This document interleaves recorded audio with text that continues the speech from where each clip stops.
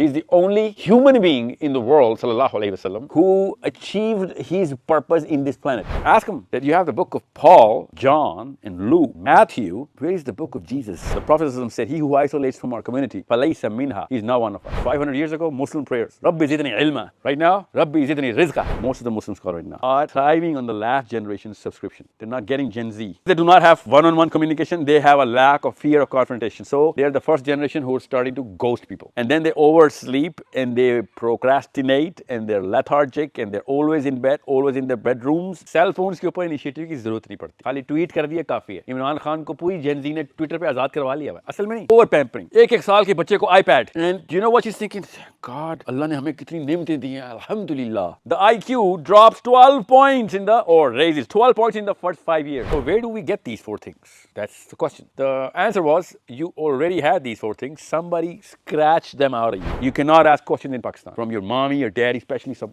elderly. Masjid mein tum kabhi aaye nahi. See, I'm not saying he's going to be right. He'll be wrong in saying that, but he will say that because that's all he can do. जितनी बुरी थी, अच्छी थी generation, cluster बनाने आते थे उनको, हमारे दादाओं को. A girl called for help to an Arab. An Arab sent an army because he was getting raped in Karachi. Make sure you remember these names, faces. Their fathers and their grandfathers, their fathers were born under the German sewage system. 4 people, 2 from England, 1 from France, 1 from Germany. 4 Jews flew to America. 24 hours later, $100 billion were given to Israel by America. Definition है ना ये बच्चों की, लोगों को भी clear करनी है। सबसे बड़ा मसला मेरे आगे नेतन्याहू नहीं है, और आप सबको पता, लड़के फिर कहीं ना कहीं कुछ ना कुछ कोने खुदर में पाए जाते हैं। लड़कियों की तो परफॉर्मेंस नजर ही नहीं आ रही होती, इसलिए लड़की रोल मॉडल देखती ही नहीं। She needs a girl, she can not follow me, she has to follow you. एक ही सवाल हम सबसे ज़यान, मेरे से भी, आपसे भी, और अली बिन अबी तालिब से भी, मेरे से भी, आपसे भी, और उमर बिन खत्ताब से भी। You can be an active, way more active warrior right now in Islam, just like the Badris and the Uhuds and the Khandaq, by understanding how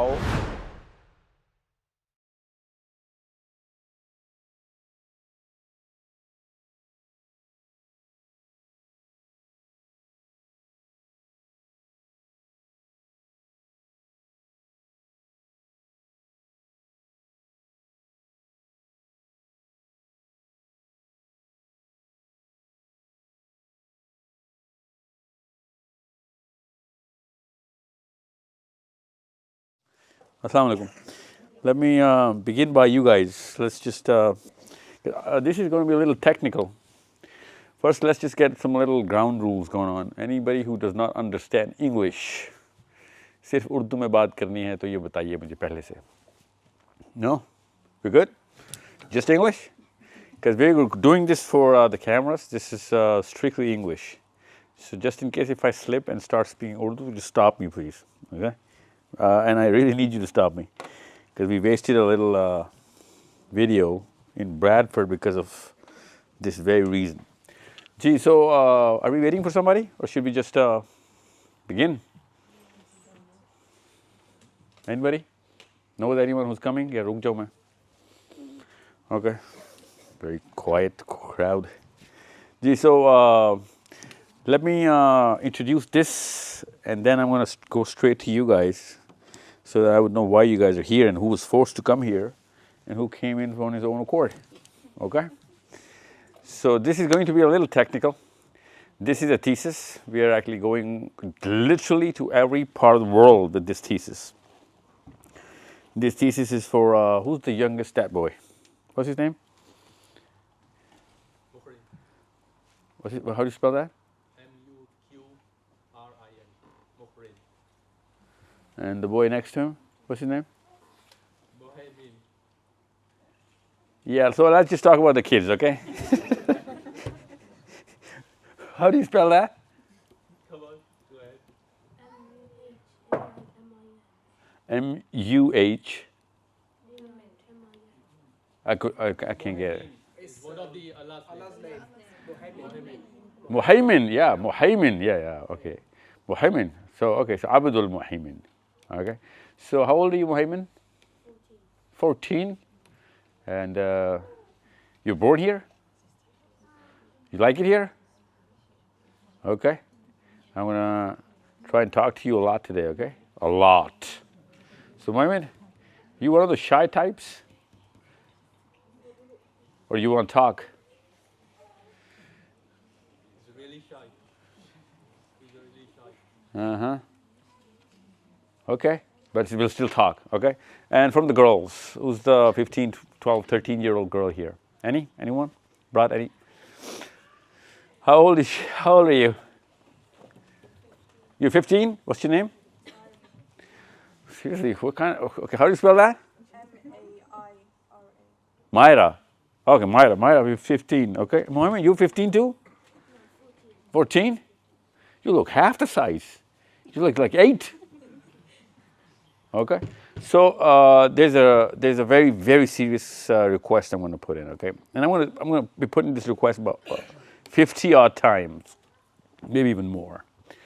And I must throw caution to especially the ladies here, because since Mohammed is 15 or Myra or less, so most of the focus obviously goes towards the mummies. So I'm going to be putting you on the spot a lot. Okay, and I'm going to be asking questions, what are you up to, so that you can actually map up. Let me show you a little bit so that you can understand. Oh, this one. I got to learn this. Down arrow. There is no down arrow. Oh, yeah. Here you go. Let me just show you a little bit so that you can understand. This is going to be a little on the kids. Yes, ma'am. I can listen. I hear you. Bole? Sound. Yes. Sound. Oh, really? Yeah, really. The sisters on the back, they can't hear. Really? Indeed. You cannot hear me? You cannot hear me? You couldn't hear me before? Oh, this is going to be tiring. Yeah. Koi duty, anybody you want? Someone? To hold this microphone? Yeah, honestly. Really? I've done it for him. And you let her? I will. What, you had no choice? What do you mean you had no choice? There was a human being standing like this? She's my boss. Okay, this is why I'm here, okay? This is why I'm here. This is why I'm here. This. Once I open this, and by that time, if you don't understand why I'm up, you open this, it's going to be too late, okay? So once we are at this part, and I'm here very, in about 40 minutes from now, we're going to be cruising through this slide, okay? You can take this slide. You have to take pictures. I mean, you want to take pictures for your own self. Yeah, I'm going to give you. Don't you already have these slides? No? Don't you have a group where you're all connected?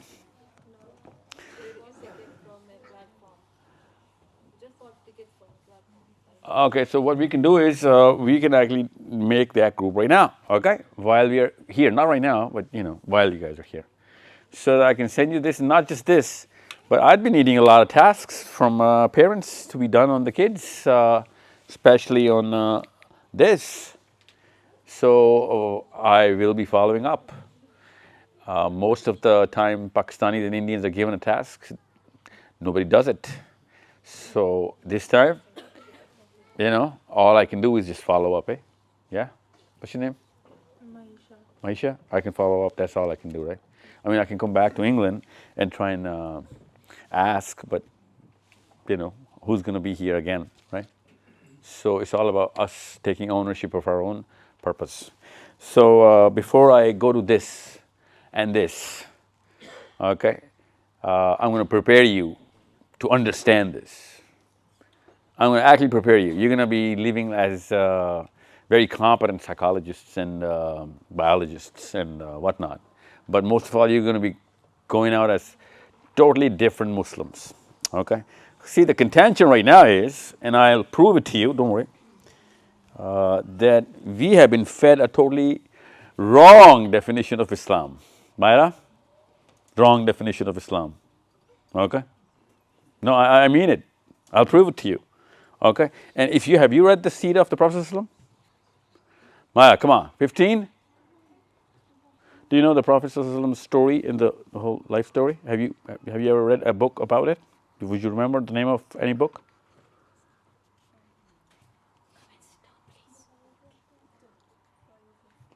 Really? Anybody else? Yeah. Yeah, but that's for kids. That's for 8-year-olds. Okay, listen, first of all, we need to read about the Prophet ﷺ. Trust me, you cannot understand the Quran. I guarantee you, you cannot understand the Quran if you have not read the Prophet's Seerah. Okay? And somehow this was not told to us. I don't know why. I mean, it's common sense. We should, I mean, by some age we guessed it ourselves. But it was supposed to be told. Muhammad, at your age, actually you're right, you know, you're old. I mean, you were 10, somebody should have told you. Do you want to understand the Quran? Do you really want to understand the Quran? Really? Why? Really? Think about it. Why?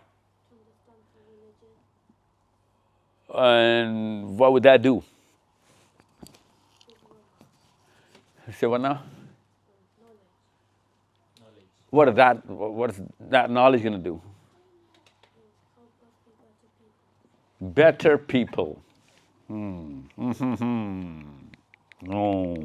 See, that's where I'm going to start. Okay, anybody have any question that you guys are sitting on right now before I start this? Anybody?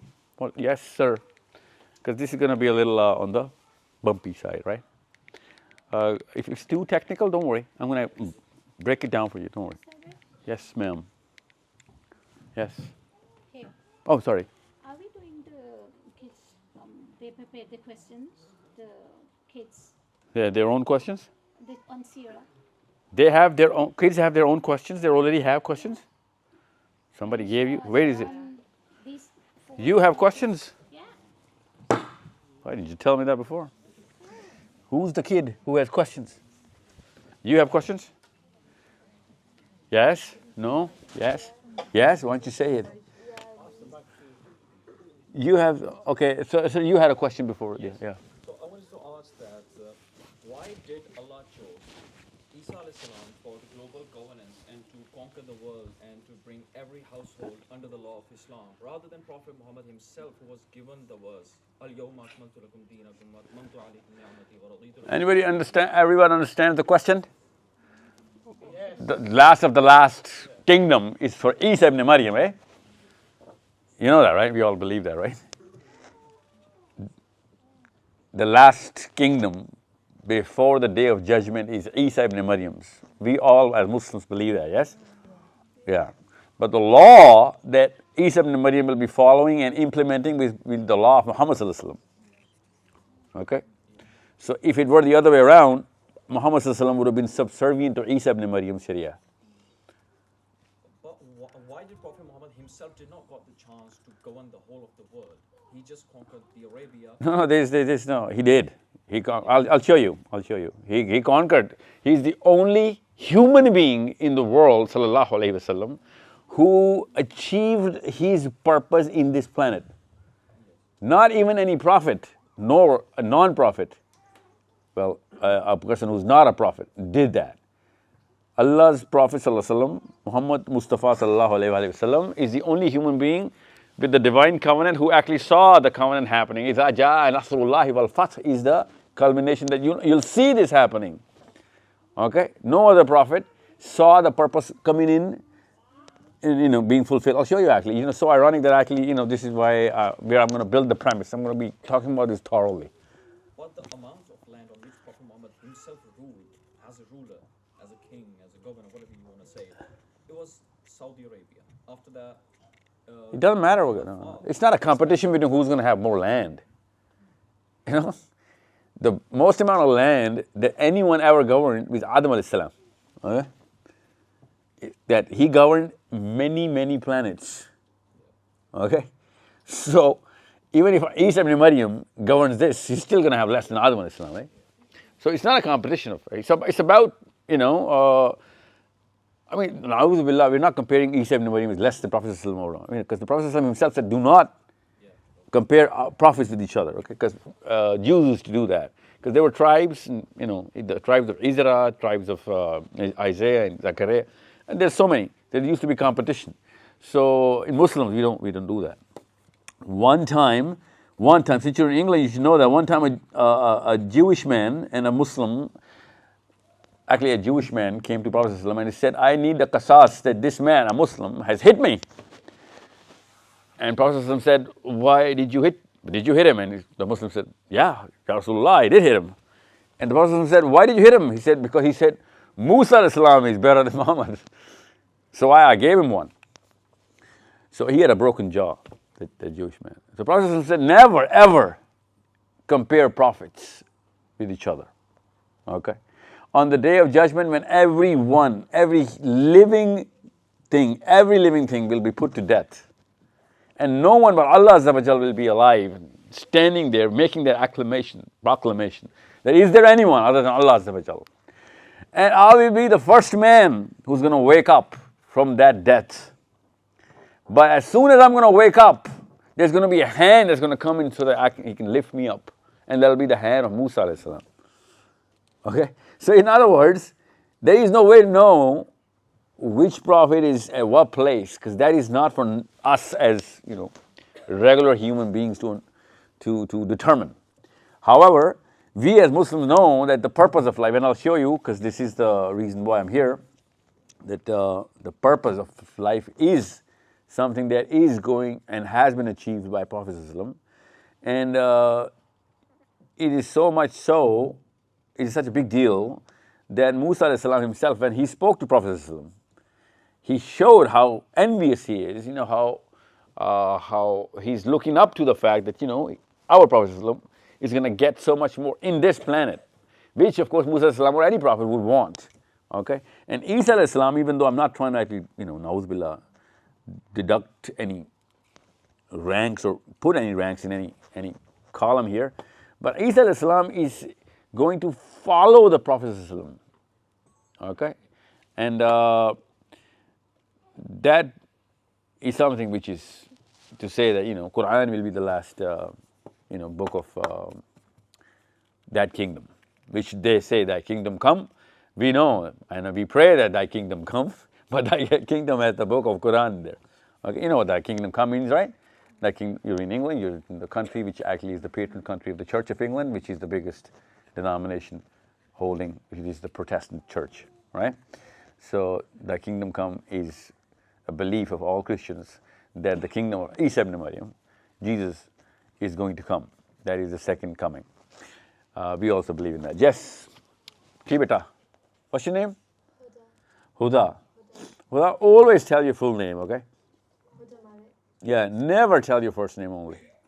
It's like a rule, okay? It's a psychological thing, like literally. It is a matter of your self-esteem that you tell your full name, okay? That's why in Islam, after marriage, you don't change your name. In Pakistan, you do. In Islam, you don't. Okay? You understand me? So, Huda Malik, yes, Huda, just Huda. But you have a question you're sitting on. How old are you? I'm 12, okay. My question is regarding nafs. So Regarding what? the nafs, so in Seerah, I've been learning about it, and I was wondering that Yeah, you gotta really put it right on your lips, yeah.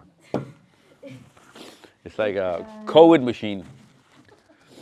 if nafs is actually a part of human, or if it's from shaitan, and if so, how do we stop our nafs from controlling us? Like, It's not from shaitan, okay? Nothing. Shaitan is from shaitan is shaitan. Nothing in our body is na'udhu billah from shaitan. Shaitan does not put anything as a brick or cement or any part of our structure. Shaitan does not make any iota of the human being. Okay? So nafs is not from shaitan, nafs is from Allah Azza wa Jalla. Okay?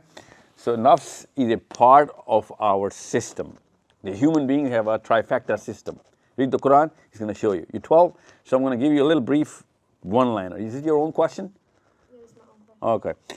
So once you're going to read the Quran, you're going to find out that human beings are made up of three things. Animals are made up of two things. Okay? We have a ruh, okay? Ruh. And the body, ruh, the soul, the body. And then there's this thing called the kareen. We have a three in one. Okay? I'm not going to go into that detail. Read the Quran, you'll find it's so interesting. It's very interesting, okay? Inside that body is the nafs. The nafs is actually, now we can actually discover the workings of the nafs. Nafs is something which is, if you let this body loose, it's going to start to work for its own survival. Okay? Ironically, let me show you. Let me show you this, okay? This is something else, but I'm going to try and show you, okay? So this body was made for this. Okay? And we did this. Okay, here we go. We did this. Now I'm going to explain this to you when I start this session, so don't worry.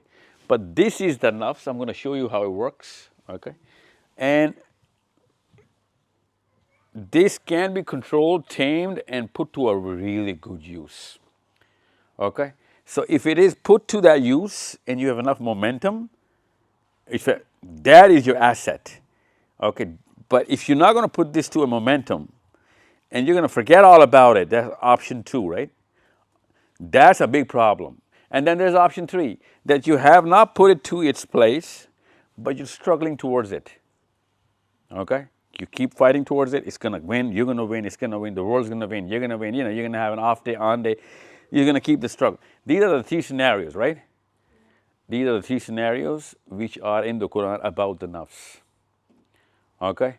So most of the people are strugglers, that's why you guys are in this room and not in some concert or in some other game. Because you have some sort of a, what's the word, proclivity towards religion. You know what I'm saying? So, and I'm not saying people who are not here are evil. I'm not saying that. What I'm saying is, I cannot guarantee anything else about anybody else because I don't know them, but I can guarantee that about you, that, you want to do something about the, the whims and the fascinations and all that. You know what I'm saying? Yeah, every girl wants to look good and be the best looking girl in the city, and every man wants to be the most powerful man in the world. Okay? You know what? You know why? No, because our daddy was the king of the universe, Adam alayhi salam, and our mommy was the queen of the universe, Hawa alayhi salam. Okay? They were made in heaven, they were not made here. And in heaven, Huda, you're going to have your own heaven, your own planet. Nobody else can be better than you in your own heaven. Otherwise, it's not going to be heaven if you're number 2, right? And nobody's going to be your boss because that's not going to be your heaven. Whoever's going to be the boss is going to be, that's his or her heaven, right? So in heaven, you are going to get all of that. But since you're not in heaven, you're going to be tested for the exact opposite. Okay? If you're humble enough, then you're going to be the queen. If you can serve everybody, you can show the humility to the Creator, then, and I can show it to him, then I deserve to be the king of my own planet there, right? You get it? So this little journey of that test is the struggle. But that comes from, since you're the princess, your mommy was made in heaven. I swear to God, you're in my mommy, Hawa alayhi salam, right?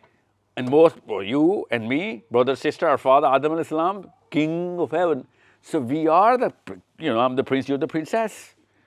So when a princess, what's his name, Prince Williams, he goes to Sri Lanka or let's just say Antarctica or New Zealand, he's still going to remain the prince, right? He's going to act like a prince. He's going to demand something which is going to be very princely, royal, right? Yeah, wouldn't you think? He will. Why? Because he's royalty. Yeah, because he's trained into it, right? Yeah, that's what Allah says in the Quran. We're all royalty. And we got to be humble. Okay? So even though you are the princess, because the Quran certifies that, you're the daughter of Adam alayhi salam, made in Adam. Okay? Which is let me talk to you about this. Which is Bohemian, listen to this, okay? Myra. Which is the most visited spot where people really pay to go to in the planet, Myra? Country, city, place. Just think about it. Huda?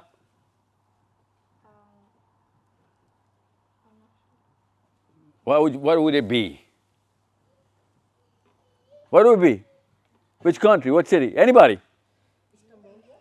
Istanbul. Really? You think everyone wants to go to Istanbul? That's like the number 1 tourist spot in the world. Switzerland. Okay. No. It cannot be Kaaba. 7 billion people in the planet, 5 billion are not even allowed there. Only 2 billion are allowed there. Non-Muslims cannot go there, right? No, human beings. Huda, think about what I'm trying to ask you, okay? 7 billion people, that has the most famous country for tourist spots. What is it?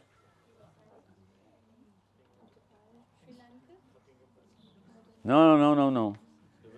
From New Zealand to Alaska to America to Brazil to Chile to Russia to Germany, everyone says, you know what, let's go there. You got married, let's go there. Because we want to go there.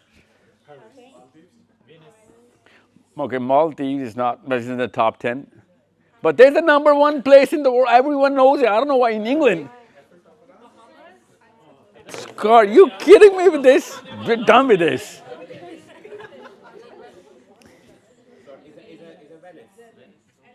No, it's not Venice. But it's in the same continent. My God, huh? I know. It is Switzerland. It is Switzerland. My God. Huda, they all wasted my whole build-up, you know. It's supposed to be a build-up. I mean, it's like common sense. You Google it up, you'll find out. The top 10 places, top 10 by number of people who visit, not by number of dollars or pounds, right? The number of people who visit, the top 10 places in the planet, okay, have one thing in common. Huda? No. The one thing in common in those top 10 places in the world where human beings naturally want to go is Jannatin Tajri min tahtihal anhar. Okay?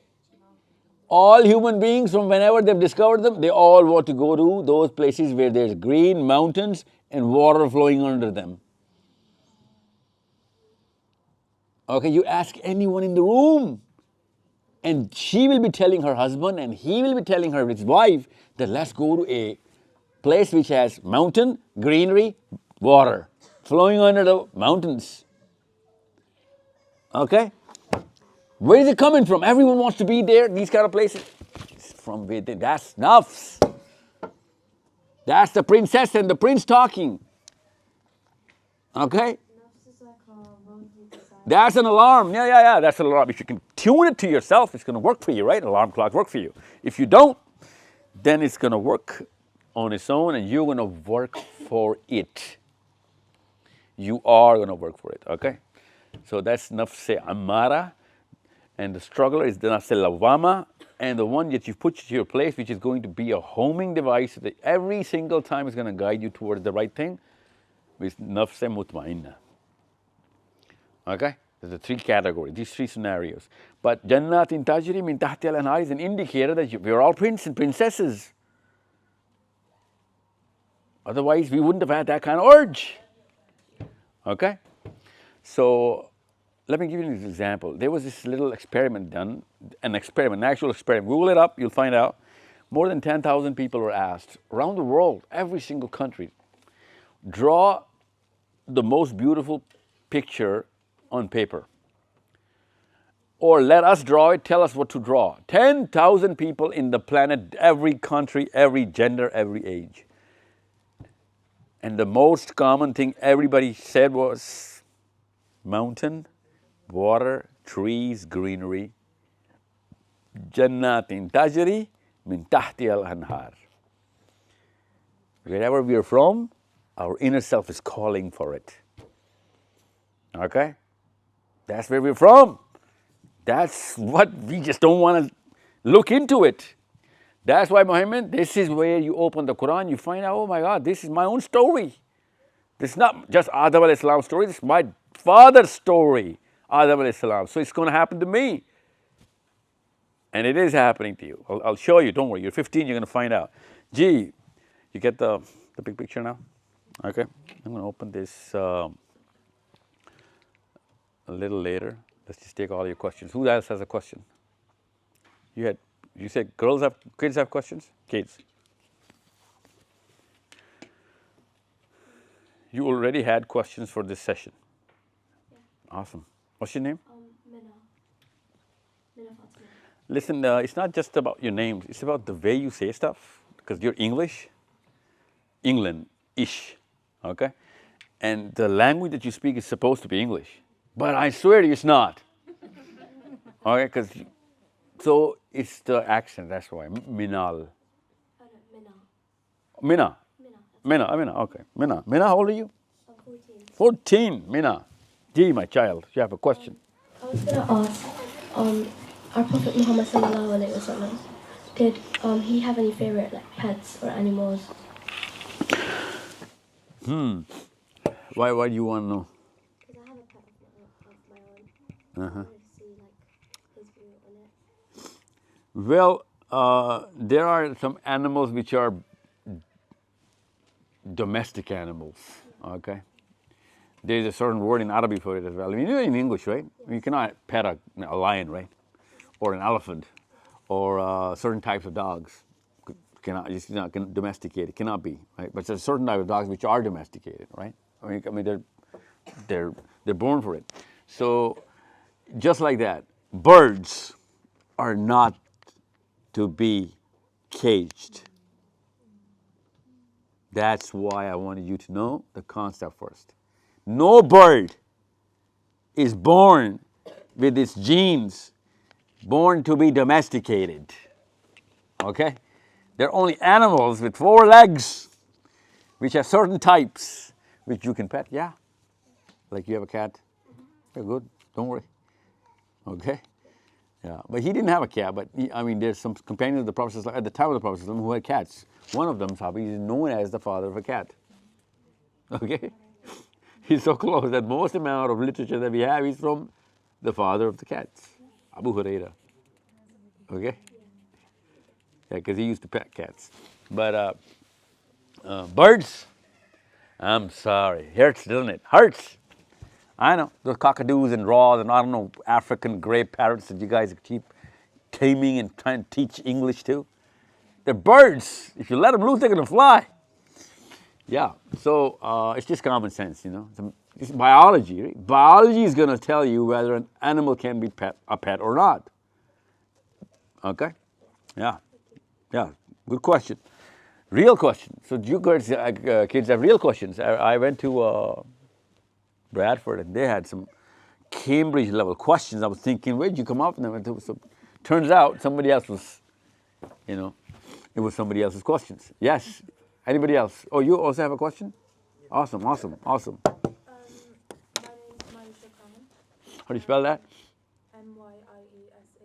Myesha. Maisha. Yes. Maisha, yes. And my question is, how did the Prophet Closer to the mic. Put it pretty close. Like this? You're going to feel it. Don't worry. You're going to hear it. Your ears are going to tell you it's close enough. Say something. Like this? Okay. No. How did the Prophet use his resources to raise his children according to the Deen of Islam? And how can parents... There you go. See? How can parents nowadays use the resources available to us to raise their children according to the Deen of Islam? Maisha, I cannot answer this question right now because all of my session is about this question. I got slides for this. The word resources is right there. Okay? You're gonna find resources. Like literally. Yeah, here you go. Means of preservation. Resources. I want to show you, and there's so much slides about how to raise Muslims. Okay? But not how, just not how, it's going to come later. Why? Because if you can fix the why, you're going to find out the kind of requirements, okay, from this rim. This is the rim of resources, okay? And I'll give you any and every example from the life of the Prophet, because that's why I started with the Seerah. If you do not know the Seerah, you won't be able to understand anything. You know what? I am training you on the Seerah here. Don't worry, okay? It is from the Seerah. Okay, so your answer is pending. Do remind me. Yes, sir. Assalamu alaikum, my name is Zion Khan and my question is about time management. So, how did the Prophet advise the Sahabas about time management and what hadiths are there for teenagers and children about time management? It's not just a hadith, but ayahs as well. Okay? So a Muslim, okay, you know what, it's not just the Muslims, even in the Bible as well.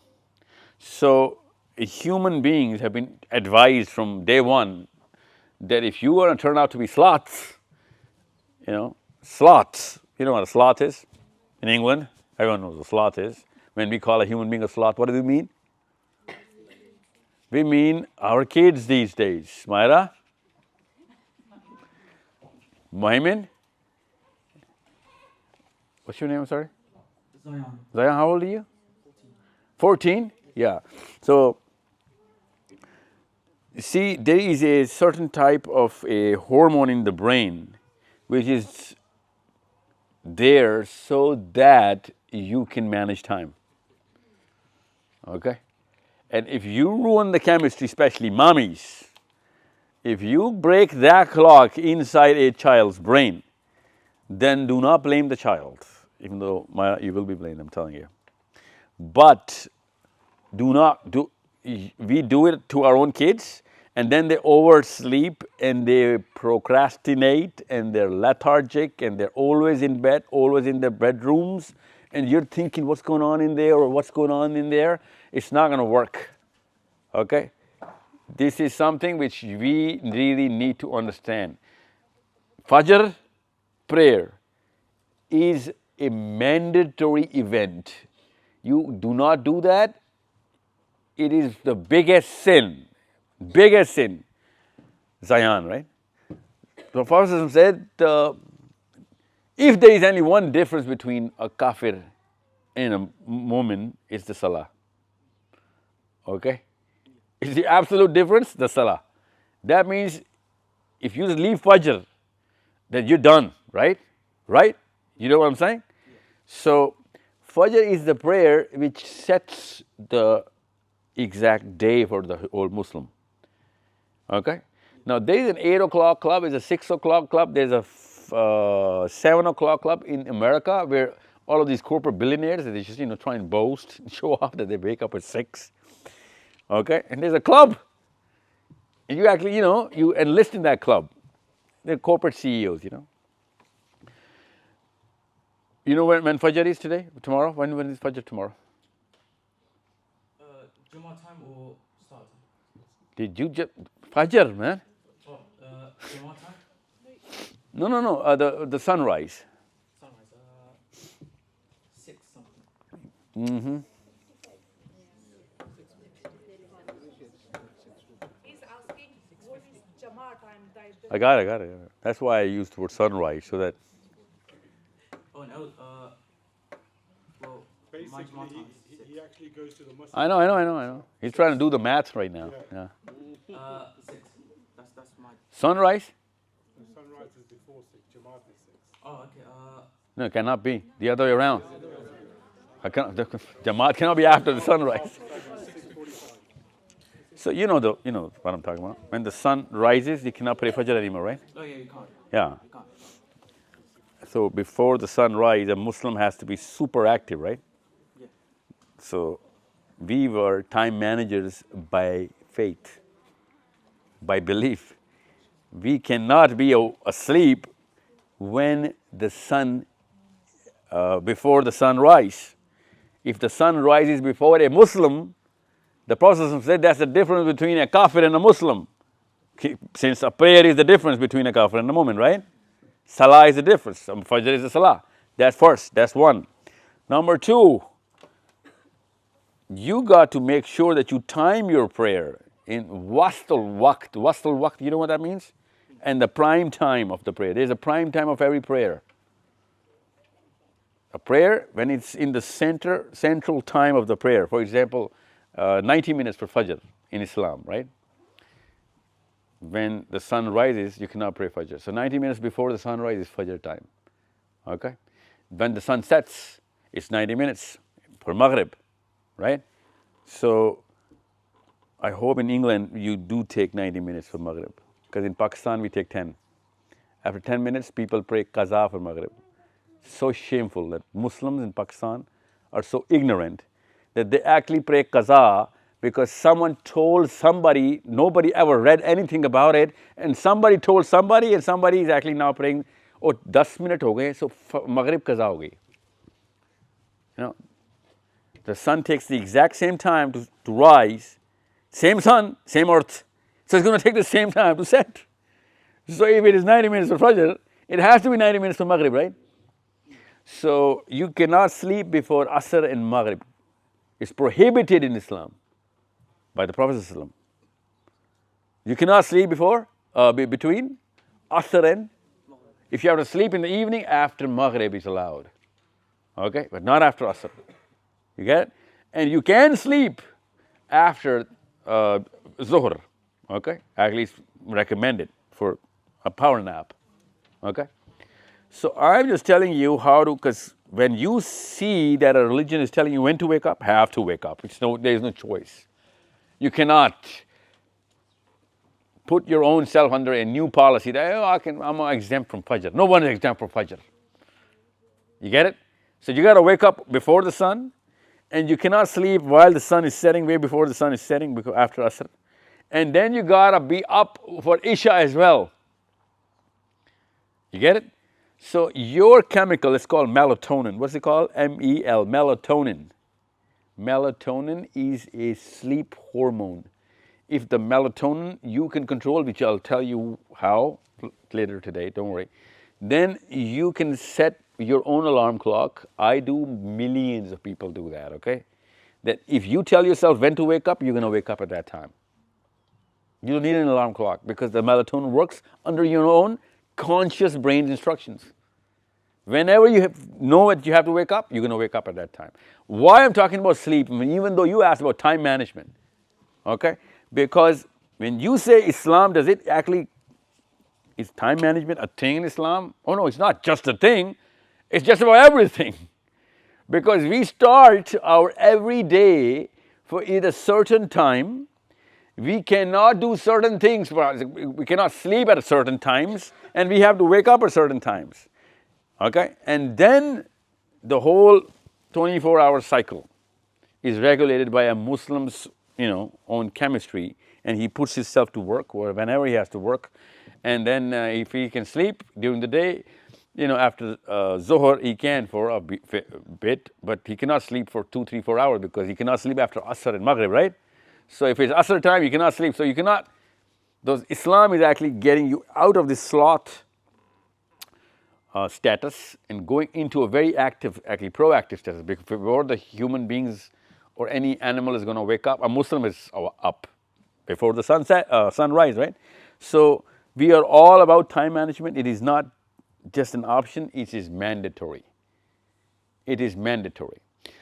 The second thing, under time management, which you'll learn because you're 14, people who work, they know that a Muslim, if he commits to even let's just say 5:55, I'm going to be done by 6, I'm going to meet you at 2.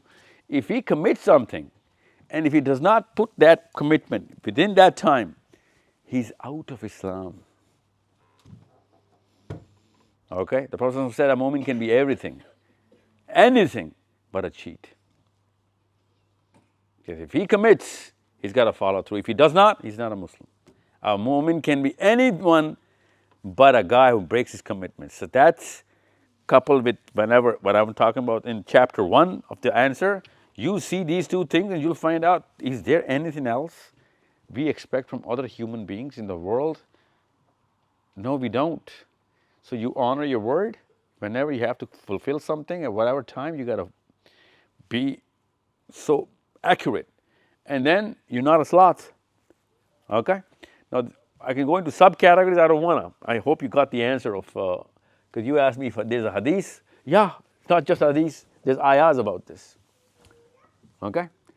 Now, tell me, how many hours are you sleeping every day? Let me break a little myth, Huda. There's a myth flying around for about 100 years. I'm going to break this myth through Islam. How many hours do you sleep? Roughly 8. Yeah, because somebody actually said 80 is a number. Okay, 80 is a number attached with sleep for the last 100 years. Of course, it's less than that, but there's books about this. Okay, it's a myth. At 14, mommies, Please listen. Before seventh year of a human child, seventh year, okay, seventh year. Before the seventh, if the child is asleep for 20 hours, do not wake him or her up. You're not supposed to wake your child up. You're not supposed to put your child to sleep. Human child is supposed to wake the mommy up. We do it the other way around. Children are supposed to wake the mommies, not the other way around. Okay? You know what that means? Human body of a child sets the clock for the chemistry to be set inside the brain. We wake up our children because we think, oh, you know, it's breakfast time. No, it's not for kids under 7. They sleep for 12, of course they're not going to sleep for 20 hours, it's just a figure of speech, right? So they oversleep? No, they're not oversleeping. Their body is actually, the brain is developing while they're asleep. You're stopping that process yourself because if you want to intervene through diet or whatever you want to feed him or you want to send him to play something, no, his body is the boss or her body is the boss before 7. After 11, you're going to force him to wake up like the way I just told you. Okay, Fajr, Zohar, okay? That's why there is the only difference between a Muslim and a Kafir is what? Salah. But there is no question for Salah for a kid who's under 7. You get it? And even if he's under 12, it's not going to be a question because he's not a baligh right now. He's not of age. He's not an adult. So if God is not going to question about something, that means that the test is not upon him. But if we put him through that test, then we are actually playing with the system. Okay? So if I see a machine and I try and play with that machine myself, then if it does not perform according to the potential of the machine or the manual of the machine compared to other machines, then it's my fault, it's not the machine's fault. Right? So that's why you see differential in performance of kids in the same household. And then you start thinking, you know, one of my kids was born dumb, baap pe gaya. That's not it. You did it. One is more intelligent, one is less intelligent. No. You're playing with the machine. The IQ drops 12 points or raises 12 points in the first 5 years. By just what? Sleep routines, physical routines, and everything else.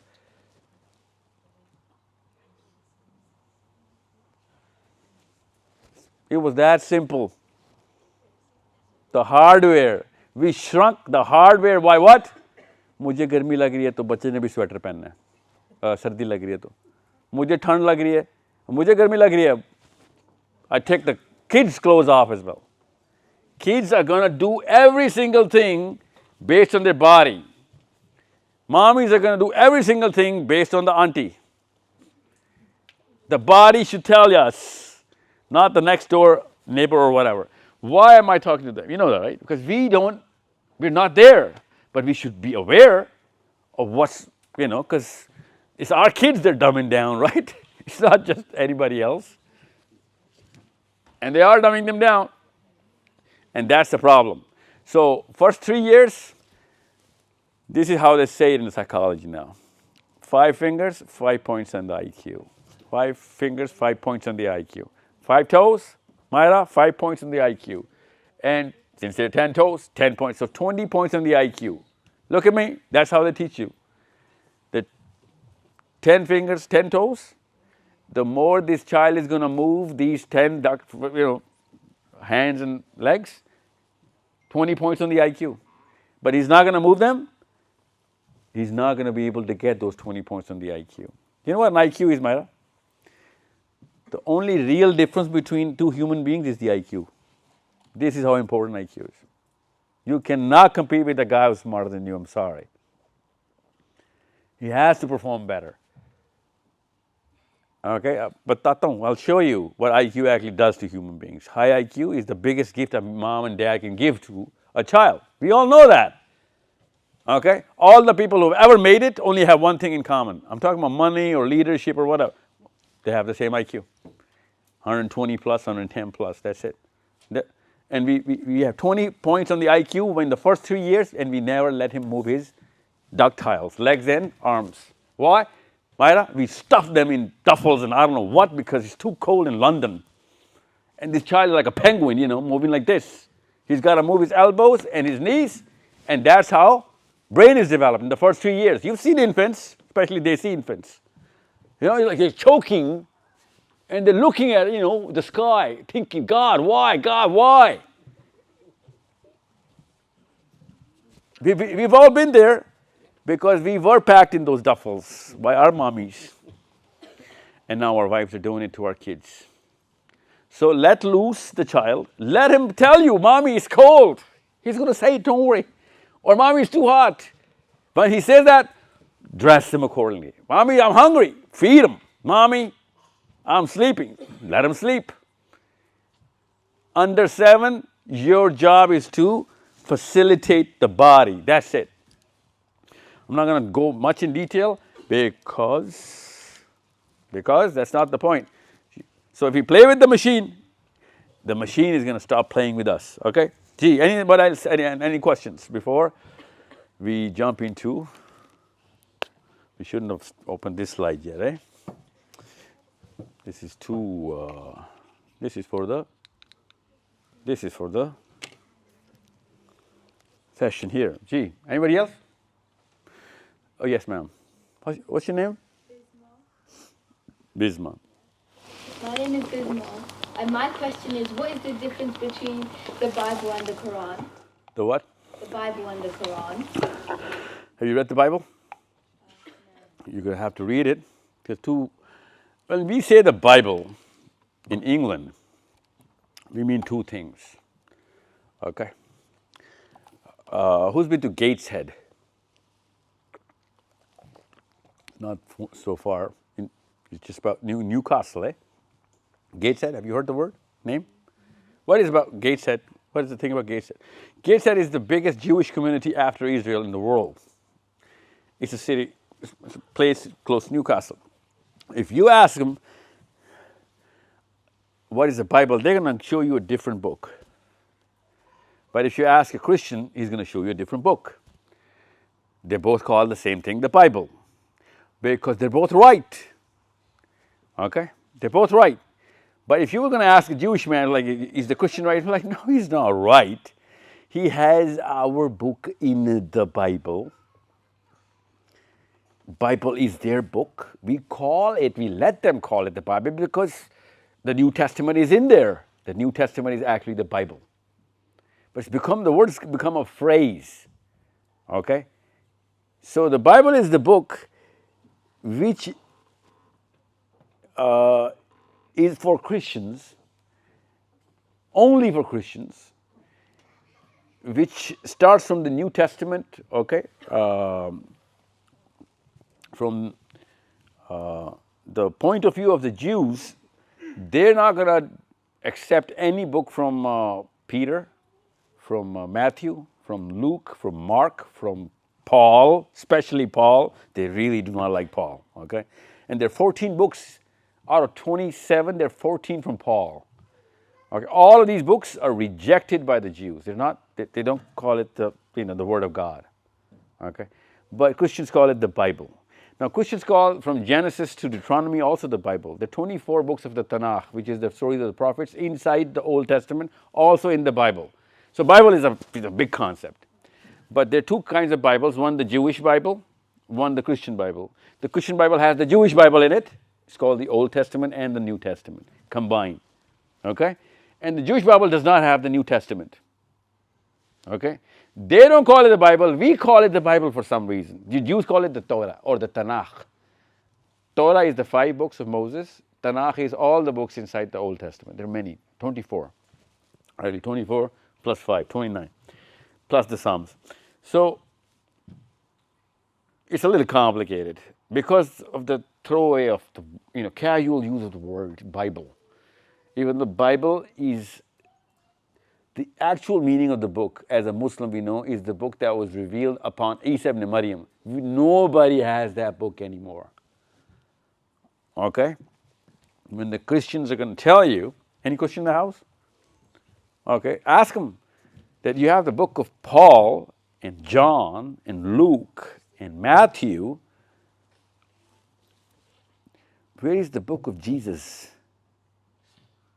Okay, because these are not Jesus, these are not prophets. These are the disciples of a prophet, or even disciples of God. But where is that book of God? Because there was a book of Jesus. Okay, we call it the Bible, which is no more in the presence of the man. Human beings don't have that. Okay, there was the book of Jesus. So that is the original Bible as Muslims. Whatever they have, we respect that. You know what you call it a book, it's okay. Mormons call another Bible a Bible. You know who Mormons are? You heard the word Mormons? Okay, so Mormons have a totally different Bible. So they also call it a Bible. So I'm going to be like, yeah, it's your Bible, man. Because my Bible is the book of Jesus. Okay, and the Quran is the book which was revealed on Prophet Muhammad sallallahu alaihi wasallam. Okay, there are 114 chapters of this book. Okay. So you get the answer? Yeah. So whenever I hear the word Bible, by the way, on just Christians alone, England has a different Bible. It's called the King James Bible. Okay, from the Church of England, here, Church of England. But in Italy, when you're going to open the book of Bible, it's going to have different books. And wherever the Dutch and the Spanish went, okay, they took their Bible. So in all of South America, there's a different Bible. That's not your England King James Bible. You see how big the problem is? 110 different sects of Christianity because of this. Muslims have 3.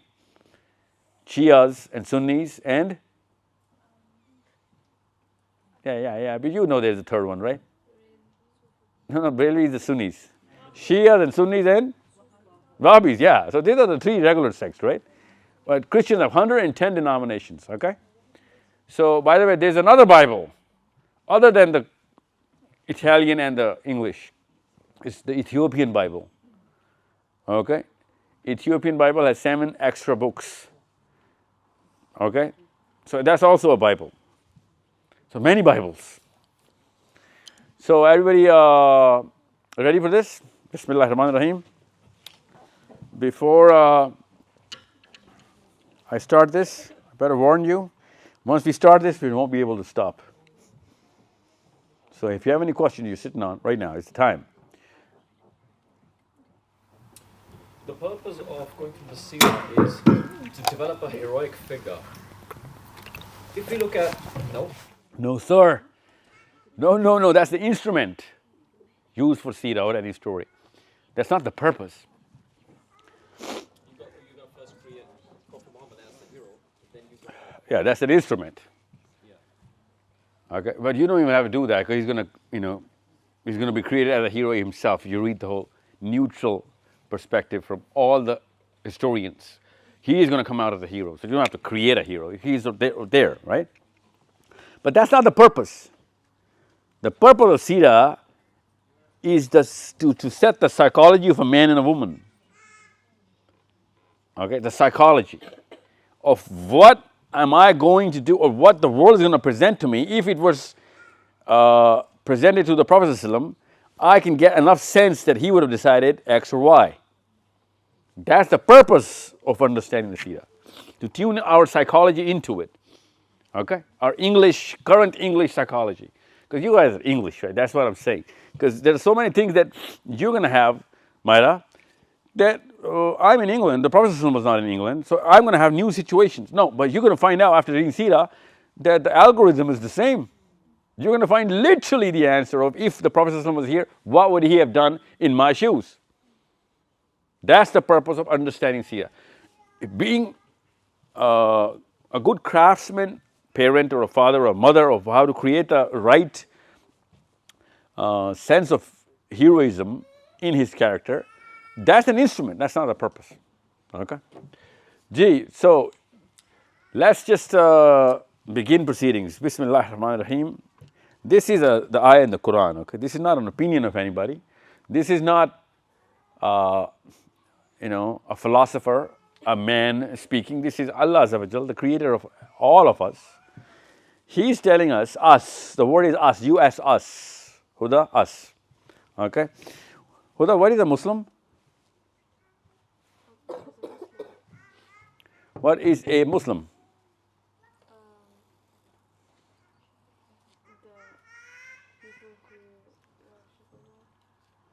Worship Allah. Jews also worship Allah. No, no, no. That is what a Muslim does. That's not what a Muslim is. What is a Muslim? Bisma? A follower of Islam? No, no, no. That is what a Muslim does. Okay. It's called an attributal definition, okay? We need that. Okay, at your age you should know, because that's the only real definition. Okay? A Muslim is part of a community, Myra.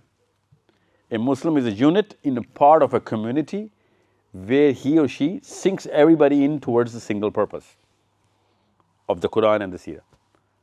A Muslim is not at all, or he's a nothing without that community. Muslim is a unit of a community. So, Huda, you are a unit of a community. Where is that community?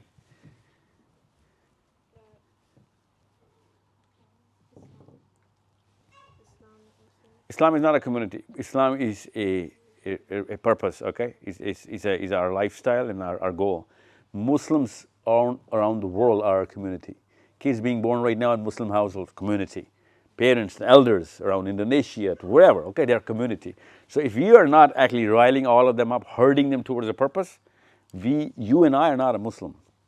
Because a Muslim is a unit of a moving parts of a machine, which is a community, okay? So every human being becomes a part of the machine.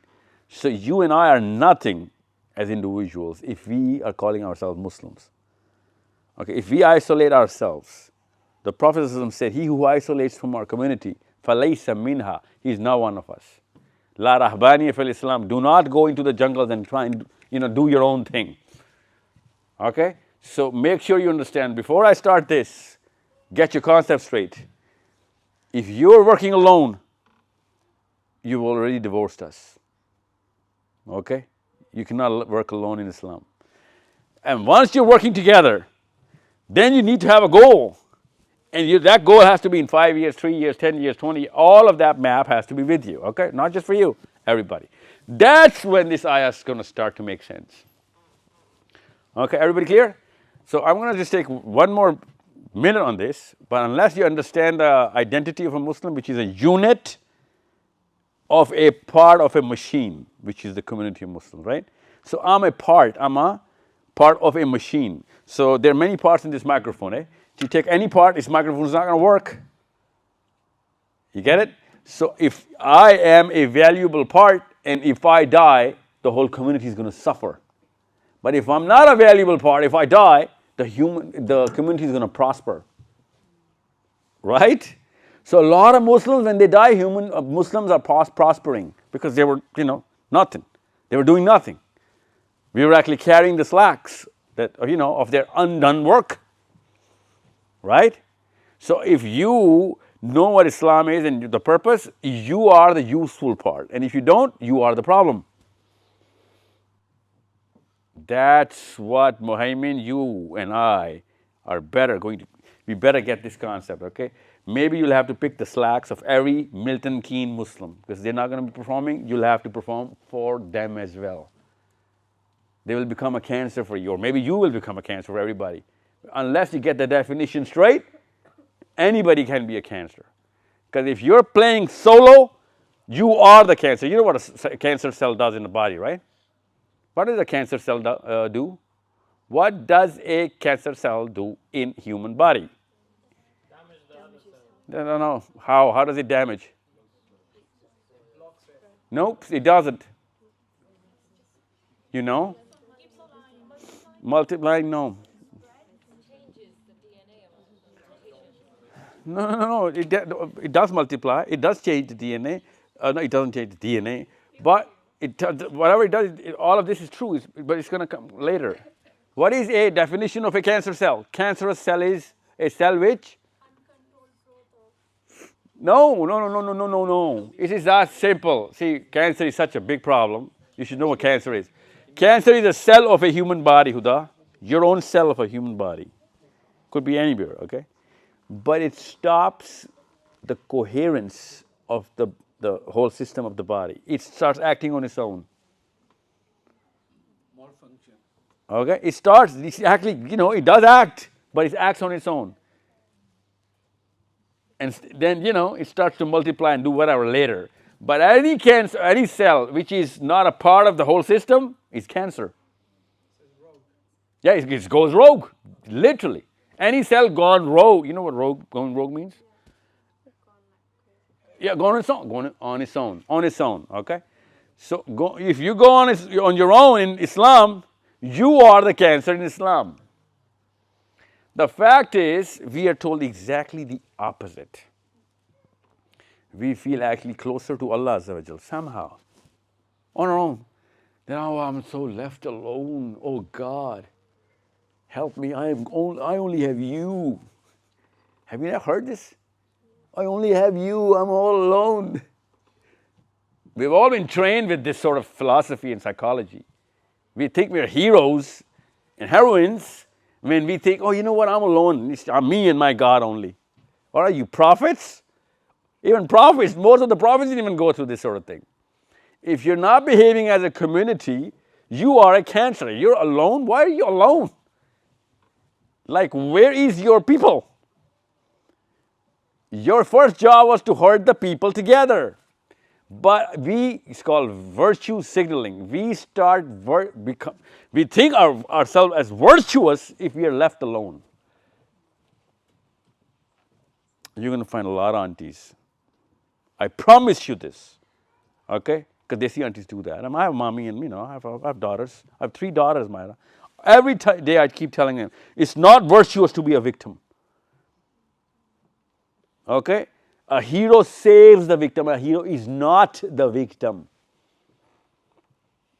You understand me? Have you ever seen a movie where somebody's just getting beaten up and it's like, the end? That's not a hero, Huda. I'm talking to girls especially, okay? Because boys don't think like this. It's more of an ego thing. You can't just beat me up and make me feel good. But somehow, you're going to be trained into feeling good if someone's actually beating you up emotionally or, mentally. Oh my God, you know what? I'm the victim here. Victim is not a hero. First and foremost, get your common sense straight. Savior of the victim is the hero. A victim is called a victim. Okay? A victim is someone who cannot help him or her own self. He better start to stand on her own feet or his own feet. Being a victim is not a good thing. It's actually a bad thing. You cannot be virtuous and a victim at the same time if you're not doing something about it. Okay? So, that's where this ayah is going to come to life in front of you.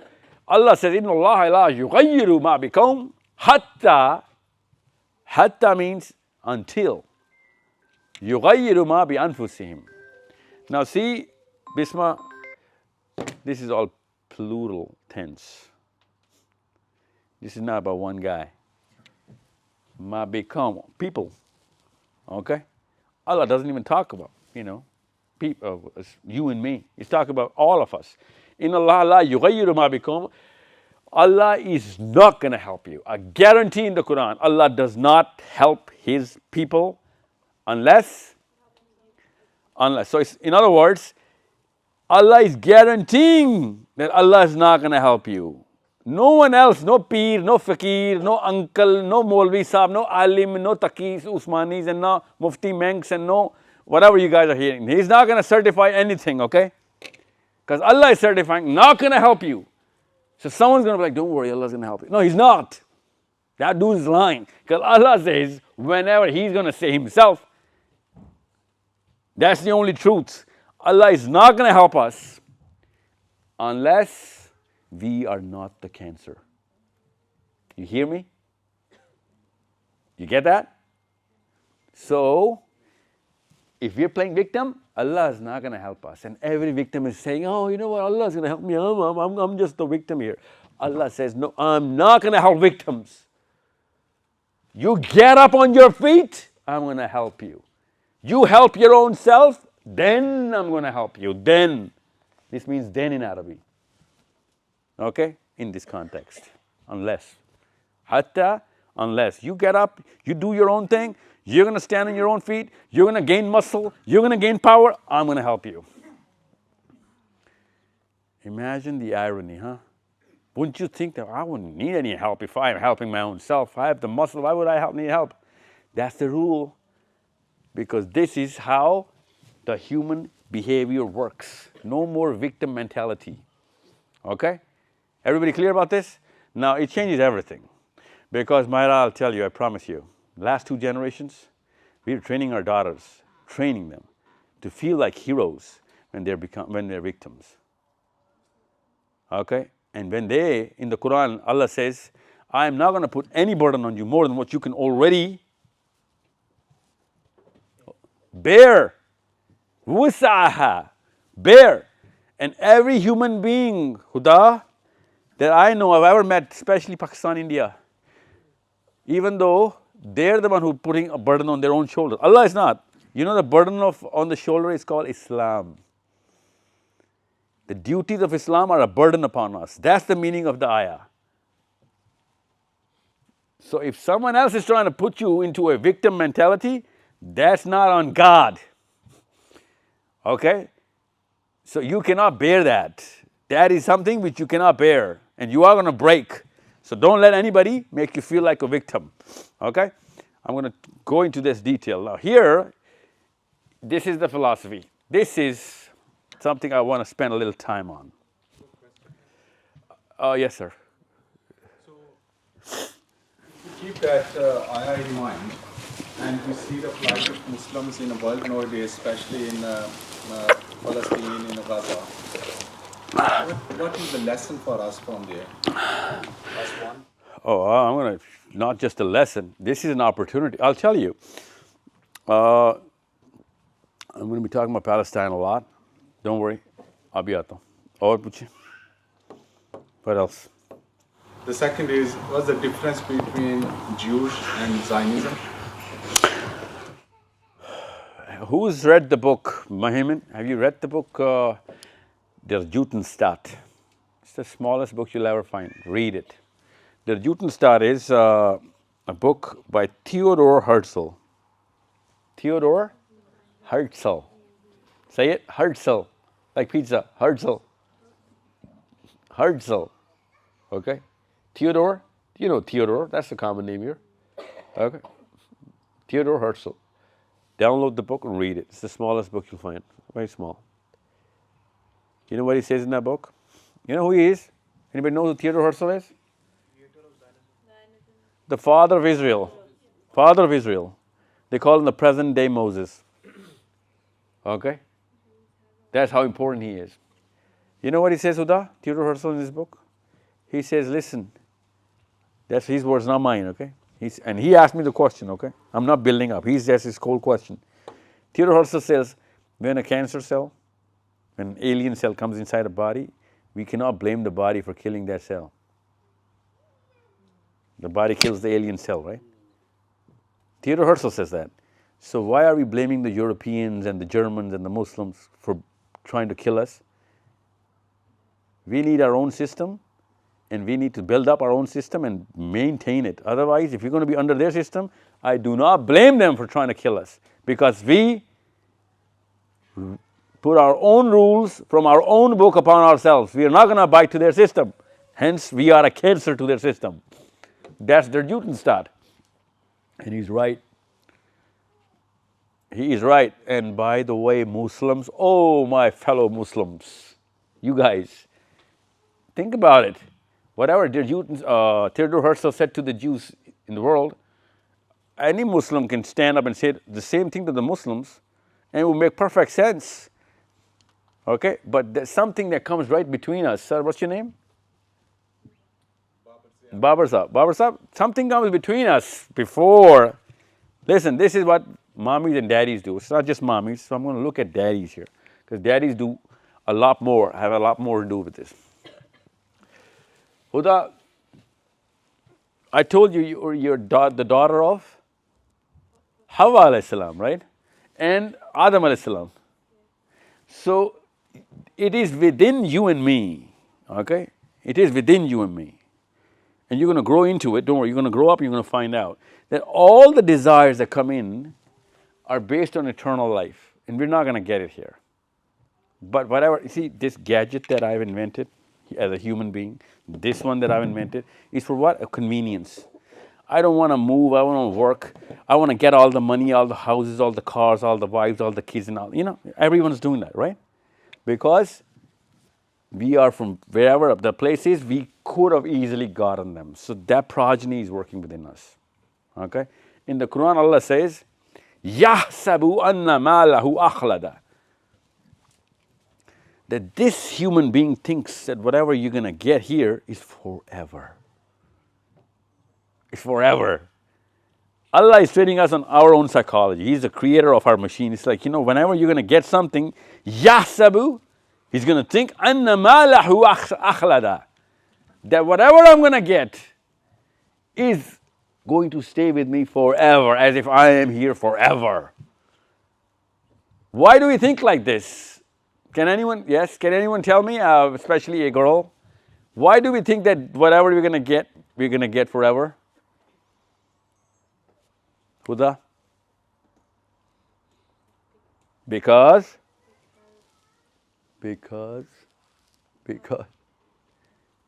you're the daughter of Adam alayhi salam and Hawa alayhi salam. Okay? You do know Adam alayhi salam was created in heaven, right? It was called Aden. It's a place inside heaven. Huh? Hawa alayhi salam was also created in Aden. Okay? So I need you to understand all of this so that you can understand where we go wrong, okay? This human being, when it was sent to this planet, this Myra, when she was born, who's the mother? You're the mother. When she was born 15 years ago, you still, till today, you want the best for her, right? And you want her to stay happy forever, right? Forever, right? Forever. Even though she's not going to be able to stay happy forever. Because she's not going to be able to stay forever. In close to 100 years or less, I guarantee you, 100, we're not, and none of us is going to be in this room, even the youngest of the youngest right now. Nothing is here forever. What's your name, I'm sorry? Really, you guys? This is awesome, huh? All of you guys, but you picking two names? Tough names coming this Milton Keynes session? Like really? Not even a single common name I've received, eh? Babar Sahab, you and me alone, eh? Yeah. So, Nastain, where was I? So, Huda, forever, eh? Forever. You get it? That's problem one. We're not here forever. But we are forever. I swear to God, we are forever. That's what Allah says. Because our ruh does not die. Okay? So make sure you understand. But not here forever. Now, this is something that we do. Now understand, the natural order of the human being, I just told you, don't be a cancer. Natural order of all human beings here on this planet. Understand the problem. If you can get this slide, make sure, especially people watching this video, if you can get this slide, most of our problems are solved. और किसी चीज़ की ज़रूरत नहीं है पाकिस्तान ओ मेरे अजीज़ हम वतनों आपको किसी और अगर ये स्लाइड समझ आ गई तो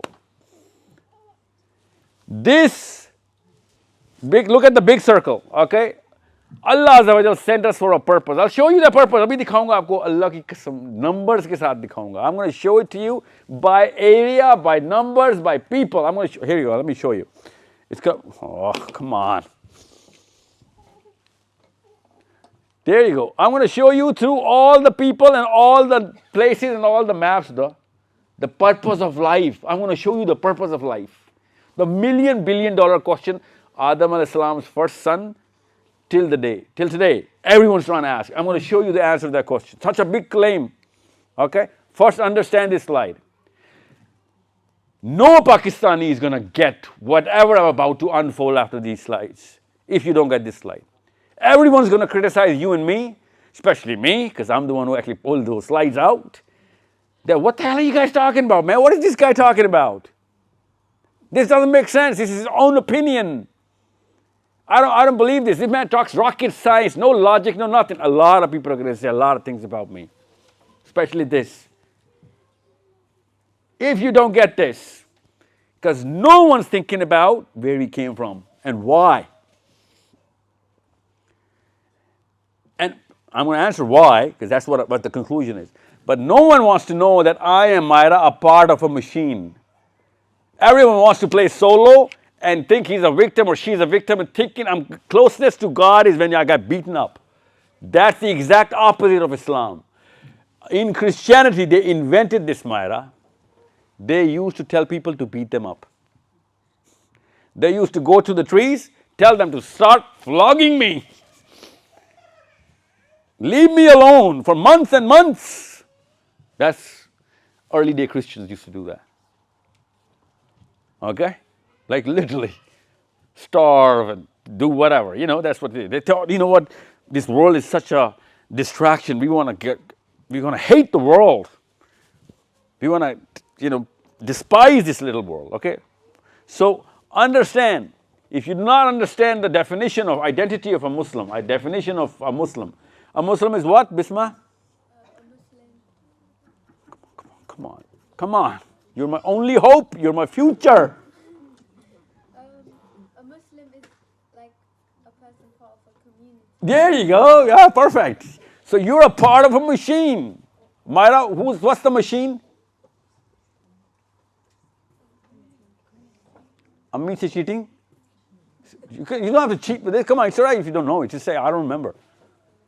Yes, the machine. Where is the machine?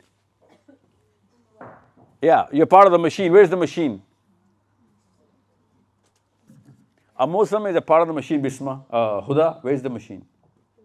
Yeah, the Muslim human beings, all of us, 2 billion people in the planet. Look, new parts of the machine coming in. What's your name? Yeah? Harun? Huda, your job to take care of Haruns because they're younger than you. If you're not going to perform, he's not going to know how to perform.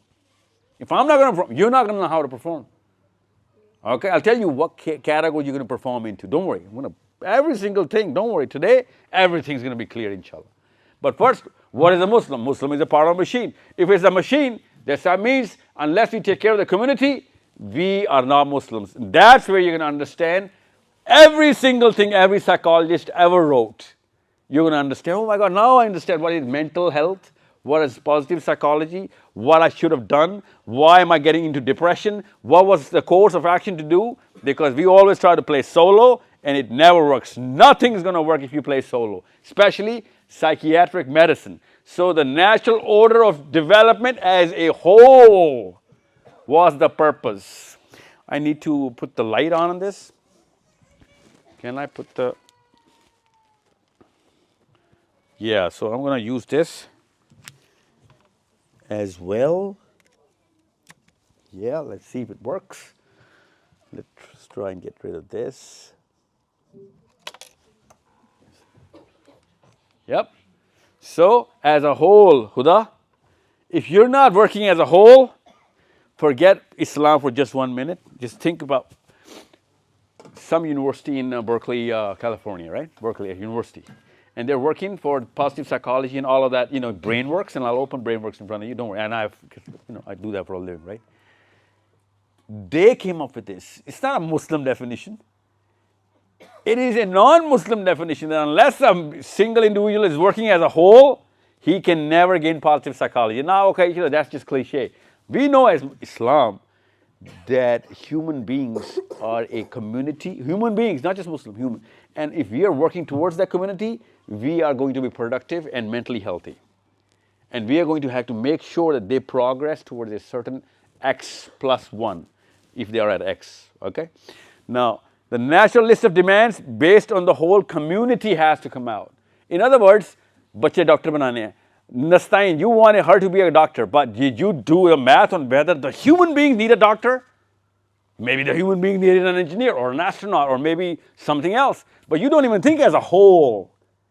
You just think her, and you think her 20 years from now, because you, whenever you were at that age, whatever you suffered, wherever those vacuums are, you want to make sure she doesn't go through those vacuums. That's called self-preservation. So in other words, we are trying to preserve ourselves through our own kids. In other words, whatever vacuums that we had in our own childhood or whatever problems we had, we're just making sure they don't go through that. That's our parenting model. That's why we're creating animals and Gogs and Magogs and Jajuj and Majuj. Somebody did this to us, we're going to do this to our kids. All we are is a compensation plan from our mother or our father, because any and everything I do not guarantee, but I guarantee, buddy, my son, you're not going to go through the problems I went through. That's the only thing I can guarantee. That's a Muslim parent today. So, जो कुछ अम्मी के साथ हुआ आपके साथ नहीं होगा. That's all her dream life. In other words, you created the biggest selfish demon in the planet, because that person is just for his or her own self. And the more you're going to grow in this planet, what's your name? Yeah, I'm going to keep picking out people, don't worry. Maniba, the more you're going to grow, are you 12 plus, 13 plus? Yeah. So 12 plus, there's a certain thing that happens in the brain. It's called the prefrontal cortex. If you go through this philosophy, I'll tell you what this philosophy is, and you spend 13 years, it's irreversible now. That's a problem. It's called regression. Every single time you're going to go through a problem, you're going to, in life, let's just say post-marriage, you're going to go through a problem, or whatever new scenario, in whatever career, in your job, you're going to regress back to your childhood, and that childhood definition is going to come from a compensation plan from your mommy, which was just, oh, meri beti mere jaisa na ban jaye. That's all her plan was, and then no solution. You're going to go more selfish, more individualistic, more solo, hence a bigger cell of Huda, bigger cell of cancer. Say it, cancer. Cancer. What is a cancer cell? A selfish human being. A selfish Muslim is a cancer, right? So the more he's going to try and save his or own self, the more he's going to be isolated. This is why we're going to do a little activity in the class. Close your eyes. Close your eyes, everybody. Don't worry. I'm not going to steal anything. Actually, I'm going to give you something. Close your eyes. Is this table for real? Maybe I'm going to break it by sitting on it. Because I do that a lot. Sorry. No, you cannot lie to yourself, because I'm not even going to ask you the question. You don't have to answer me this. So don't lie to yourself. Huda, you're 12, right? Yeah. So maybe you're not even in the game yet, but all of the aunties are in, all the uncles are in the game. I'll tell you what that game is. Every single time, I'm going to start speaking Urdu now, ताकि नस पे जाके दिमाग की उस नस पे लगे जाके. अकेले में जाए नमाज़ों पे या रातों को अकेले में आंखें बंद रखें. जो असल में दुआ करती हैं ना आप, ये करते हैं आप अकेले में, ऊंची आवाज़ों में नहीं, जमात की नमाज़ों में नहीं, अकेले में जो दुआ करते हैं, जो मोस्ट रिपीटेटिव दुआ है. Think about it, and now open your eyes and tell me whether that dua fits the community or whether that dua fits you and your kids. Really? Akele mein? Really? So amazing. The problem of Palestine is solved, Babar Sahib. I think Palestine has had a great role. You see what I'm saying? Huda, top 3 prayers of all Muslims, 2 billion Muslims, top 3 prayers are the common things. Money. Money. Number 1. Okay, money. And then reputation, izzah. It's a survey done, it's not just, everybody's asking for money. 500 years ago, Muslim prayers, Rabbi zidni ilma. Right now, Rabbi zidni rizqa. And it's not just a prayer. Prayer is just a symptom of our philosophy, our psychology. What they're trying to do is, they're trying to preserve. Akhlada, akhlada, akhlada. More time. So existential need, number 1, prayer. Number 2, the need for love and care. So why am I telling you this slide? I can go on and on, but this is the fracture. This is the fracture. Here you go. Read this, Sudha. Read this for me. The current requirement of Islam fits perfectly to fulfill his spiritual need Richie can do even as a hobby while putting all his effort on the purpose. Mohammed, read this and tell me what it means. I need a boy to go through this. This is very important. A boy can go through this. At 15, you should be able to go through this. Yeah, read it loud, read it out. Everybody in the house should hear your voice. No, it's not loud. Come on, man. The current requirement.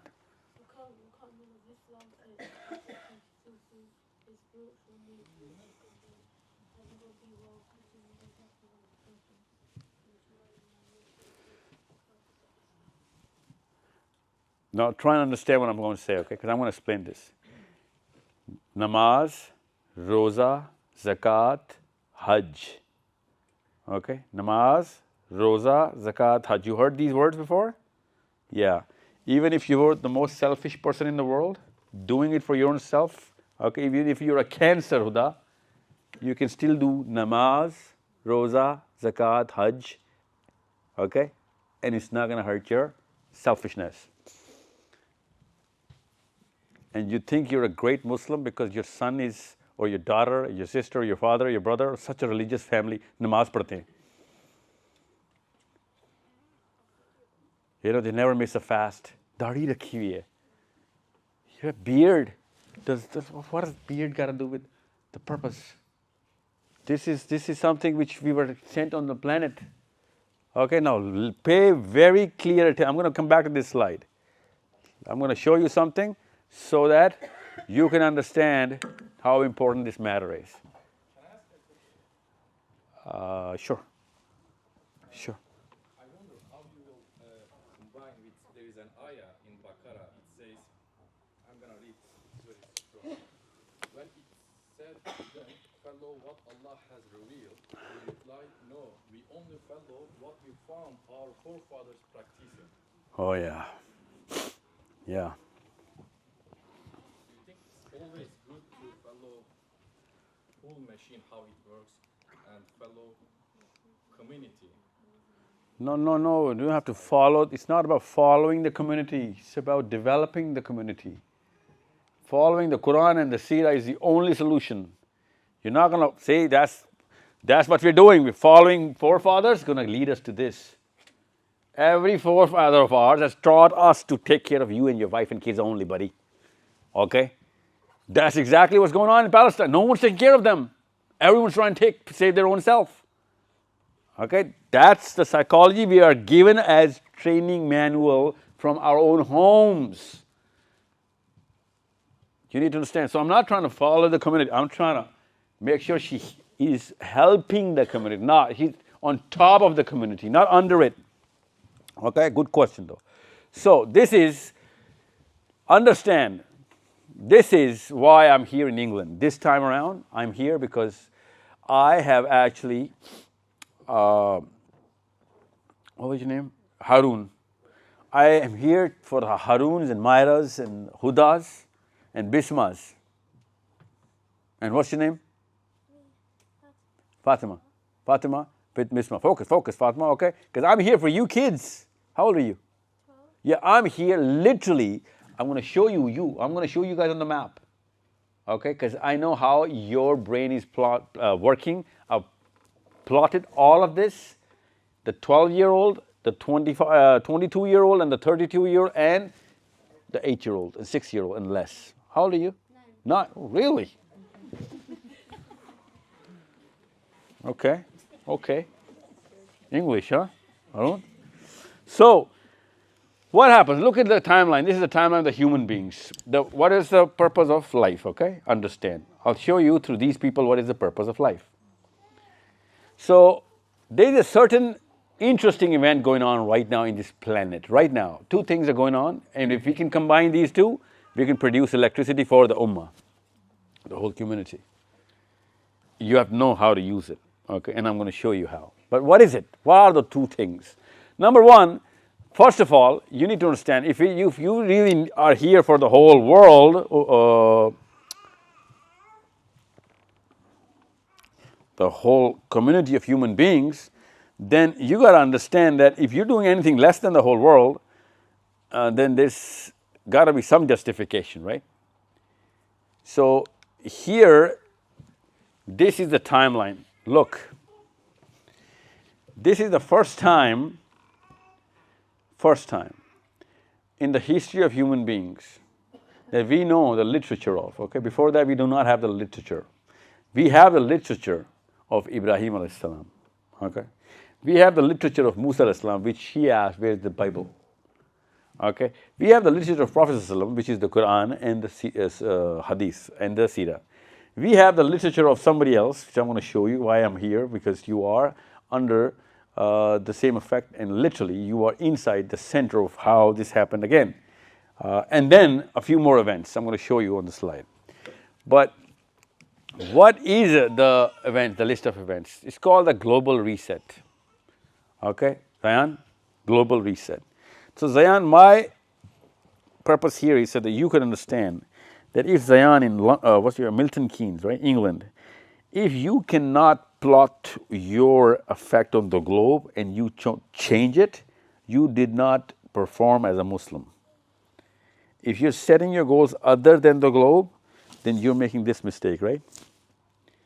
You're just doing it for yourself and nothing. And you are the cancer, you are the problem, right? So this is an opportunity for a global reset, because most of the people are right here. Most of the human beings are right here. Don't worry.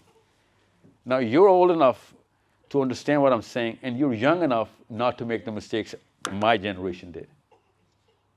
Okay? That's why I'm talking to you guys. Okay? Because Harun is too young to understand what I'm saying, but you're not. And you're not old enough to be tainted into my colors. You have not developed this yet. You're still searching for why am I here? What's the meaning of most of the things going on around this universe and this world and this, why is my father doing whatever he's doing, my mother doing whatever he's doing? Okay, where's the track? What is the practical meaning of all? It's going to come to you. All these questions are going to come to you. Now, make sure you understand, before all of those answers that you're going to try and ask your professors and find books to read for, you're going to find out, first and foremost, whether you're in this circle or you're in this circle. Because this is your original circle, how the machine is supposed to perform. Okay? This is the Quran, the whole corpus of the Quran. The whole 6,500 verses of the Quran cannot be from me and my wife and kids, right? 6,500 verses of the Quran so that I can say me, my wife, and my kids? That's not possible. If anything, all of that is against this philosophy of me, my wife, and my kids. And that's why, Zayan, you need to understand whether you're here or you're here. Okay? Make sure you, I'm not going to build up on this right now. I'm going to double back on this once I've gone through the slides. Okay? So here, Ibrahim alayhi salam. Let's go to what Ibrahim alayhi salam did, so that I can tell you, what's your name, sorry? Yeah. Huda, okay, Huda, because I keep calling you Bisma. Bisma is that, right? Huda, this is how Ibrahim alayhi salam started. This man, alayhi salam, is the father of all prophets. Why? Huda, why? He's the father of all prophets, okay? Even though he's not literally the father of all prophets. Adam alayhi salam is the father of all prophets. But the number of prophets that came from direct his lineage is so many that it's just, our Prophet is also a great grandson of the Ibrahim alayhi salam, right? So, and all of the prophets of Ishaq alayhi salam and his son, are the direct sons of Ibrahim alayhi salam. So that's why he's called the father of prophets. This is how he started, and this is where he is, from Ur, okay? And all of this happens in just one man's life. This is one man's struggle. Zayan, if I can get you to understand this, I think we've cracked the code of changing what's going to happen to the future of Muslims. Okay, so you and I are going to talk. Okay? You're same age? 14, 15? Mm-hmm. Yeah, okay. So, think with me, Huda. Think. Ibrahim alayhi salam. You heard the name, right? Yeah? What was the two sons of Ibrahim alayhi salam that are very famous? Ishmael and Ishaq. Yeah, Ishaq. Okay, Ishaq. Okay? So, Palestine and Israel? Israel is the name of Jacob. Okay? His actual name, Yaqub, is also called Israel. That's the Israel. That's Israel. Okay? All of this is Israel. Understand me? You understand me? Israel. So that's the son of Ishaq alayhi salam, Yaqub. Ishaq is the son of Ibrahim alayhi salam. This is what Ibrahim alayhi salam did. Okay? And this is the effect of Ibrahim alayhi salam. Look at this. This is what Ibrahim alayhi salam did. This is the purpose of a man or a woman. This is what Ibrahim alayhi salam's output is. Fatima, what is this? Look at the slide. What is this? What is this? Fatima, tell me, think. What is this map depicting? The impact, what does that mean? Yeah, what does that mean? What is?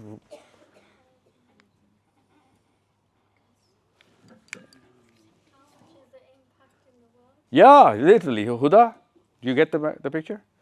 See these pink areas? These pink areas? Okay. Yeah, other than these areas, even though it's pink, it's not white, right? China is just about white, is China. Other than this, the rest of the whole planet, this is Siberia, this is Alaska, this is Chile, this is Argentina, this is Australia, New Zealand, this is Indonesia, Fiji, Africa, South Africa, every single, you guys are here, right here, right here, okay? In every single part of the human planet is affected and obedient to Ibrahim alayhi salam. One guy who did this, from this journey to this, and he's just in one man's life. He didn't live for 1,000 years. Adam alayhi salam did. Okay, what did he do? Many things happened. Many things happened in his life. But most of all, he knew the purpose that I gotta fix everything. From here on, everything's gonna be about everybody. So his first call, and he took to the task, and now we know what Ibrahim alayhi salam. This is what Ibrahim alayhi salam's work looks like now. Then comes a lot of other things. Okay, this is Musa alayhi salam's journey. Look at this. This is Musa alayhi salam's journey. Okay, Canaan, from Egypt to Mount Sinai. I know Mount Sinai is part of his journey. That's not where Mount Sinai is. That's human beings who currently believe that's where it is. I don't, but it's all right. Who cares? The point is, this is Musa alayhi salam's journey. Okay, and this is the plan of the descendants of Musa alayhi salam. Now look at this. This is Ibrahim alayhi salam's. This is the original purpose. Okay, and this is the descendant of Musa alayhi salam currently right now. So that means they're trying to create a cancer in this planet. Because if it's not for everybody, it's a cancer, right? This is what it's like. This is the promised land. That's it. That's the covenant. That's what they say. It's the covenant.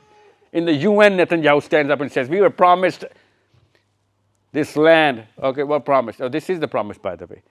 Okay, this is the land promised. This is where the Dajjal is going to stand up. Okay, this is where the Dajjal is going to stand up and he's going to look at Medina and he's going to say, "There I present to you the white palace of Muhammad," which is the Masjid al-Nabawi. Because he's not going to be able to come in, and this is not, by the way, a Muslim map. I didn't draw the line. Okay, they did. They have the demarcations themselves. They know what the map, the promised land is. Okay, so this is all the greater. This is the descendant of Musa alayhi salam. Okay, this is how one man, Musa alayhi salam, and his descendants take the job. Zion, why am I telling you this? Because you're not going to be able to do it alone. Nor did Ibrahim alayhi salam, nor did Musa, nor did Prophet sallallahu alaihi wasallam. It takes a community to get the purpose in, right? So 1,200 prophets at least accounted for came after Ibrahim alayhi salam till Isa ibn Maryam alayhi salam to get the job done. Okay, 1,200 prophets. 50 times they went to war, Zion. You gotta go to war. They did. 100 plus skirmishes, different, because there were 12 tribes under Musa alayhi salam, right? And then 24 books, which Bisma was asking me. Bible, 24 books, 700 books of commentary. But you know what those books mean? They mean thinkers, writers, religious philosophers.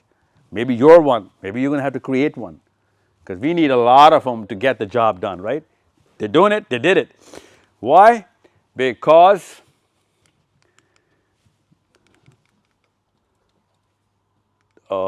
this is the promise. This is what they want. Okay? So, understand, one man starts, Ibrahim alayhi salam, takes over the world. Right now, that's what the Abrahamic world looks like. Believer of Ibrahim alayhi salam puts the book in. This is the law. The Musa alayhi salam's law is currently in act right now. Even we did not get too much of a change in the Quran, but we don't believe in Torah, right? But we have the same law. And then Prophet ﷺ comes in with his purpose. One man, and this is what Prophet ﷺ's purpose, this is what Zion, one man, global impact. Okay? We couldn't continue it. You know why? We quit a few things. We started playing on our own. As soon as we start playing on our own, the buck stops right there. At this point in time, we were not playing on our own. As soon as Muslims started playing on their own, the purpose is paused. This is the problem which I'm here to solve. Every mother now is praying कि बस पाकिस्तानी बच्चा बस इसकी खैर है, ये मर जाए बेशक. We're playing on our own now. So the purpose is stopped. This has never happened before. It's only happening now. People of the book, even if they were from the book of Ibrahim alayhi salam or Musa alayhi salam or Isa alayhi salam or Prophet alayhi salam, everybody knew the original purpose is this. This is the original purpose. And this is the map. We've got to cover all of this too. Everyone's got to come in together because this was the natural order of human being. Now, why am I telling you this? So that you can understand how it's done. This was done one more time by a girl, a woman from your country. Okay? She took to the task. She's not a believer of Moses, she was a believer of Jesus. That's why there are 3+ billion Christians in the world, because of this one girl. She was a girl at one point, right? We don't know her as a girl. You know Queen Victoria? Heard the name? Fatima? You do not know Queen Victoria? You're not born in England? Did you just recently come to England? Are you kidding me? You know what? I think I'm going to have a little heart attack. You know Queen Victoria is? It's an English queen. Okay, forget about it. Okay, I'm not going to that deep. There was a queen in England. Okay, there was a queen in England when Pakistan was being made. She was the queen. Okay, what did she do? She went to the global task. She said, you know what? I know what the job is. This is what the job is. So all the pink areas, she conquered and she started ruling and she put the law, the Bible. She made sure they follow the Bible. She made sure the politics is with her, okay? She made sure everybody is writing the books. Remember those 1,200 books? She made sure people are going to write the books. And then she made sure the resources and the order is under her own command. This is the Victorian reset. She went to the global task. Okay, like Ibrahim alayhi salam, like Musa alayhi salam, like Isa alayhi salam, like the Prophet ﷺ, this woman comes in after so many hundred years. And she takes over the globe. Of course, she couldn't do it all the globe. She did this. Look, Canada, Africa, a lot of it, India, a lot of Arabia, Australia, all of New Zealand. And this is where it starts from. She couldn't take care of all of it because, how does it stop? How does the purpose stop?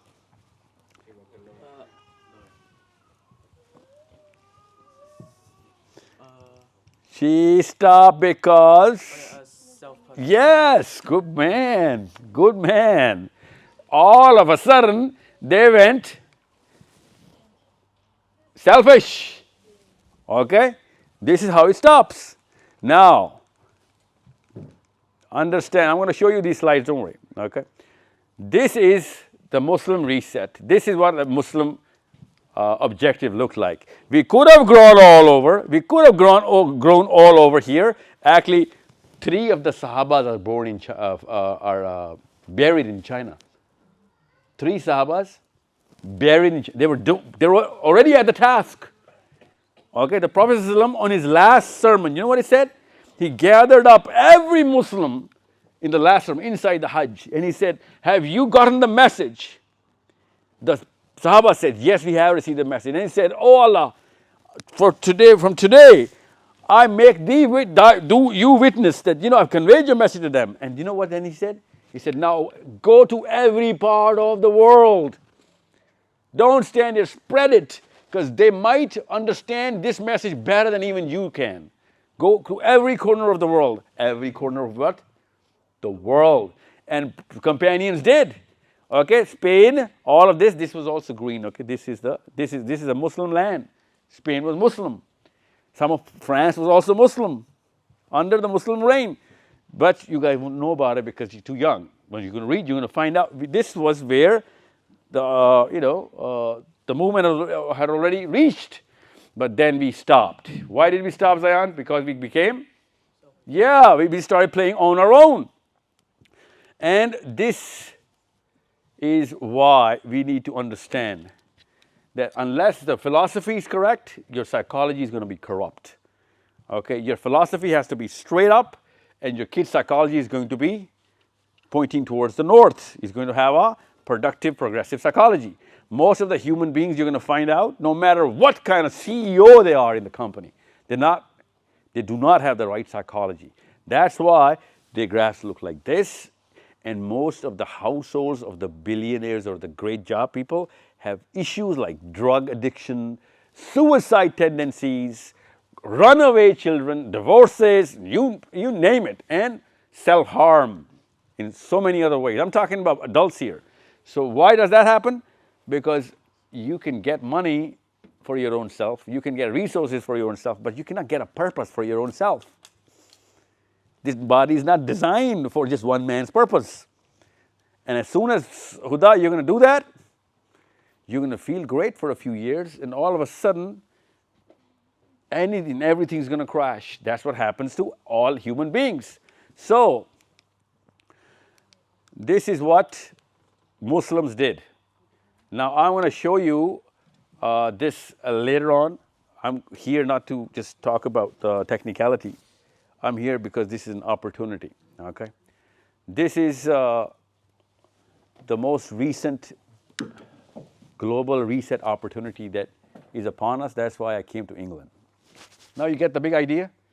Unless there's an opportunity, Zion, you don't have to start from just solo one and start talking to everybody and start gathering everybody up. There's a big opportunity upon us that seldom happens. It only happens once before.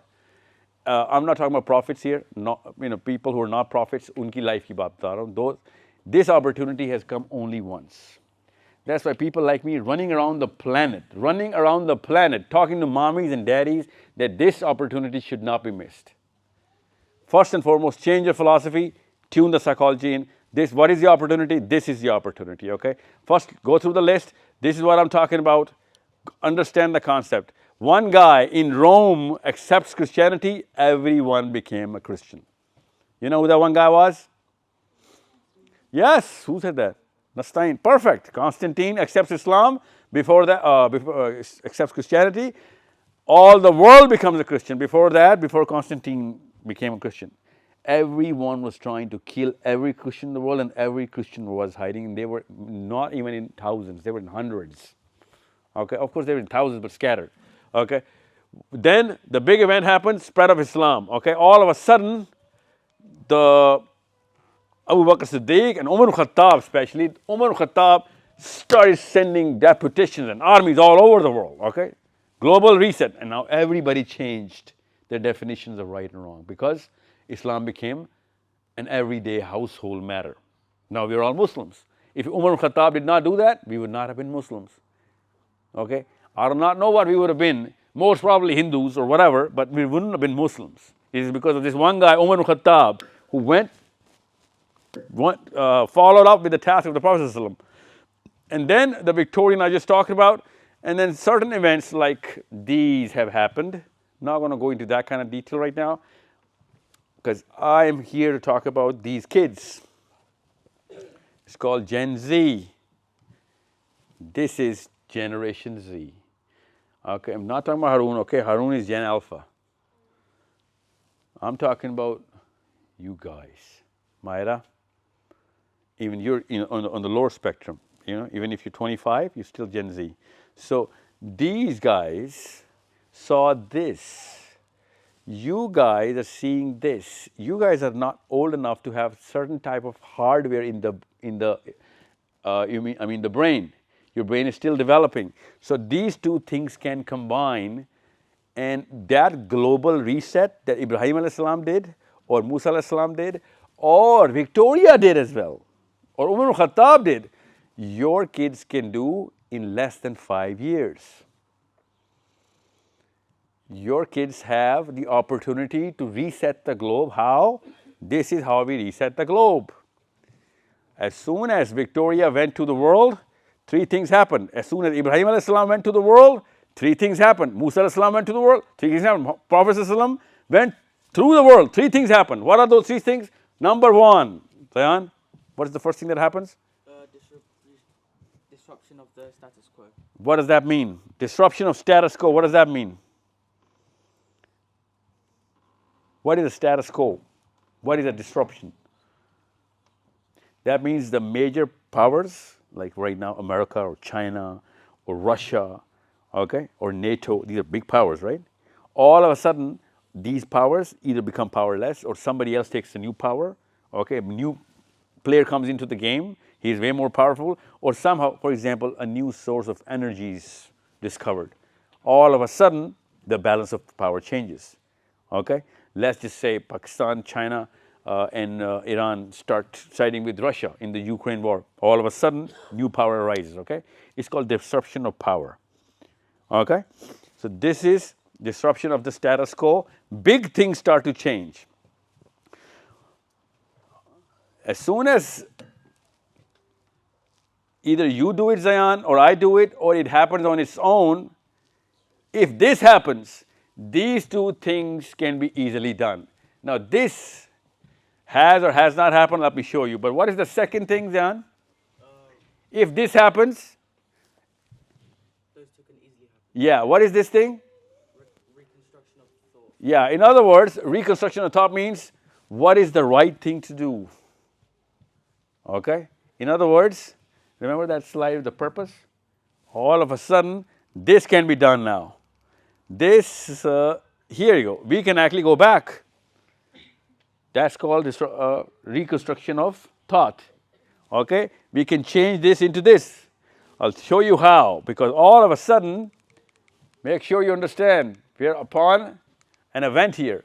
This, I'll show you how. As soon as this happens, every single definition will change. Now, Huda and Bisma and Fatima, what's your name, sorry? Minna. Minna, they have a totally different way of looking at the planet. Their mommies were looking at the planet differently. Their mommies were defining things differently. Right now, they're going to learn how to define it. This is the opportunity. This is the opportunity, okay? This is happening on its own. And this is what the reaction of the world is. This is happening on its own, right now. It should have stopped 3 months, predictably. Somehow, even the Jews wanted it to stop in 3 months. It didn't stop. It's going for 13th month consecutively, okay? October 7th, this is the 13th month going. What is this? Anyone can tell me? What is this? These are the, Zayan, these are the thought windows. Disruption of thought, okay? The status quo has changed. Every human being in the planet, remember Ibrahim's map? This is the same map with everybody involved in just one problem. And so much so that they're willing to change any and every, put every power there. This is what's going on. Okay, from every part of the globe, every part is involved. Okay, to do what? To do this, to either decide on one side or the other. Now, the best thing about all of this is not a threat, it's an opportunity. Why? Because even if you're not a Muslim, which of course you can see here, most of the Muslim states, and a lot of 90% of all non-Muslim states think the same about this problem. There is an exceptional group of 7 countries only that think differently. This is how these countries look like. Look. Where is that? Here. Okay, I don't have that slide. Okay, let's just focus on this for now. This means before the war started in 1948. Okay, this is Pakistan. This is the Pakistan betrayal. These traitors have always been like this. We are always about saving our own self. Okay, this is Pakistan. This is not some Palestinian. Pakistanis are saying, "Oh, we accept the state of Israel." Okay. Us Pakistanis. Look at the yellow thing. This is blue is Israel, this green is Palestine. This is Pakistan solution. Look at this. This is Pakistan. This is yellow, yellow. Okay? These two traitors are actually saying, oh, you know what? Let's accept Israel. ये हम पाकिस्तानी इसलिए मैं आपको बता रहा हूँ. I wouldn't tell anybody else. That's so embarrassing, you know. Yeah. Even Indians, even Indian Modi, the best friend of Netanyahu, is like, you know what, let's just go back to 1949's line drawn. This is only the Pakistanis who are saying, you know what, let's give that 90% जो कि ले लिया Israel ने उसको ले लेने दो खैर है जितने बच्चे बच रहे वो बच जाएं जो मर गए खैर है या फिर जो उसने बना लिए जो कि उसका हो गया. So all of this is an opportunity. Why? Why this is an opportunity? Because, yeah, I'm going to open these stats in front of you. Because these kids which are growing in our homes right now as Zayans and Mairas and all of that, they have started behaving differently. It's a different species. This has never happened before. In your generation, you were in, जब आप normal child की तरह behave करती थी, it had a certain indicator markers. If she's behaving in a certain normal way for our own generation, उनके markers फर्क हैं.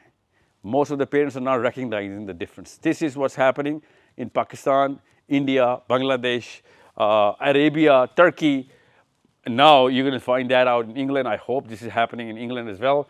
Most of the scholarship that they are listening to, they're not even listening to scholarship first of all, but even if they are listening to scholarship of Islam, like muftis and, you know, alims and speakers and all of that, all of a sudden they're just either not accepting it outright, okay, they're questioning them, they're challenging them, and trying to get some logical answers out of them, or they're rejecting them outright. This has never happened in the history of kids in Islam. Kids were, whatever lecture Islam का मिलता था, मजबूरी थी या शौक था भाई यही Islam है. These kids are not doing that. Okay, these kids are like, hold on, buddy, the bearded guy, sir, with the turban. Can I ask a question? This never happened. Okay, these kids are questioning the traditional authorities. Most of all, they've come up with their own value system to challenge them. So much so that she's going to hide and pose in front of you if she's not hiding. Otherwise, she's going to hide like, you know, sun liya na bas. Otherwise, she's going to pose. Okay? That's why most of the Muslim scholars right now are thriving on the last generation's subscription. They're not getting Gen Z.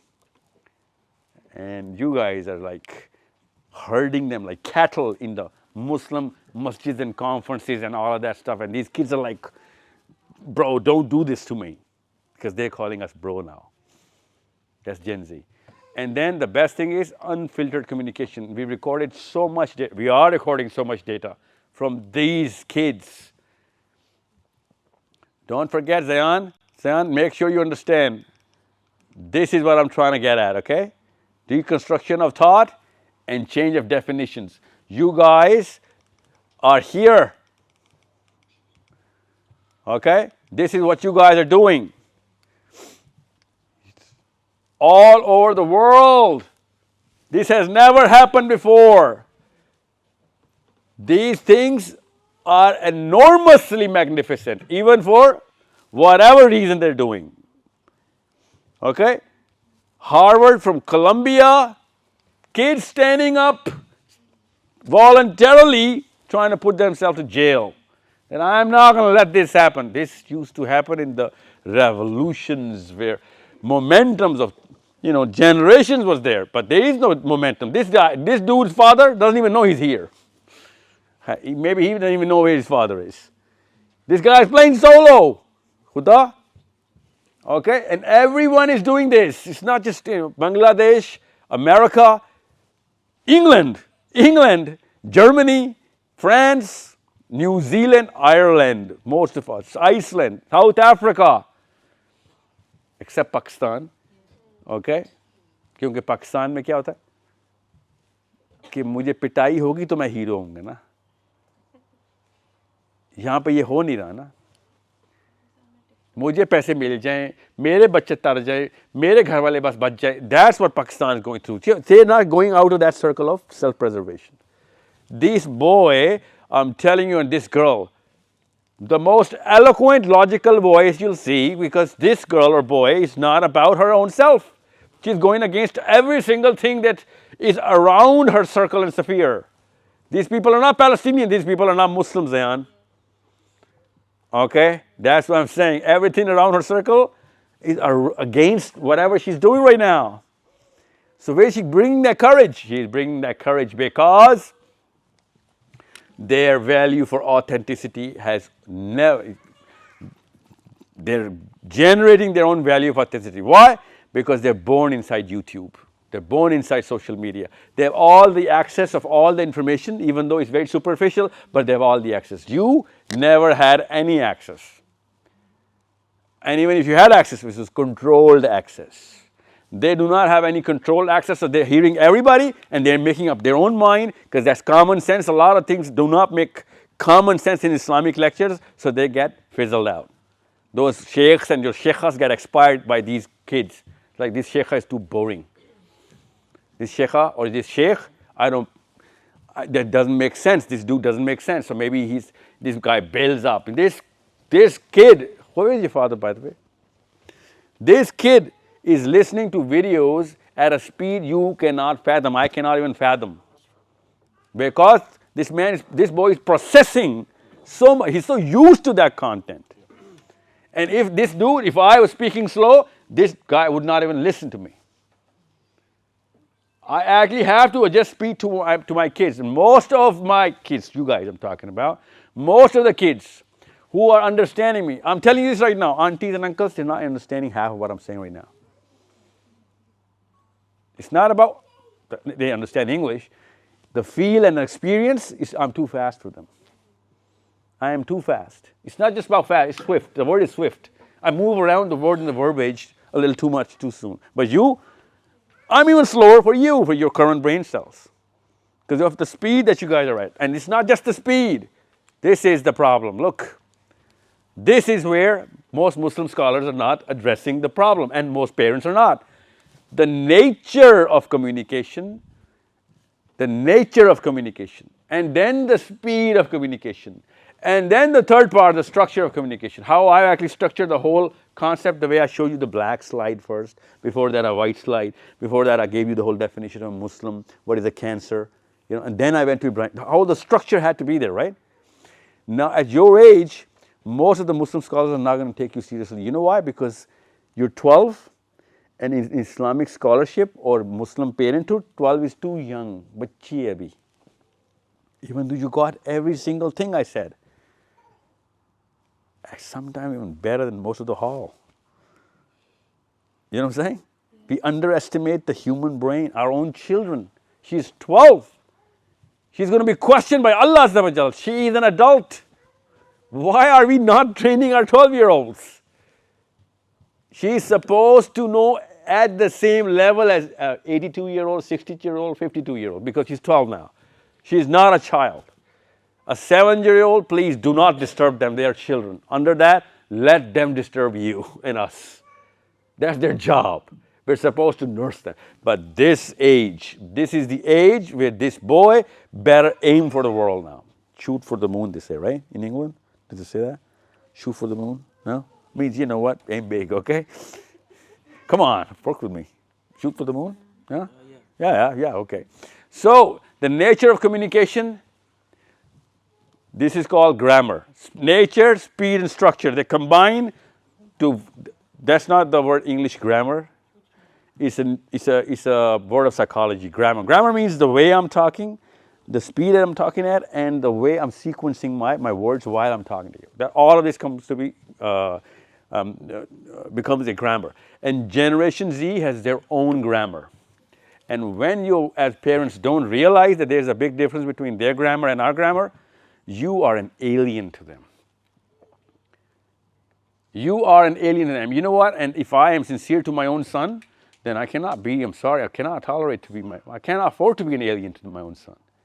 I really need to know how he thinks, how he's processing all of this data, what are his fascinations and fears, and I really need to know whether these fascinations are true to the purpose, and these fears are real, or should I make him face those fears or not. But if I'm an alien, he's not going to listen to me. So most of the kids, I swear to you right now, most of the kids have mentors outside their houses, their own homes.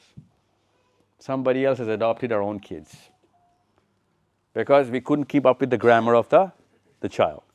And that's why most mommies, you're not the first phone call of your own daughters when they're in trouble. And most daddies, you're not the first phone call, actually you're not even the second phone call of your first or of your sons when they're going in trouble. Somebody else is the first phone call. You know why? Because he's got the right grammar. He's talking to them and relating to them, and he's actually nurturing their emotional structures. And that dude's purpose and their religion, I don't know, and maybe you don't know. And even if I know, I'm not going to count on it. It's too sensitive, sorry. This boy's first phone call, if it's not my own, his father, we have failed. We have failed. In Islam, the 12-year-old plus is supposed to be treated as equal. By what? By who? By the father. He's an equal. That means he's on equal mental footing. Under 12, yeah, I can understand that. By under 6, he's supposed to be on the master level. You are the slave, the child is the master. That's Islam. Like literally, Ali ibn Abi Talib says, a child is the master of the parents because, we got to do whatever he's going to demand. He's too young. He's not, we can't tame him. But by a certain age, of which is your age, you are an equal. You are a friend of mine. And if I cannot explain my point of view to you the way your brain requires it, it's my failure. So this is what's going on. And that's why most of the people that you're listening to Islamic lectures, they go either wrong here because they are trying to help you do this. Come on, it's too far back. Yeah, here, namaz, roza, zakat, par lo, dari rakh lo, hijab kar lo, and they don't change this. And if they're not going to change this, you're going to get a Zion, a false sense of confidence. Ki namaz puri hai, dari hai, hijab kiya hua maine. I am a perfect Muslim. I am that mu'mina. Because you look like a mu'mina, you're not going to be a mu'mina, okay? You'll have to act like a mu'mina to be a mu'mina. If you look like a mu'min, I'm sorry. Actually, you know what? There's a certain degree of how big of a problem it is. It's called a munafiq. You look like a mu'min, but you're not a mu'min. That's the definition of a munafiq. In other words, if you're not on the right purpose, you're taking a big risk. Because dadi bhi had, kalma bhi had, roza bhi had, namaz bhi had, zakat. And you know what? Be kind to parents. Be loving and be more giving. Be respectful to your parents. All the lectures that you're going to see on video, everywhere, Myra, 6, 7, 8 things. Mannerism, namaz, roza, zakat, hajj. Mannerism, namaz, roza, zakat, hajj. And what? What's going on? Where's the big question every child is asking? Every child. What happens to Palestine? What kind of religion are you following? And we can't even save our own. This is a good question she's asking. Is my namaz, is my roza, is my zakat, is my hajj saving Palestine? No, it's not, but it's going to make you a good Muslim. How is we letting Palestinians die and being a good Muslim can be true at the same time? Cannot, because this is how Palestine is saved. This, or even this, even this. Look at them. Or even this. Even this is a process. ये तो चले तो ideal process तो अल्लाह के नबी सल्लल्लाहु अलैहि वसल्लम ने बताया और बाकी के प्रोसेस से भी वो बच जाता है. If you are only setting the right, you're part of a, here you go, see, you're part of a machine, your community. So if you're not part of a community, then there's no way you're going to save this. But if you're part of the community, no one's going to be able to touch this. Now you just getting on the same purpose, it's not going to cut it, okay? I'm just trying to tell you the technique. Now what you got to do? Parents, listen to this, okay? I'm skipping through this, I'm going to give you the content, okay? Don't worry about it. So, what they're doing is, they were trained in the 70s, 60s. At that age, all the girls and women and men used to listen, and it was their job to do whatever, homework. Now, the scholarship is not, they do not address which I just, gave you the Abrahamic story and the, purpose and the psychology. You need this. They do not present the psychological requirements, which is, the central sphere of self-preservation, okay? And then, if you do not put logic into this, why, the answer of why. When I say purpose of life, I look at Huda and I say Ibrahim alayhi salam, and I show her the map. If I don't do either of these three things, she's going to be like, एक और lecture मिला, ठीक है, और वो भी मुझे मजबूरन बैठ के सुनना ही पड़ा, ऐसे करना था, वरना मुझसे और सवाल कर लेता. And I'm still not counting she's going to get all of it, but that's the least I have to do all of these three things. That's the job, because right now my job and your job is to sow the seed right now. She's 12. In 5 years from now, this seed better grow into a very strong tree. और उसके पानी कौन से देने हैं, वो nourishment क्या भी दिखाता हूँ आपको. This is the tipping point. याद रखिएगा. This is where current Muslim Ammi, Abu and Maulvi Sahib is. This is it. This is where non-Muslim scholarship is. Any 20-year-old or even 15-year-old, you look at their cell phones, look at the history of his cell phone. All the content which is serious is going to be from non-Muslims. Thought building, intellectual acumen, whatever, any human being you pick up, Muslim or non-Muslim, all of these real things are done by non-Muslims. Who's your thought leader right now? Well, some Peter, some Jordan, some Michael, some Frank, some Chopra, some I don't know who, but it's not going to be any Mufti or Alim, because they don't do this. They think Kalma, Namaz, Roza, Zakat, Hajj, good mannerism. This is something done by all the rest of the communities. Any one of them is doing this. Then global change, oh my God, no, that's not part of Islam in the current definition. But every single body of work is global change. So this is why you see these kids. This is why, look at them. You see these kids. I don't have all the pictures. Have you seen the Bangladesh protest? Did you see an old guy there? No. You see an old woman there? No, only kids their age. Where is the 20-year-old? Where is that age? 18 to 25, max. 18 to 25 toppled the biggest dictatorship in the last 50 years. Kids, you need to understand how easy it is. ये बहुत बड़ी opportunity है. Bangladesh is not a global reset. Palestine is the global reset. All we got to do is give this boy 5 years. Of doing what? I'll show you what. Once you know, first and foremost, you got to put this boy and these girls into these blocks. Political reform, public policy, global change से कम बात नहीं करनी, group transformation से कम structure skill नहीं कर. Group का मतलब है she better have a cluster. People better listen to her whenever she speaks her rights. She better have at least 10 or 20 articles next year. First draft है 13 साल की है, गलत लिखी कोई बात नहीं, but that's her job now. आज तक किसी पाकिस्तानी लड़की ने सोचा है मेरे 15 आर्टिकल्स हो इस साल के? अम्मियाँ सोचती थी, no, but you better start writing now. You're going to write wrong, I get it, because you're not going to have enough maturity of homework. More homework you're going to put in, next year, people are going to start spreading your articles or your blogs as something to do, something to think about. That's the least you're going to start with, okay? And that's not all you can do. This is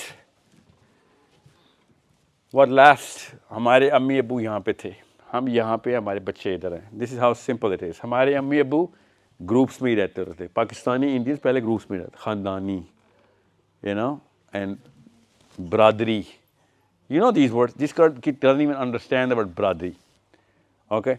Joint family system, पूरा मोहल्ला इकट्ठा होता था, दोस्त या इकट्ठे. Group psychology में पाकिस्तान की फर्स्ट जनरेशन पली है. Okay? Technically, my father was born in 1946. Pakistan was made in 1947. So I'm the first generation Pakistani in my family, right? Even though obviously it's just a figure of speech. I'm the second generation in terms of understanding the country. So here the country was made. But the worst part about that generation was they never asked questions. Because asking questions in Pakistan was the worst thing you can do. It's intolerable. Okay? You cannot ask questions in Pakistan. From your mommy, your daddy, especially some elderly. They will literally think you are a... No, Battamigi is a good word. There's a certain bad word, bad psychology, it's not a bad word, that they used to think about. They used to judge us as, you know, someone who has malintent. Okay? You cannot ask questions in Pakistan. And especially in Islam. In Islam, when the bearded guy speaks, you just shut up and you do what I was saying. Otherwise, they use this word, be-adab, be-murad. Which means that if you have no manners, you're destined for hell. And who does not have manners? Who has questions? You ask questions, you are destined to hell. That's why this lack of critical thinking started seeping in Pakistan, and now every Pakistani who's 50 plus is a superstitious believer of some weird version of Islam. If you ask him questions about anything or her, he'll be like, chup. That's it. That's the best answer. Chup. माँ बाप से ऐसे बात नहीं करते होते. Okay? Why? Because he won't have the answer. Why? Because not allowed to ask questions. Okay? Now, this generation comes, which is sitting right here. Most of these people are here. Kids, listen. This is what they did. They invented the YouTube which you are watching. Okay? You didn't invent it. They did. You didn't come up with Instagram. They did. You didn't come up with Facebook. They did. Okay? So, they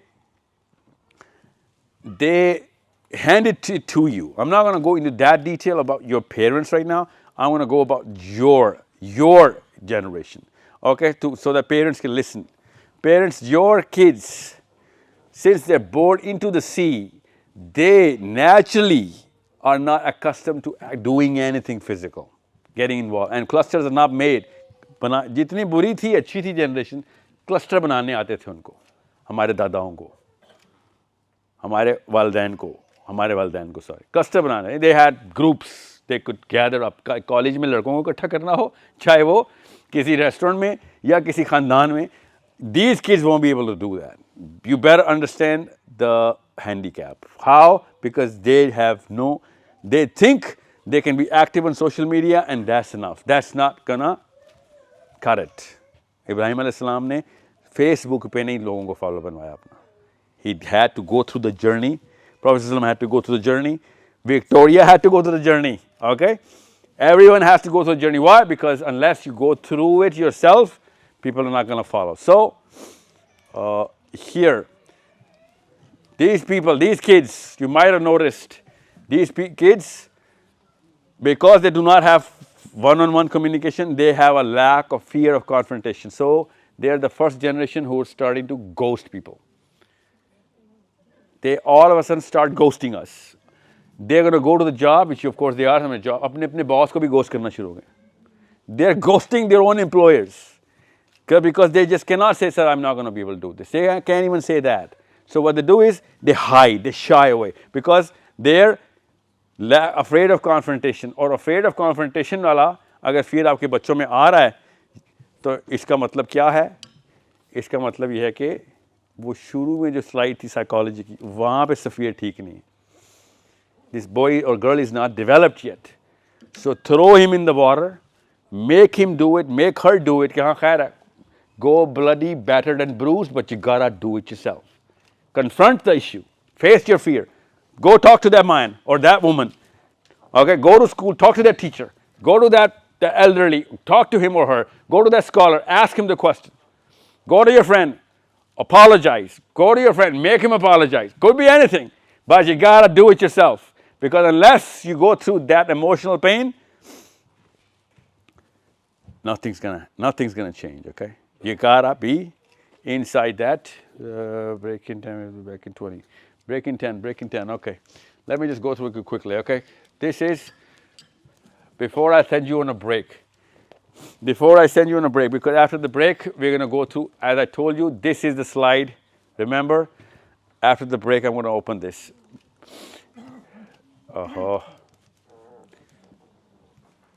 So, कहाँ पे हूँ मैं? यहाँ पे हूँ मैं. This is where I am. Where am I? Here. This, I am going to 20 odd cities in this next 12 months, 20 cities, inshallah. Trying to talk to about as many thousands of people as I can through these cameras and through these sessions, 20 odd cities globally. I do not have any hope from Pakistan. I'll be honest. 10 minutes के बाद मैं break दे रहा हूँ. 10 minutes के बाद break दे रहा हूँ. Yeah, Pakistan में there are two problems. Okay, there are two problems I cannot. I mean, you cannot deny psychology, you cannot deny physiology, and you cannot deny, your basic common sense. So a boy or a girl is raised in Pakistan with certain parameters. मजबूरी होती है उसको वैसे ही, you gotta grow him or her like this.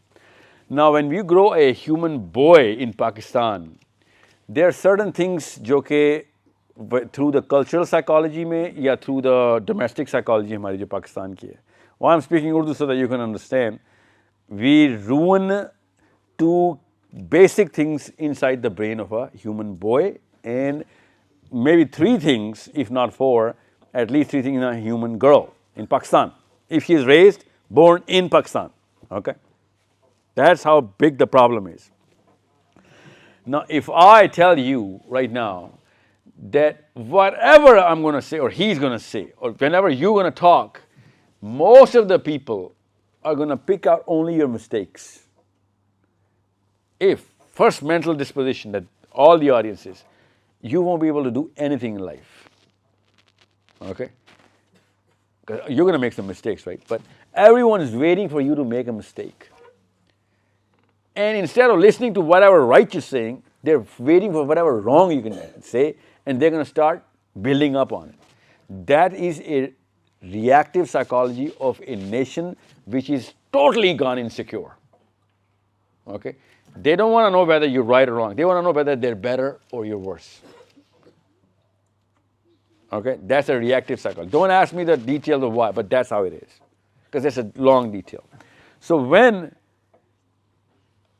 most of the women of the country, my country, are all about the women of the country, or whatever's going on in the next house, her life, your life, instead of talking about, the bigger and global purposes, rather going into individual matters of everybody and make a game out of, sport out of this, and spend at least 50 years into going into secret personal details of every human person that they know of, then a girl growing in that house is never going to think, forget global, the Bobra loves her. She is not going to come out of that little family unit, और वो उस family के unit को ही दुनिया समझ के उसी में अपनी सेरोटोनिन, अपना हायरार्किकल प्लेसमेंट कर लेगी कि अगर मैं इनसे बेहतर हो गई मेरी लाइफ में कामयाब हो गई मैं। और इसलिए पाकिस्तान की 99% ख़वातीन ये समझ लेंगे शादी कर लेंगी, that's it, they're done. They're done. That's the purpose of life of the last 2 generations of women. And if a man can buy a house, you're done. You have done whatever Allah has sent you on this planet. If you have your own house now. Need to understand, Zayan, this has never happened in the history of human beings. This is so low that a human being thinks that if I buy a piece of land and, me, my wife and kids, that's it. And you know who validates that low psychological midget's psychology? His own wife. He says, you're the man. That's the hero I married. Imagine the vicious cycle, Myra. You know what a vicious cycle is? There's no coming out of it, because the only person who's going to pull you out of it is the person who's validating that you're doing the right thing. That's part of whatever my core issues are. Other than that, political issues and, those Nawaz Sharifs and Imran Khans and, all that stuff. And the army, we don't want to talk about that. I'm talking about regular human beings, your age, going to universities.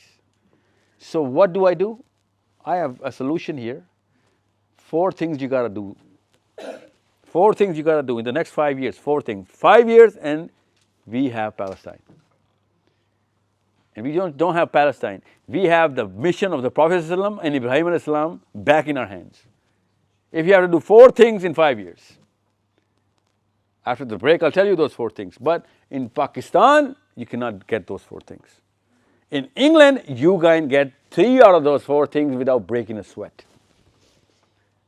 Because Victoria did the magic for you. England has that political equity. England has that platform for financial equity. Okay? I'll show you after the break of how they did it, how you're going to use England, gain that, footing, IQ, politics, and most of all, influence. And then you can utilize it in Pakistan, sitting here, Palestine, sitting here, Africa, sitting here. And if you're not doing it, then you are my mommy. You are your mommy. You are her mommy. You just did the same thing. You know what I'm saying? And if you're doing it, then you are on the purpose of Ibrahim alayhi salam and Muhammad sallallahu alayhi salam and Musa alayhi salam. Because that's the least we can do. You know why? That's the purpose of every human being here. And that's, if you're not doing that, then you are a cancer. Yes. Because you are the problem. Huda, if you're not the solution, then you are a problem. Okay? So we're going to take how many? 15? We're going to take a 15? Who wrote the slip? Where's the slip? Who gave me the slip? Why are you shying away from your responsibility?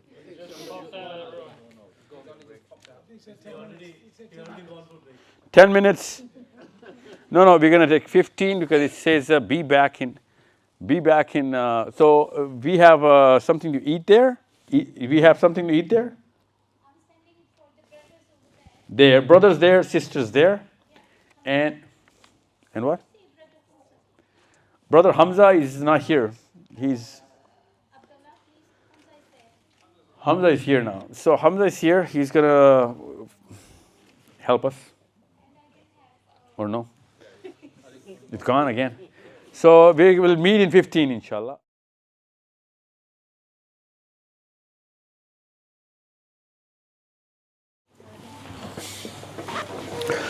Okay, this is Huda. You know what leadership is? What is leadership? It's like when we have power. Whenever you have to say the word like, that means you don't know it, okay? It's like It's not supposed to be like something. What is it in particular? When you have power and When you have power. you have a position. You have a position. Yeah. Of leadership.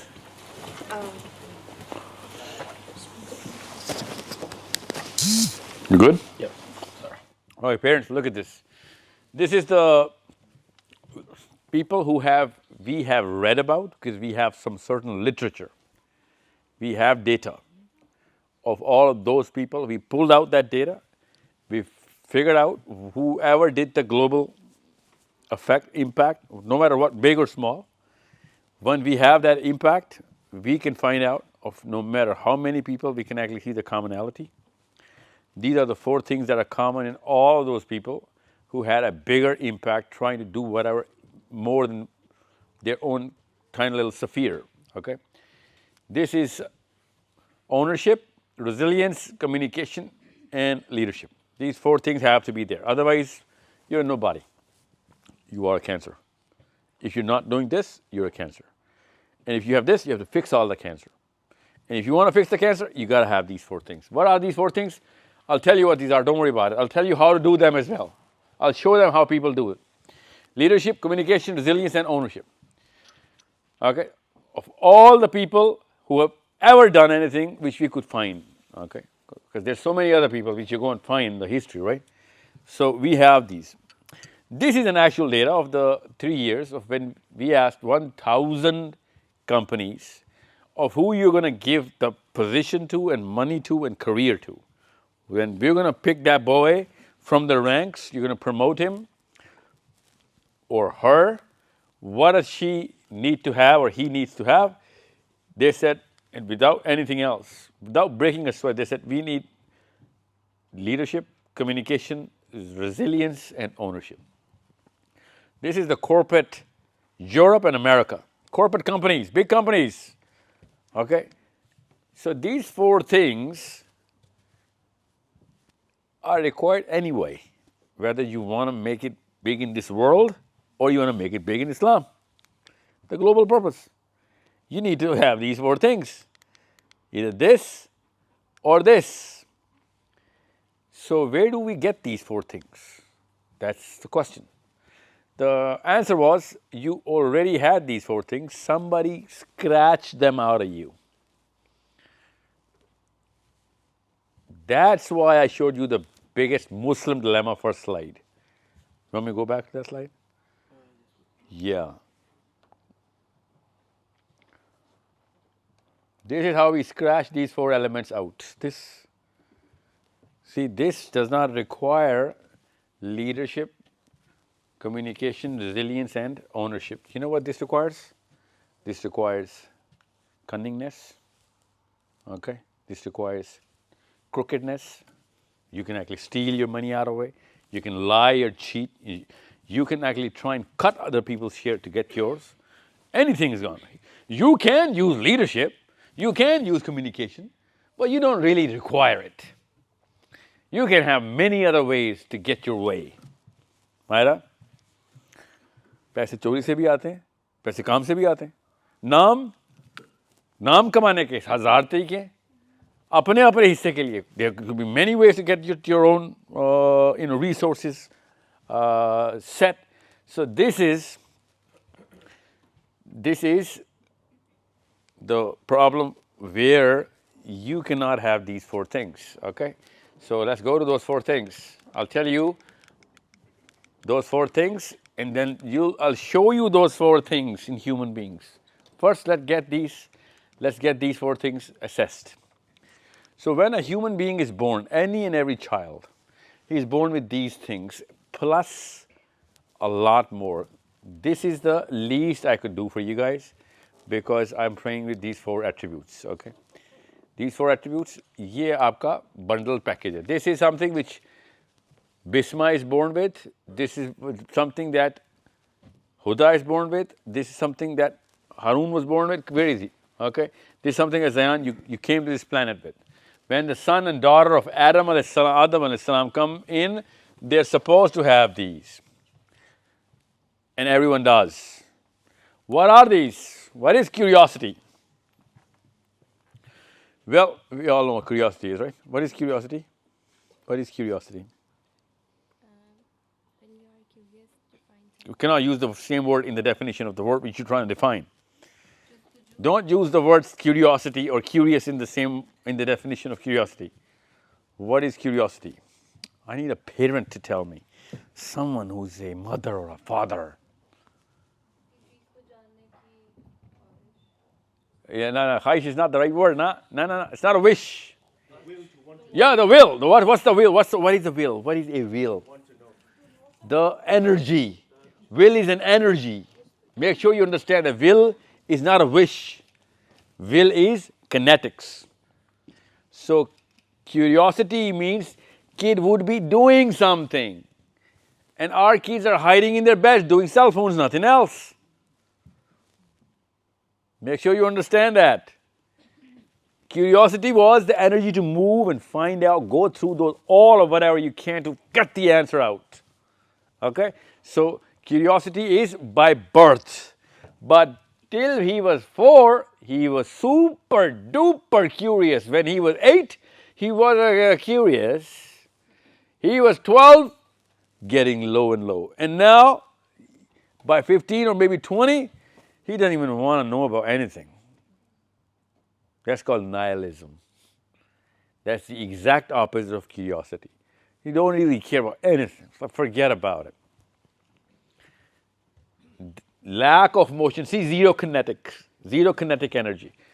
That's something has happened between super curious and zero curious. I'll tell you what happens. Creativity, what is creativity? Somebody please let me know what is creativity. In England. Thinking out of the box.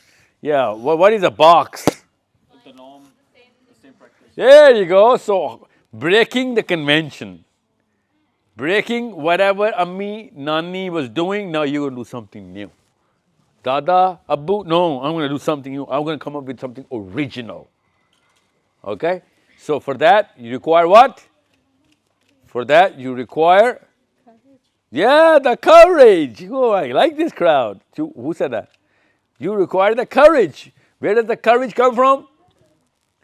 Courage comes from daddy. Courage comes from mommy. Because this boy is not born with courage. He's born with everything else.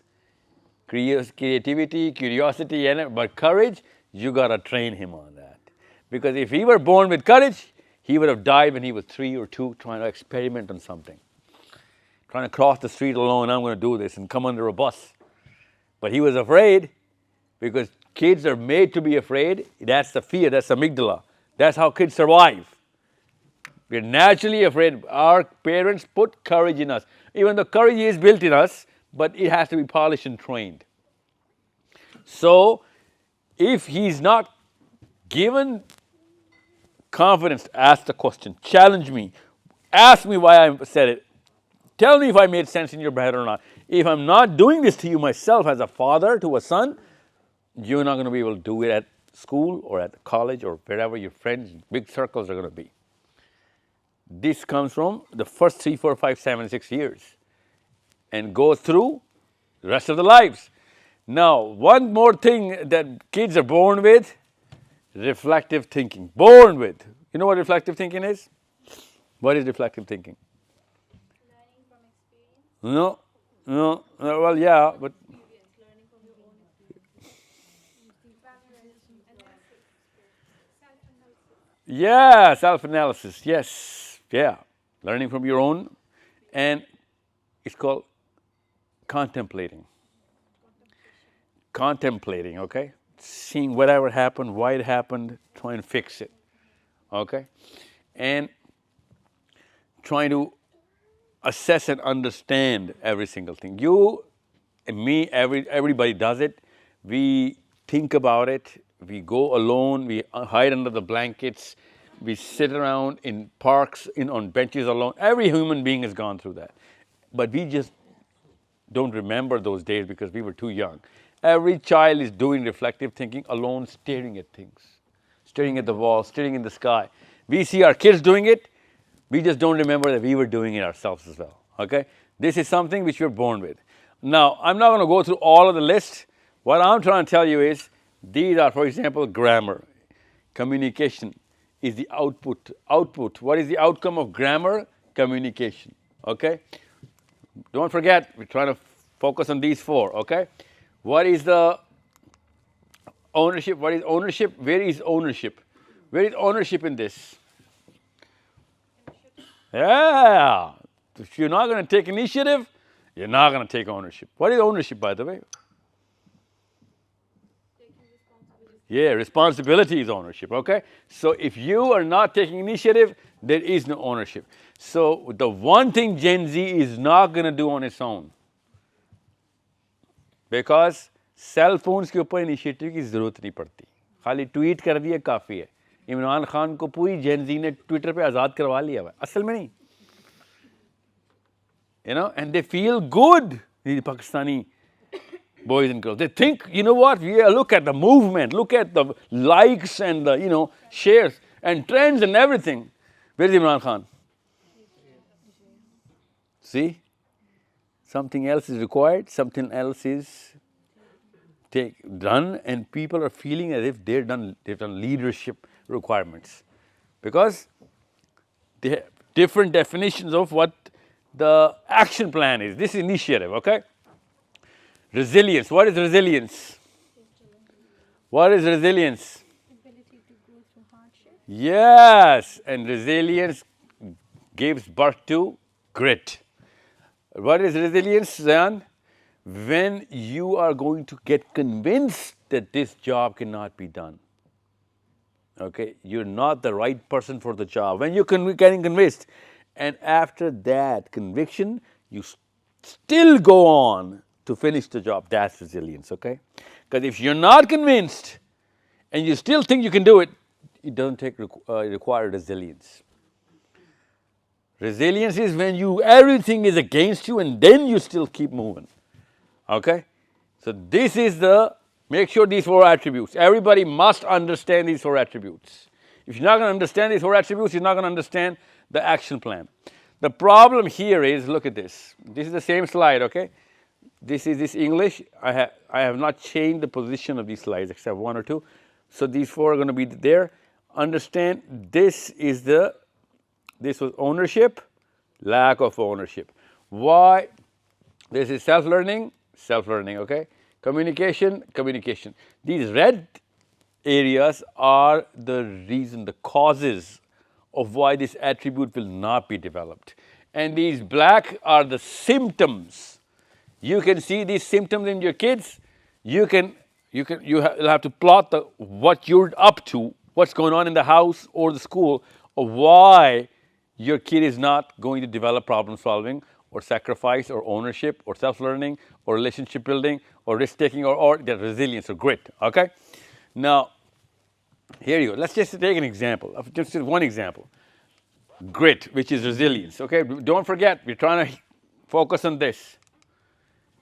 If a child does not have a safe environment in the house, he's not going to be resilient.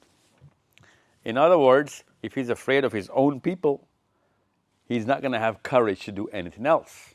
So who's afraid of his own people in his own house? ऐसे तो हो ही नहीं सकता ना? Yeah. मसला ये है, पाकिस्तान में हम सबसे ज़्यादा अपने ही घरों में डरते हैं. We are afraid of our own house way more than anything else. So, England में नहीं है. I hope it's not happening in England. I hope to God, because I have too many one-on-one sessions, and a lot of parents are like, you know, we cannot touch our kids. Not because they don't want to. They want to. You know what I'm saying? Now, you wouldn't even know what I'm talking about, okay? Thank God. But me and my brothers, bruised and battered. You know, it was like a Thursday beat up in the house. Who's going to beat us up? Daddy. One time I got beat up because my father was like, how many days have I been beating you up for, man? Like, I don't know, 10. Come here, man, 10 days. And he beat me up. For real. Yeah. It was normal in Pakistan. Is In Pakistan, it is. In England, I don't know. So it's not about just physical beat up. No. It's about the emotional fear that human beings have from their own.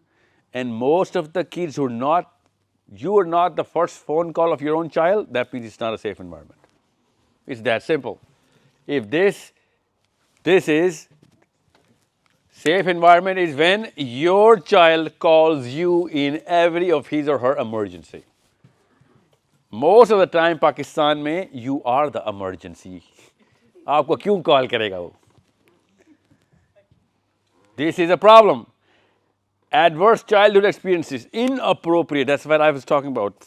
3-year, 4-year, 5-year, 6-year, 7-year-old kids, girls and boys. Okay, अम्मी उसको अपने physiology पे train कर रही है. And she thinks, you know what? I'm toughening her up. या फिर उल्टी तरफ ओवर पेरेंट कर रही है, ओवर पैम्परिंग. 1 साल के बच्चे को iPad. And you know what she's thinking? God, अल्लाह ने हमें कितनी नेमतें दी हैं, अल्हम्दुलिल्लाह. You know, this is something which our women they are being grateful और नाम अल्लाह पे लगा रहे हैं.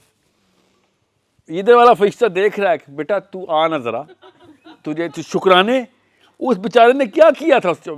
That little child had no decision कि उसको तबाह किया जा रहा हो. See, एक तरफ डराया हुआ है, दूसरी तरफ स्पेन की मलका बनाया हुआ है.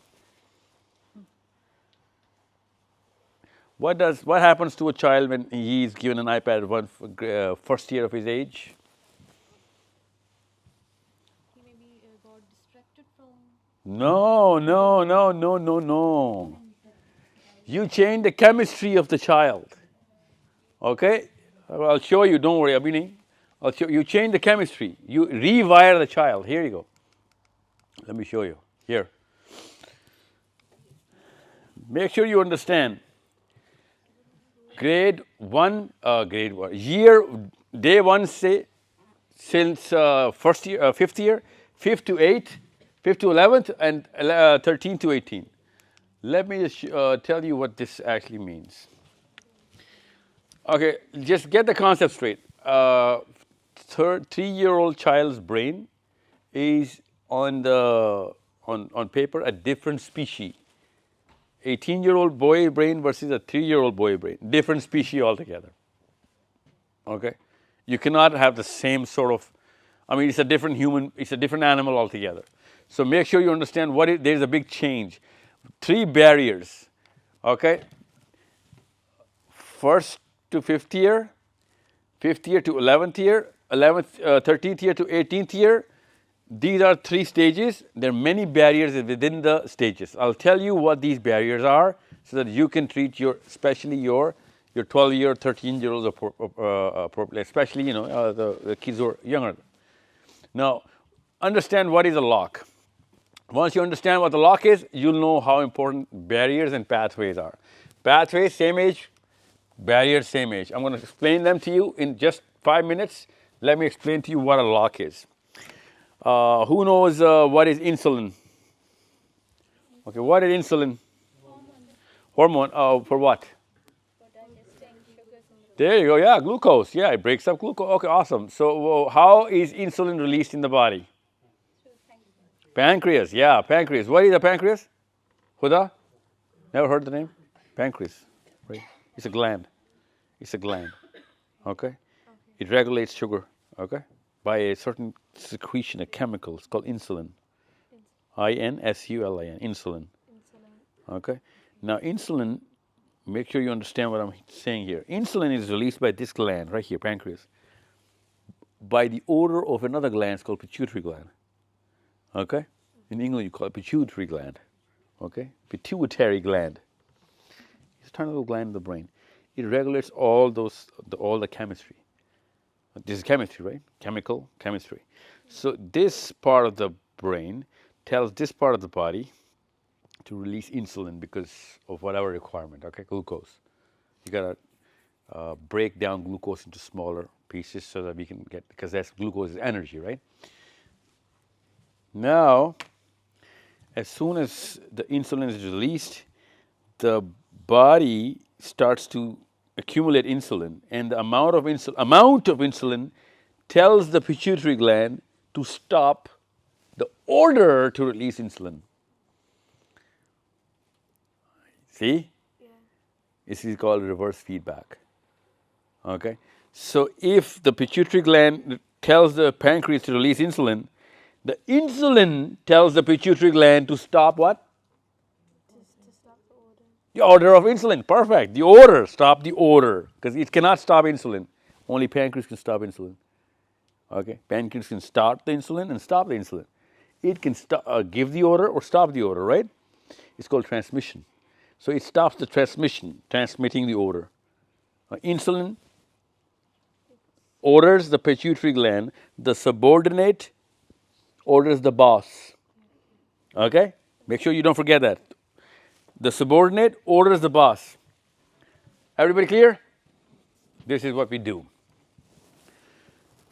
Whenever a child is set inside a pattern, if it's a negative pattern, sazaka, you frown, you punish, whatever you're doing, which is not positive and is a fear-based mechanism, or even it's too positive, you keep rewarding for every single thing or whatever, you pick up a little stone from the road and I'm going to take a selfie and put it on my Facebook, look at my son, Mother Teresa, or whatever, Father Teresa.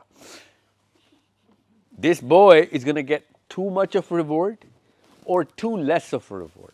Whatever, too much of carrot, too much of stick. Permanently a stick, permanently a carrot. So, whatever the pattern is, small micro events, make sure you understand.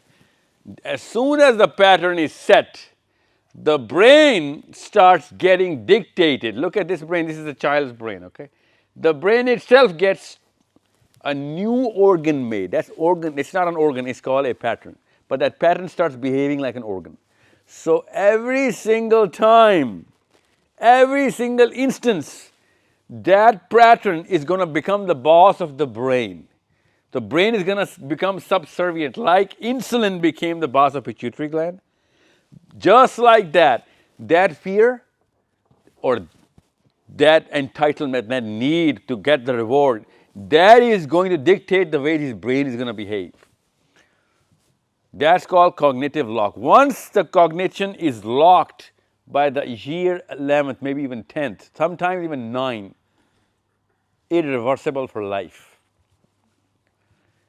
But 100% sure for 11th and 12th year, he's not going to change now. Because the brain is locked. The chemistry is locked. Brain is going to function based on that pattern. Now, whatever happens in his or her life, he's going to go through the same sort of anxiety, stress, trauma, fear, even though it's going to be a tiny little thing.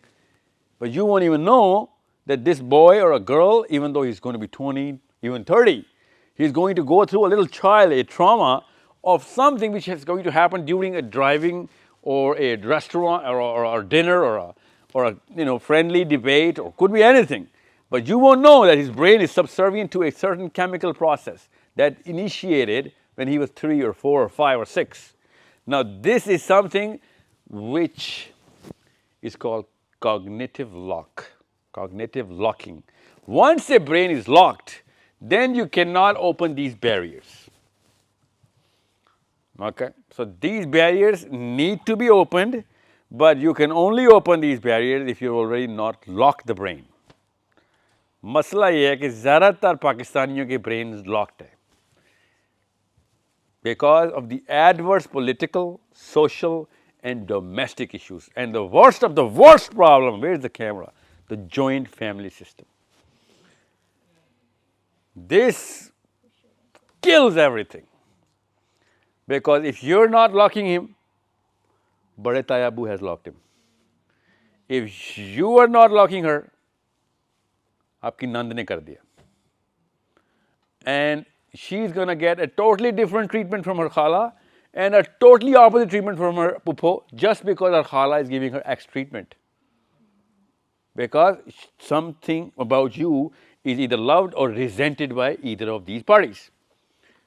And there's so many people, you're not going to be able to control your brother-in-law's wife and brother-in-law. That's why this is the biggest curse of our system, that our kids keep getting cognitively locked and we cannot undo those patterns. और वो वही वाले patterns ले लेके आगे जा रहे हैं, वही फिर बड़े होकर नवाज शरीफ को वोट डाल रहे हैं, इमरान खान को डाल रहे हैं, वही अपने कॉलेज में वही हरकतें कर रहे हैं, यूनिवर्सिटी में. I mean, they're doing the exact same things. And this is why I need you to understand how big of a problem it is. Now, what is the barrier? First and foremost, 5th year ke andar, you need to get him out of the fear zone. He is born to be in the fear zone. That's your barrier. You got to break the barrier. Okay, how do I break the barrier? You got to, here you go, okay? Fear. First and foremost, break the herd psychology. How? You're going to give him confidence, a challenge. Who was talking about critical thinking, that we follow the convention, right? That's called herd psychology. Every animal follows the herd. Human beings are not designed to follow the herd. They are supposed to follow the herd while they're children.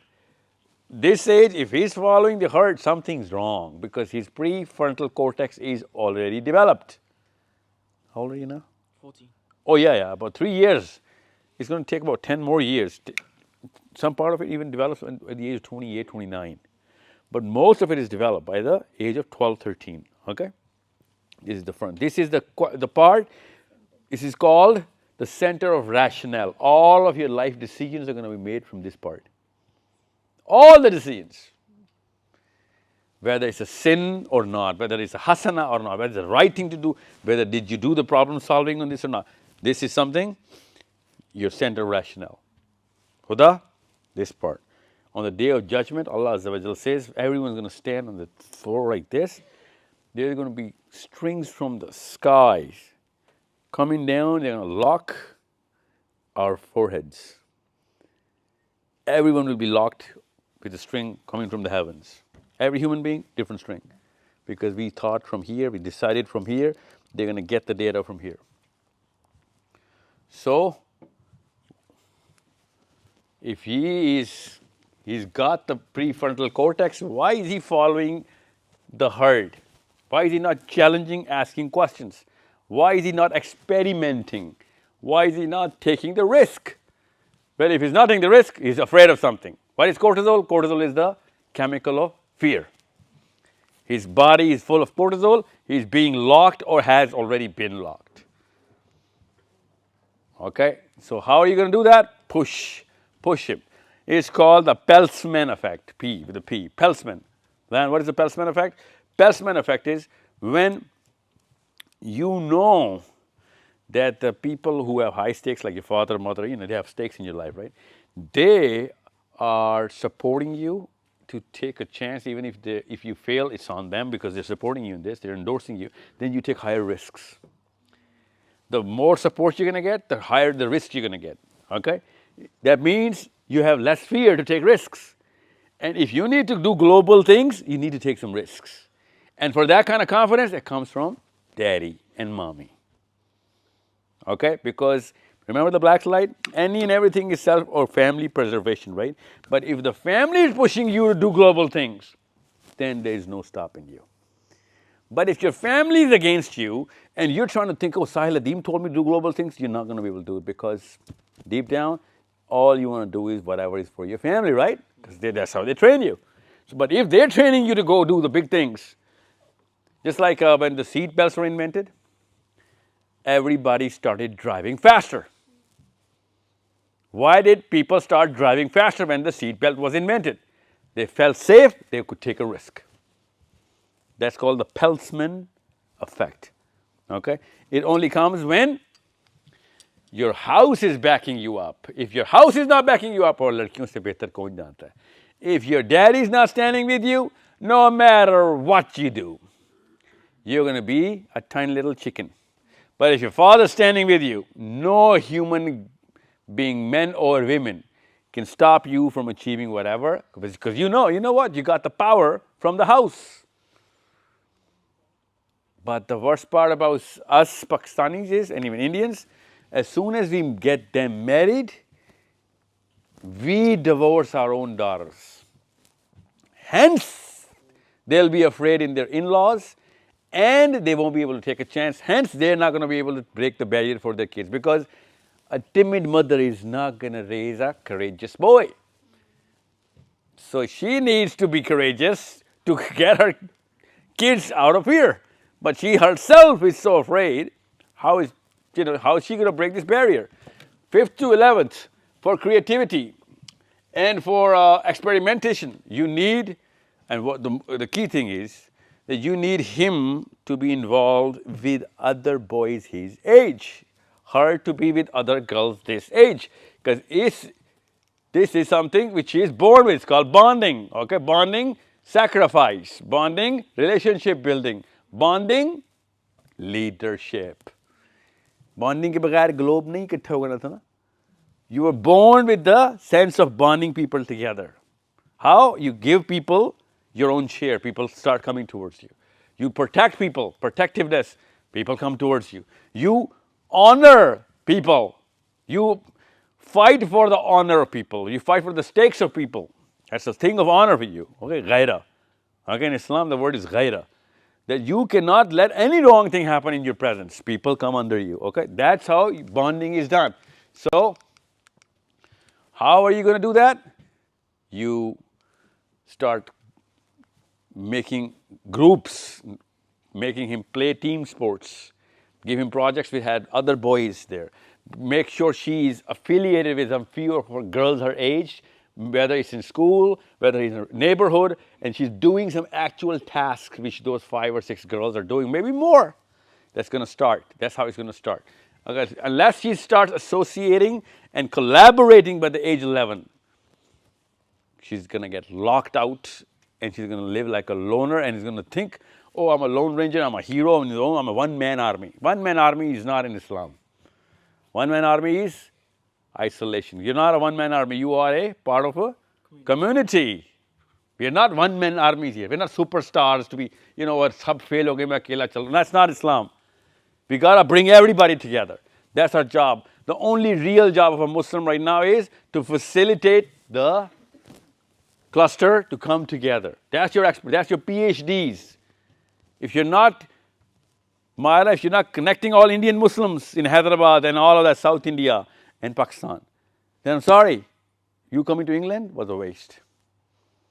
Because they're going to listen to you because they envy you, because you have the exposure to academia, you have the exposure to the political platform, and you'll find out in 5 years of how strong that is. I'll show you.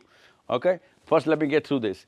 Now, come back to 13 and 18th. This is the age where all the mommies go crazy. Even though that is the finest age of a human being. Prefrontal cortex starts to build up. Human being starts to reflect. Why am I here? What's the purpose? Why do these people say something else and do something else? Okay? This is where he's trying to reflect now. This is what we call the teenage syndrome, even though it's not a teenage syndrome, it's an asset. This man is challenging, but he is not qualifying you because he's disqualifying every single parent because करते कुछ हैं, बोलते कुछ हैं, मुझे कहते हैं नेक बनना, खुद उम्दा मिसाल है बदी की, वो फिर क्या करता है, बोल तो सकता नहीं है, वो चुप होना शुरू होता है. We call it, oh, बच्चा टीनेज में है तो इसके hormones, it's prefrontal cortex, it's not the hormones. You're looking at a different part of the body. यहाँ पे अब सबसे important organ बन रहा है, वो कोई नहीं देख रहा. टीनेज यहाँ से डिप्रेशन में जाता है. मोमिनीन के घर में बच्चे टीनेज में डिप्रेशन, सहाबा के बच्चे टीनेज से गुजरे और पीक पे चले गए थे, उनको नहीं टीनेज डिसऑर्डर. हमारों क्यों हो रहे? Because we are not living up to our own, we are not following through our own things. किताबें दीन इस्लाम की काम हमने की है सारे के सारे हिंदुओं वाले. सो वो भी नहीं, बल्कि हिंदू भी शर्मा जाएं. दे फील लाइक दे इतना तो हमने भी नहीं किया था. जय राम जी की. So reflection, origination. At the teenage, this boy or girl will kill herself but not replicate anything. Because, this boy or girl wants to be original, experiment, gain her identity right now. But we make sure, no, experiment nahi karna. If you're not going to experiment, how are you going to be how are you going to be original? Well, we're not going to let them. So, make sure. जो आज़ादी इसको इस वक्त चाहिए इस्लाम में, उससे ज़्यादा मतलब उतनी ज़रूर दें. और जो कैद हमने टीन एज पर डाली हुई है, उतनी इस्लाम उसको आज़ाद करने की बात कर रहा है। जितने हमने टीन एज कैद किए हैं ना मुसलमानों ने, इस से उम्मत तबाह हुई है। तो this boy, this girl, they are supposed to be experimenting, reading books, writing stuff, going, meeting people, playing sports, collaborating, doing certain tasks. बेशक गलत कर रहे हो, they're teenagers, they're supposed to have some errors, right? Maybe even more errors. मगर अभी नहीं शुरू करेंगे तो फिर वही 50 ईयर के बाद पहला हरकत की थी और पता चला सारी उम्र नाकाम रहा। So बैरियर समझ आ गए। Come back to pathways. Barriers का उलट pathways. This is collaboration. I've actually covered this. Collaboration, coherence, risk and initiatives. One thing mothers should know, fathers should also know, boys, especially age 1 to 5, we need a lot of women in the house. Puppo ho ya khala ho, give the boys, little boys, to women. Okay, we need oxytocin. That's a chemistry of sacrifice. वरना वो selfish होगा, oxytocin से selfless होगा. If he has selfishness, he has no oxytocin. If he has selflessness, all he is oxytocin. और आदमियों में oxytocin नहीं होती. We are not born with it. I mean, we have it, of course, we're born with it, but it's 3 points to 97 points versus a man and a girl of the same size. So get all the women in. And the best part is, if a boy is raised in women in the first 5 years, all is going to be flowing with oxytocin. बच्चे की oxytocin माँ को देख के ही flow होना शुरू होती है. And remember, locking, just like locking, बिल्कुल cognitive pathways का locking का उलट होता है. You're unlocking. Okay? Here you're unlocking. You're making new pathways into the brain. So make sure with oxytocin, you put closeness, physical care, love and affection, physical love and affection. Make sure you hug and, hold the child physically. सीने से लगा के रखें. Most of the time he should understand that this is a normal status. Everyone's going to hold me, hug me, kiss me, because he's under 5. He's 4, 5, 3. That should be a normal thing. By age 5 to 11, he should get some entitlement, creativity, relative, comparisons, and understand how and what is he doing. That's how dopamine is organically transmitted, not through cell phones and televisions. And his physical activity, his sports activity, his gym activities should give him dopamine. Most of the dopamine is gotten through gyms, okay, not through cell phones, the real ones. And then by 13 or 18, what is serotonin? Serotonin is the leadership chemical. If I know that I am the most competent man in some certain skill, I have high serotonin in all of those people who are competing in that skill. Okay? So if I have a bigger purpose, global, then nobody can compete with my serotonin because, unless someone who also has a bigger purpose of globe, okay, and comes and says, you know what, I want to do the same thing, then I'm not in any competition with that guy. Okay? It's not the Olympics, it's Islam, right? So he's not going to affect my serotonin. So I am not going to get depressed by comparing myself and say, you know what, this guy's got more skill, more talent, more nothing. If he's got, anything which I can use so that I can make a bigger cluster, I'll show you how, okay? Then it's going to raise my serotonin. Forget about serotonin for now. It's a little technical. वहाँ से आप लोग out ना हो जाएं. Make sure you understand. दुनिया में सारे के सारे इंसान एक दूसरे को एक दूसरे से कंपेयर करते हैं, ख़वातीन से, आदमी से. कभी इसलिए औरतों को कभी आदमियों से फ्रिक्शन नहीं हुई और औरतों को हमेशा औरतों से फ्रिक्शन हुई है. It is very tough for a desi woman to talk to desi woman and not have a grudge. Okay? But you guys never ever hold grudges against us when you're having conversation. अब हम आदमी भी इतने used हो गए, हम भी डर जाते हैं. हमारी बेगम किसी और औरत से बात कर रही हो, हम भी डरते हैं. अभी कोई फड्डा पड़ा. Something is going to be said और जो ताने में ले लिया जाएगा. We are all afraid. We are all Pakistanis. We know that. और अगर हमने बेगम से कह दिया ना, उसको बात का मतलब ये तो नहीं था, तुमने ज़्यादा ही नेगेटिव ले लिया, तो तलाक हो सकती है हमें. So we have to side with our wives to say, you know what, I want to save the man. Who cares about that strange woman, man? She's evil. Let's go. So it becomes a vicious circle. Why? Because there's a competition we're born with, okay? As I said, जन्नत में सबसे खूबसूरत औरत होना आपका ज़रूरी है, वरना वो आपकी जन्नत नहीं है. Okay? और सबसे ज़्यादा पावरफुल आदमी हमारा होना ज़रूरी है, वरना मेरी जन्नत नहीं है. So we keep comparing power to power, influence to influence. And if you have a global purpose, you will naturally need people of power. Rather than competing with them, you'll start using them. Okay? With people of money, you'll be like, okay, I need the billionaires, I'll use you. I need the politicians, I'll use you. Because you need all of them. I'll show you how it works. This is how it works. This is how, let me just show you here. First, let me show you the original slide here. This is people with global purpose coming together. Okay? You know what these people are? Just English, the England, who are 280,000 Jews in England alone. Only 280,000, 3 lakh. You know how many Muslims in England? 4 million. You know how much, what is the difference? 3 lakh or 40 lakh. 3 lakh Yahudi, 40 lakh Musliman. Kidhar? England mein. When they have a global purpose, this is how they behave. Okay? Look at what you're supposed to do. Okay? This is what you're going to do. Dhyan. Huda, look at me, focus. Okay?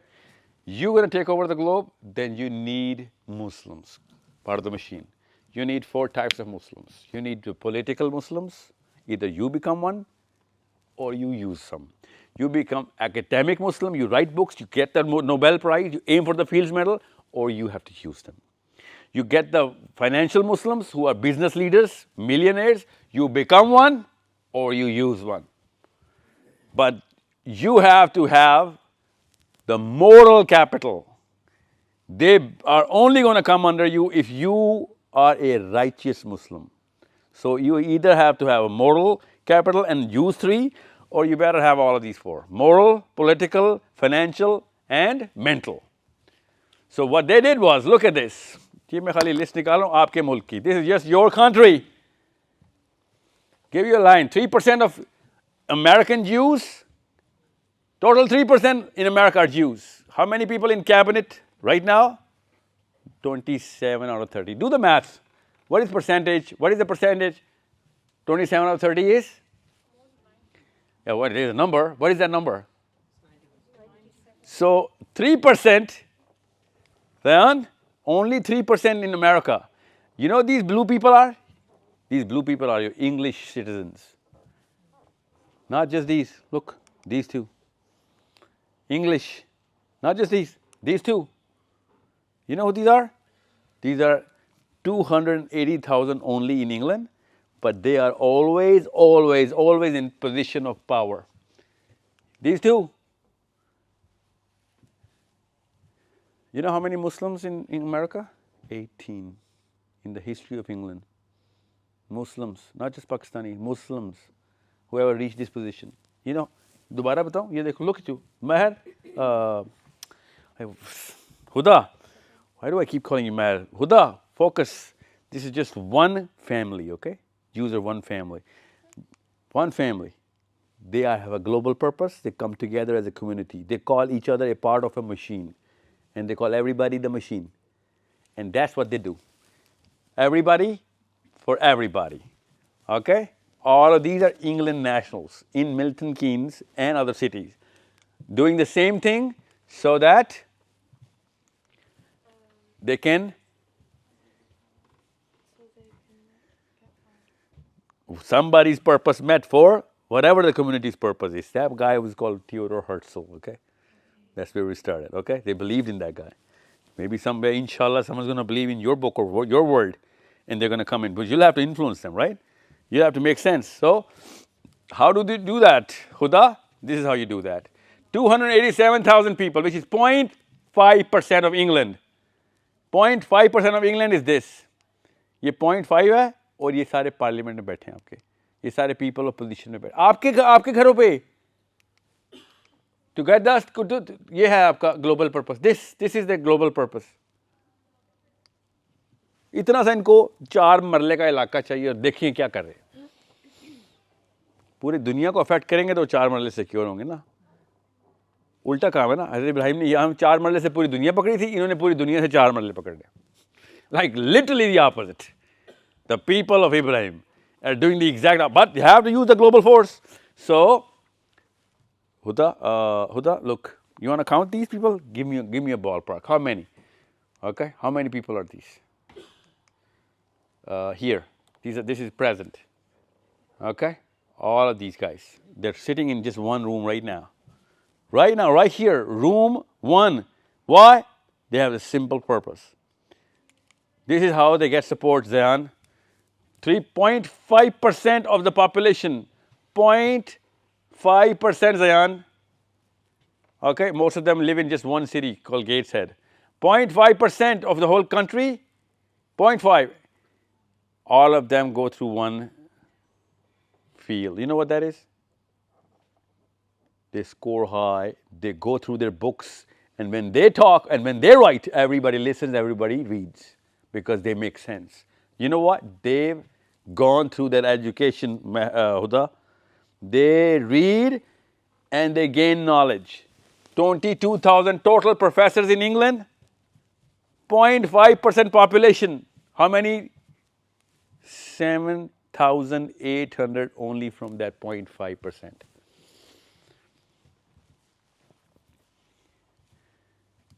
You see how global purposes are met? You know what community looks like? This is what community looks like, Huda. This is the shape of a community. And look at us, single individual sitting here. Everybody is thinking, how can I beat the other person and become more richer or famous or all of that? That's not that's a cancer. Okay? This is what a community looks like. 900 total Nobel Prize, Sudha, till the start of Nobel Prize. 900 total. 225 to one family. You know what family is, right? Purpose. 225. You know how many Muslims Nobel Prize have? 1. 2 billion Muslims, 1. 2 billion Muslims, 1 Nobel Prize. 2 million Jews, 225. When people come together with a purpose, they know what they have to achieve. That's called a community. Okay? So, let me show you a little more so that you can understand how it's done. Then focus on this, okay? This is what I'm talking about. You need to get moral capital, which is Islam, Quran and Seerah. If you do not have the Quran and you do not have Seerah, people of politics are not going to listen to you. They'll be like, dude, I'd rather work with the crook I can depend on, because I need people who I can depend on. Okay? Because if you are not morally high, no one's going to depend on you. No one's going to listen to you. So that's a prerequisite. That means you're credible, you're honest, you're dependable, most of all. You're dependable. When you commit, you fulfill. Remember, the Prophet said, if a Muslim commits and doesn't fulfill, he is not part of Islam. Okay? So moral capital is a prerequisite. That is built how? Inside the house. This built how? Built inside the house. This, where is it built? It's not built inside the house. Okay? Financial capital is not built inside the house. Okay? 75% plus of UK Jews never got a job. They jump into entrepreneurial projects from day one. All of the Muslims, doctor banogi na beta bade, okay? Varna fail ho. Doctor fail ho varna. Engineer, doctor, otherwise shame on you. That is not how communities work. Communities work by understanding where is the need. This is the need. If he is a doctor, बनाए आप doctor मेरी तरफ से बिल्कुल. You want to make him a doctor, but he better become a biologist after the doctor. I need scientists. Right now I know where the need is. Doctors can make better biologists. If you want to make her an engineer, I want her to go into mathematics then, because mathematics की base के ऊपर engineering कर रही है. उसके बाद, because I need the mental capital way more उसकी नौकरी से मेरे कोई पैसे नहीं आने कम्युनिटी में, जितना मर्जी आता था 2.5% ज़कात दे रही होगी या दे रहा होगा. It's not going to fetch us anything. So every human being matters, right? Because if I am not contributing to the community, I am the problem. Remember Huda? So your jobs are not going to fetch us money. But if you're competent in the job and you're growing, then you're growing through mental capital of your books, your articles, and your journals or whatever research you're going to do. If you're not doing research, you're not at all useful in this category. So you'd rather make a lot of money or you make a lot of influence and gain a lot of power. You have no other choice but to gain any of these three. ये तो सबके पास होना ज़रूरी है, otherwise you're not even a Muslim. मसला ये है इस वक्त पॉलिटिकल पावर वालों के पास भी ज़ीरो मॉरल है, फाइनेंशियल वालों के पास भी ज़ीरो मॉरल है. Ironically, high IQ बच्चों के पास भी ज़ीरो मॉरल्स हैं. They come up with techniques to, defraud the system. So what we need is to make sure these four, this is how these four are done. Let me show you how these four are done. Zayan, focus on this. This is the globe, remember? Remember the globe? The planet Earth? Huda, same globe, eh? Focus on this. This is when they found out, okay, how many family members do I have? Here, here, here, here, here, here, here, here, here, here, here, here. Not many, Huda, not many, only this many, world total. Then they looked, what is our political worth? These people like us, these people like us, these people like us, and they hate us. They like us, so recognition. So what they did was, Huda, focus, when everybody comes together, you don't need everybody, you just need the right kind of people. You know how many Jews are actually getting everyone together in Israel? 24. That's all it takes. If the whole community is performing, only 24 is even a good number. Because they don't need the money from the Jews. You know where they're getting it? They're getting it from everybody else. This is 24 people in the right places. This is what they do. I'll show you these faces of these 24 people. These people, and these people, these are the 24 people who make this happen. They come together with the same purpose, this happens. This. And the most important, this, look at the GDP. Right people in the right place. It only takes 5 to 7 years of Hudas and Zayans. And what's your name? Tuba? Really, man, you guys win the prize for the toughest room in the world. How do you pronounce this? What's the spelling? Dua. Dua. Oh, okay. It's your accents, You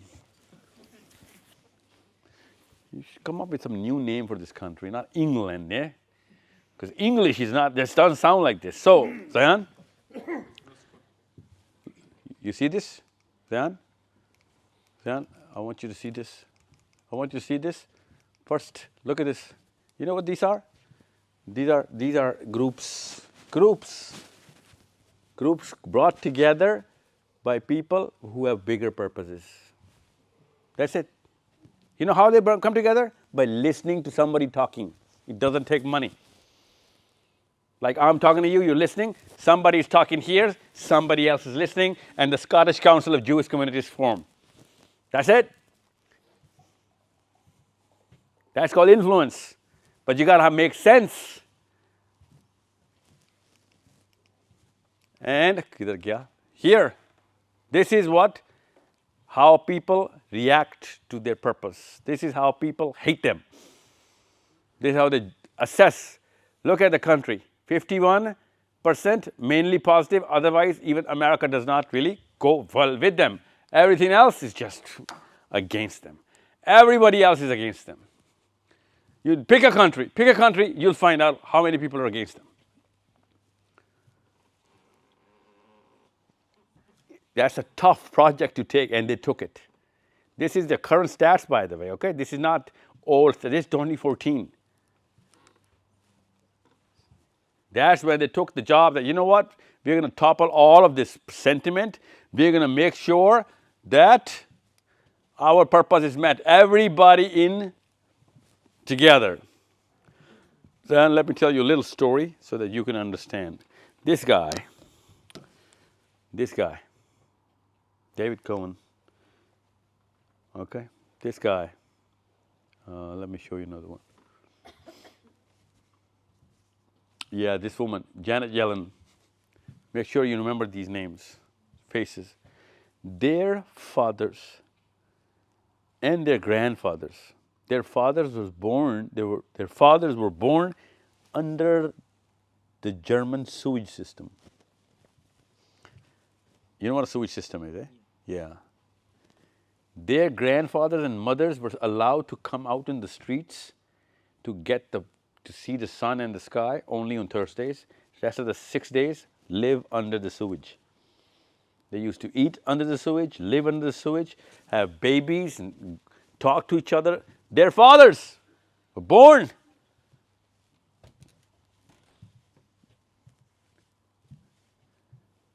You need to understand, when people come together, they have to come together as a group. They were born in the sewage systems. You know how many dollars it takes to live in a sewage system? Zero. They had nothing. They were not supposed to, they were not allowed to buy or wear clothes. This is what they did. They took over the world in one generation. Why? Because they wanted a purpose. They knew the definition that if everyone's coming together, I'm a part of a machine, Uda. I need to fix this whole machine and I got to take over. So what they did was, in the sewage, you know what they used to say to each other? One statement, 4 words. Every single person saying it to every single, and every parent saying it to every child.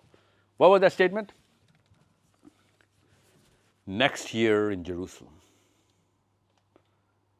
Next year in Jerusalem. For 40 years they kept saying this to our kids, to each other. Next year in Jerusalem. That is the global purpose. Next year in Jerusalem. Even though, where were they? They were under the sewage in Germany. But they said next year in Jerusalem. Did they happen to go there next year? No. It took a generation. That's why they are making sure they don't end up back in the sewers. They need this. We all need this. Everybody needs this. That's why I'm telling you to make sure you get to have this. If you don't do this, if you don't train your kids for this, with a certain purpose, I'll tell you this right now, just in the first slide. If you are raising fractured Muslims, then God help us all. But if you do this with a purpose, then either one of your kids I need for this, or this, or this, everyone fits somewhere. And everyone for the same purpose. I need you in power in England. Otherwise, we won't be able to call a lot of shots in African Muslims or Pakistani Muslims or Indian Muslims. Palestine is just a start. Indian Muslims are next. We need people in power in England, Muslims, in America, in Germany, in France, so that we can have these come on. So, this is something which you need to develop. Make sure, this is not much to ask, just develop these 4. Agle 10 saal hamara kaam ho jayega. Make sure you focus on these 4. God has gifted us with these 4. You just have to polish them. Make sure you are conscious कि अगले साल में ये कितने % बढ़ रही है, इससे अगले पर कितने बढ़ रही है, and so on and so forth. And again, I cannot emphasize enough. I have to go back because I don't want to miss the point here. This is the point here. Unless this is set properly, and make sure everyone in this is how they did it. And if they were thinking like this, every one of them would have been dead, literally dead. So they came together. We are thinking like this, and we are worse than that. Prophet ﷺ said, Rasulullah ﷺ said, that right now you're in thousands, you over the world. You do anything, the world. See, show you the map. Thousands of people only did that. One day will come, and then you will be in billions like us today. and people will be feasting over you like as if you were served over the dinner tables. The Prophet ﷺ was asked, "Oh Rasulullah, we will be billions and still will be served like food?" Food meaning that someone who cannot defend himself or herself against whatever is going to happen to him. That's why he called food, because food cannot defend when you're going to cut and eat it. So the Prophet ﷺ said, yes, you will. So what will happen, O Rasulullah? The companion asked. The Prophet said, you are going to have two things.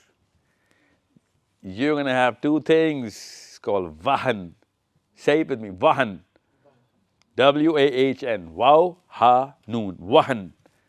This is the psychology and the disposition of wahan. What is wahan? Wahan means the fear of death, that's against self-preservation, and the love of this world. Okay, this is wahan. Once you have wahan, doesn't matter how many you are, wherever you are, doesn't really matter, what you look like or act like, or if you have money or not. If you have this, and you have those four pillars, then you are the biggest enemy I can possibly have. But if you don't have this, and you have this, and then you have those four, then you are the soldiers of Allah, trying to fulfill the purpose of Ibrahim alayhi salam and Muhammad Mustafa sallallahu alayhi wasallam. But if you have this, and you do not have those four capitals, then you are going to go through psych wards and mental health medications, because you'll know what to do, but you won't be able to do it. So what are you going to do? You're going to have to make sure that you use England as a potential, as a platform. You use their Cambridges and Oxfords. If you're not going to go to Cambridge or Oxford or get a degree which is going to give you competence, Huda, there is no point of you being in England. You could have been an Huda in Mianwali or Islamabad or Karachi anyway. We sent you here so that you can gain competence here.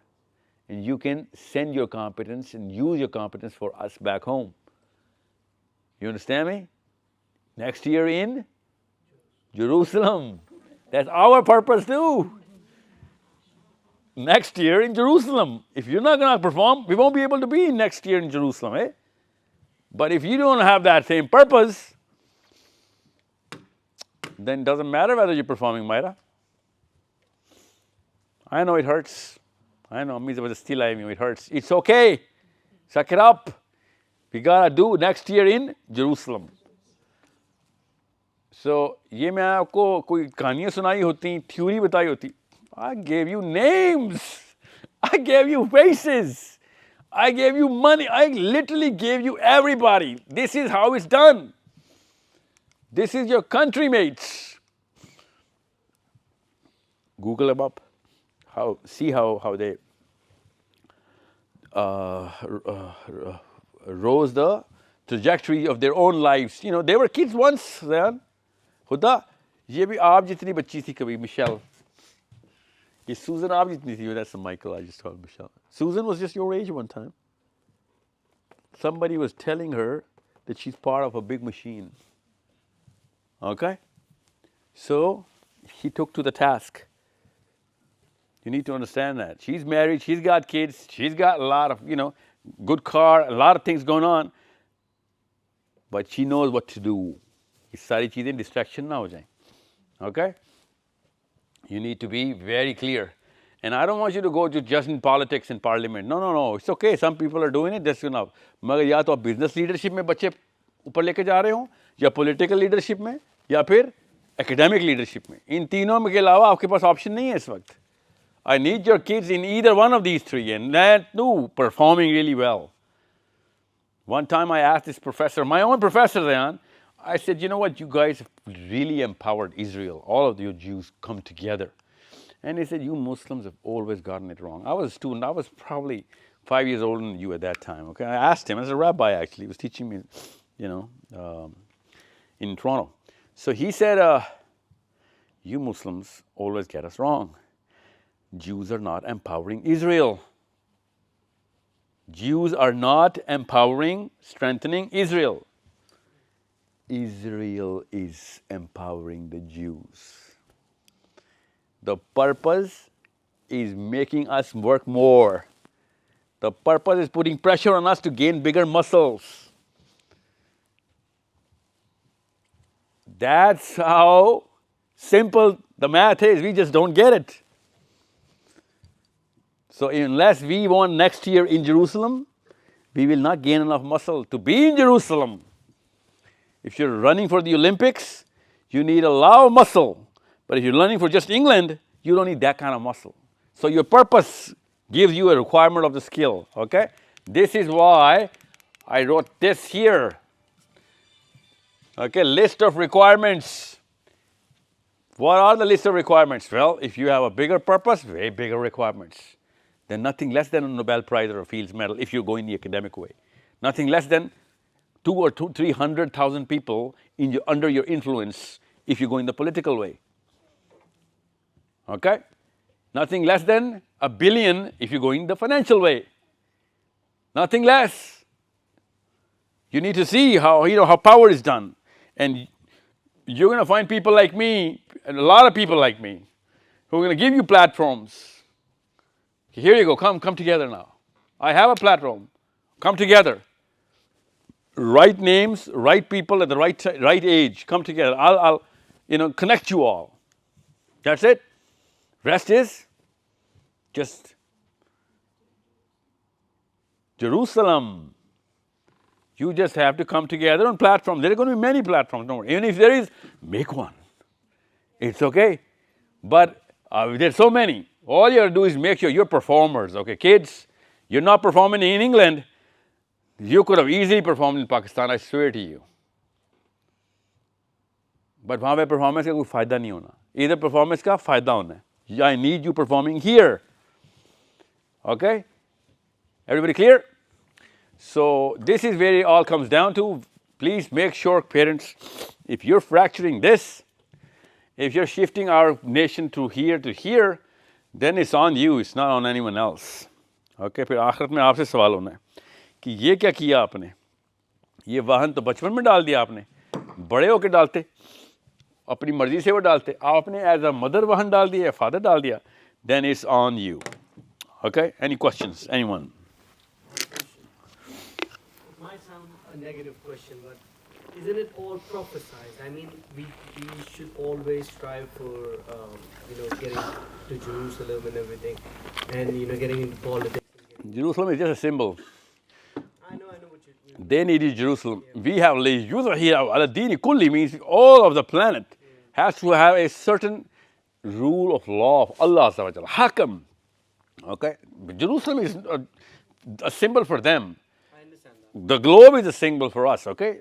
Every part of the planet is Allah's. I'm sorry.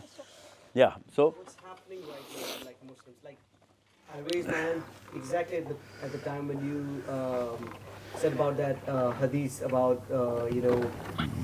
Muslims being in billions. So isn't it all like prophesied 1400 years ago that, this is going to happen to us? And we can clearly see it happening. No, we can't. See, listen, we're not going to be billions for just the one time that is right now, okay? It is also prophesied that a man is going to commit adultery with his mother. It's going to come a time. We should start doing that too. No, we're not doing it. We are killing Palestinians.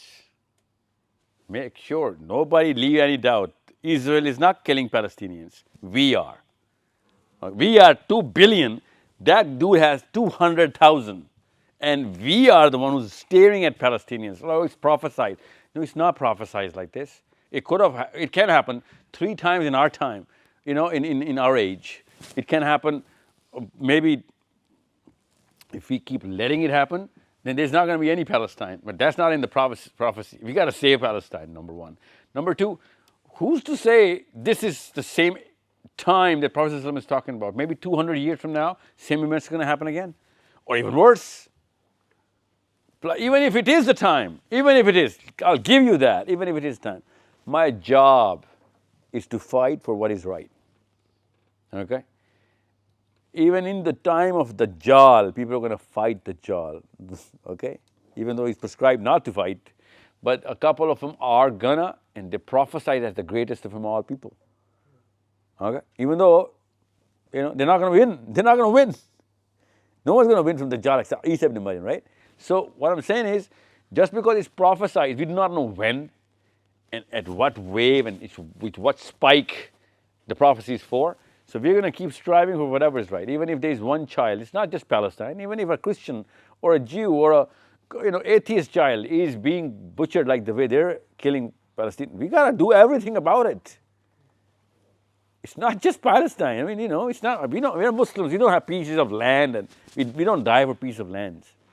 We have to change as a group. Einstein said, doing the exact same thing and expecting a different result is a definition of insanity. Yeah, exactly. And it is Einstein himself also who said that this world, Zayan, is not getting corrupted by people who are doing the wrong thing, but it is getting corrupted by people who are not doing anything about it and just staying quiet, even though they know what's the right thing to do. But they play spectators. Okay, so it's not about us. Okay, it's about our purpose. It is going to be the same crowd here, you and me. Hum sab ikatthe honge. I'm telling you, I promise you this. On the day of judgment, every one of us will be standing just like we're sitting right now. And same questions are going to be asked. एक ही सवाल हम सब से ज़यान, मेरे से भी आपसे भी और अली बिन अबी तालिब से भी, मेरे से भी आपसे भी और उमर बिन खत्ताब से भी. Same question. Guess what he's going to be answering. And what am I going to do? Well, you know what? I had no means, or I missed out, or my mommy confused me. It's not going to work. Okay?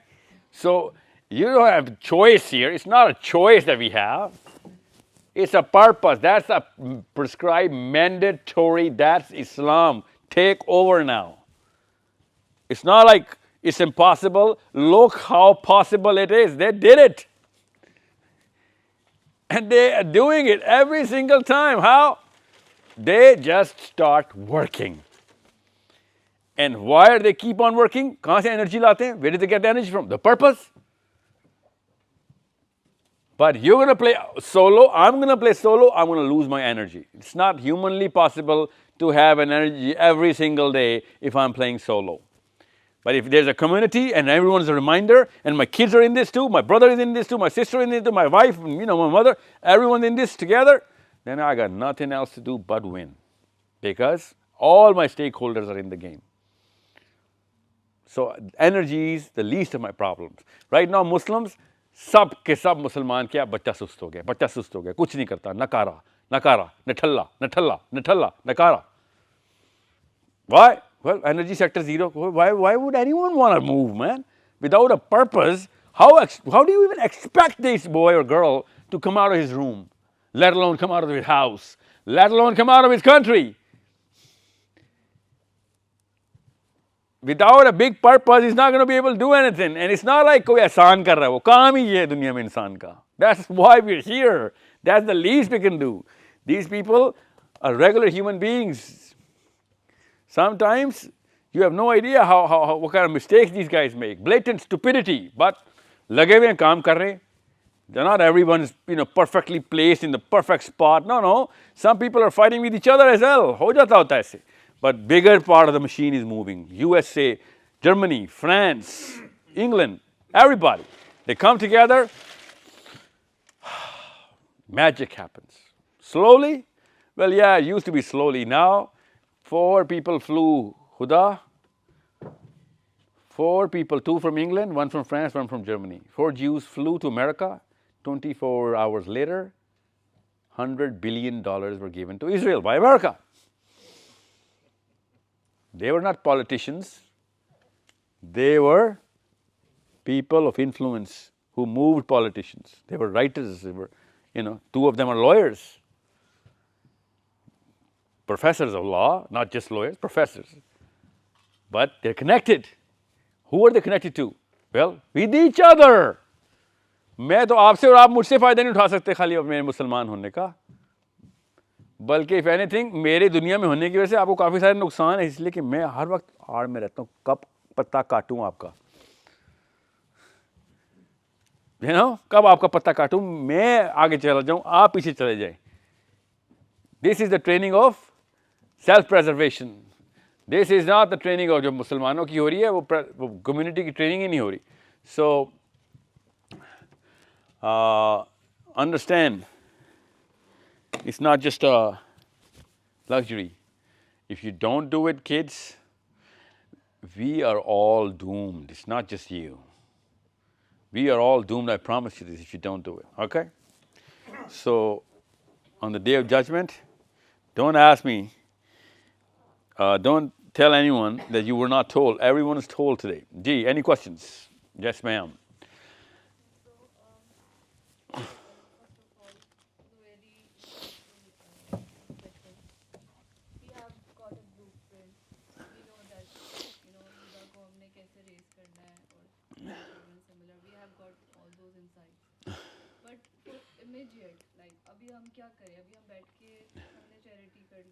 No charity की जरूरत नहीं अभी. Know like अभी हम बैठ के wait करें और एक जनरेशन रेज करें इसको और देन वेट करें कि फिर जाके बढ़े और व्हाटएवर. नहीं, आपका नाम क्या है? What's your name? Anam. Anam, war अभी उस तरह नहीं होती जिसमें पहले होती थी. आई know. I wish more girls thought the way you're thinking. Okay, ये विगर जो है ना, ये एसेट है, इसको चैनल करना है, ना बंद होना है, ना इसको गलत इस्तेमाल करना है. गलत क्या मतलब? चैरिटी देके अपने आप को सेटिस्फाई कर लिया. It's not gonna cut it.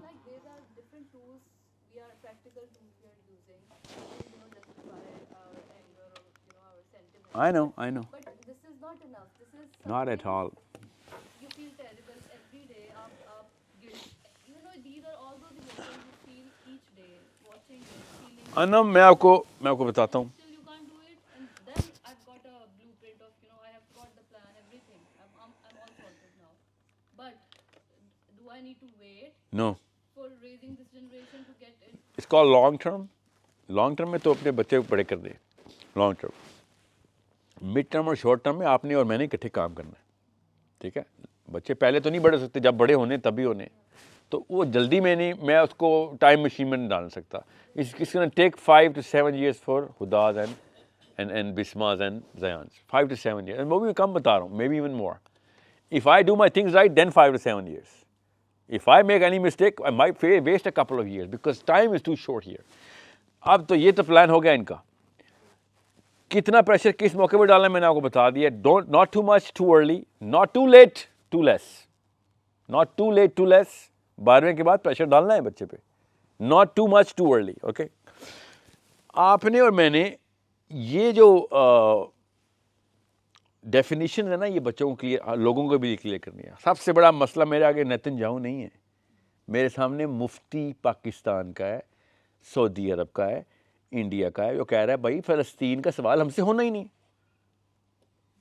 Pakistan में तो उनका आपको पता है, इंग्लैंड में भी आपके मुफ्ती कह रहे हैं हमसे सवाल नहीं होना. करके वो कर देते हैं. पाकिस्तान में तो आपको सवाल ही पैदा नहीं होता कि आप अपना कोई पॉइंट ऑफ व्यू, ये जो सारे हमने लर्न किए अभी, इंग्लैंड में भी अनम इम्प्लीमेंट कर सके. वहाँ पे तो कोई क्वेश्चन, कोई कुछ भी उसको ब्लास्फेमी का वो करके सारा, नहीं, ब्लास्फेमी का तो इसमें कोई ताल्लुक नहीं आएगा, मगर यू राइट, पाकिस्तान में नहीं हो सकता. ब्लास्फेमी के करीब करीब आ जाएगी कि उलमा के खिलाफ क्यों. या so how many girls, how many circles of women or men or boys and girls can you initiate? Initiative तो हमें लेना पड़ेगा. मिड टर्म और शॉर्ट टर्म इनकी अब बात नहीं हो रही. ये हमें पता चल गया, बच्चे लॉक कर दिए हमने कि okay we have certain duties upon them. Either of these 4 capitals में से, मॉरल के अलावा तीनों में से कोई एक कैपिटल में मैंने इसके ऊपर परफॉर्म करवाना है इसको, चाहे लड़की हो चाहे लड़का हो. बिजनेस लीडरशिप में कोई लड़की की को वो नहीं है. A girl can also be a millionaire, a boy can also be millionaire, dependent on कि बनाना ही आपको एंटरप्रेन्योर है लड़की को. अगर आपने इसको नौकरियों में डालना है लड़के और लड़कियों को, तो ठीक है आप डालें. फिर मैंने आपसे कहा ना, फिर दूसरी ट्रेजेक्टरी है. फिर फाइनेंशियल पिलर ना एक्सपेक्ट करें आप. फाइनेंशियल पिलर्स के लिए आज तक आप कभी भी नहीं देखेंगे आटे में नमक के बराबर है. इन लोगों को पता चल गया था पैसे असल में 2 चीज़ों में बनते हैं, एक नेटवर्क और एक आईक्यू. नेटवर्क स्ट्रांग है आपकी और आईक्यू ठीक है आपका. मुसलमान और स्पेशली पाकिस्तानी इन दोनों पे काम नहीं करता। आपकी नेटवर्क होती ही नहीं है और सिफारिशें ढूंढ रहे होते हैं, सर आप किसी तरीके से बात कर दें, बात और you know nothing happens. You need to listen, Zayan, let me tell you an example, definition. A career is defined in a way where you'll never miss out on this. A reputation of the authenticity of your skill. Say it with me. Reputation of the authenticity of your skill. So if either one of these three is missing, you're never going to make any money. You're never going to make any politics. Okay? What is reputation? When people get to know your work. What is authenticity? When you're doing the right work better than anyone else.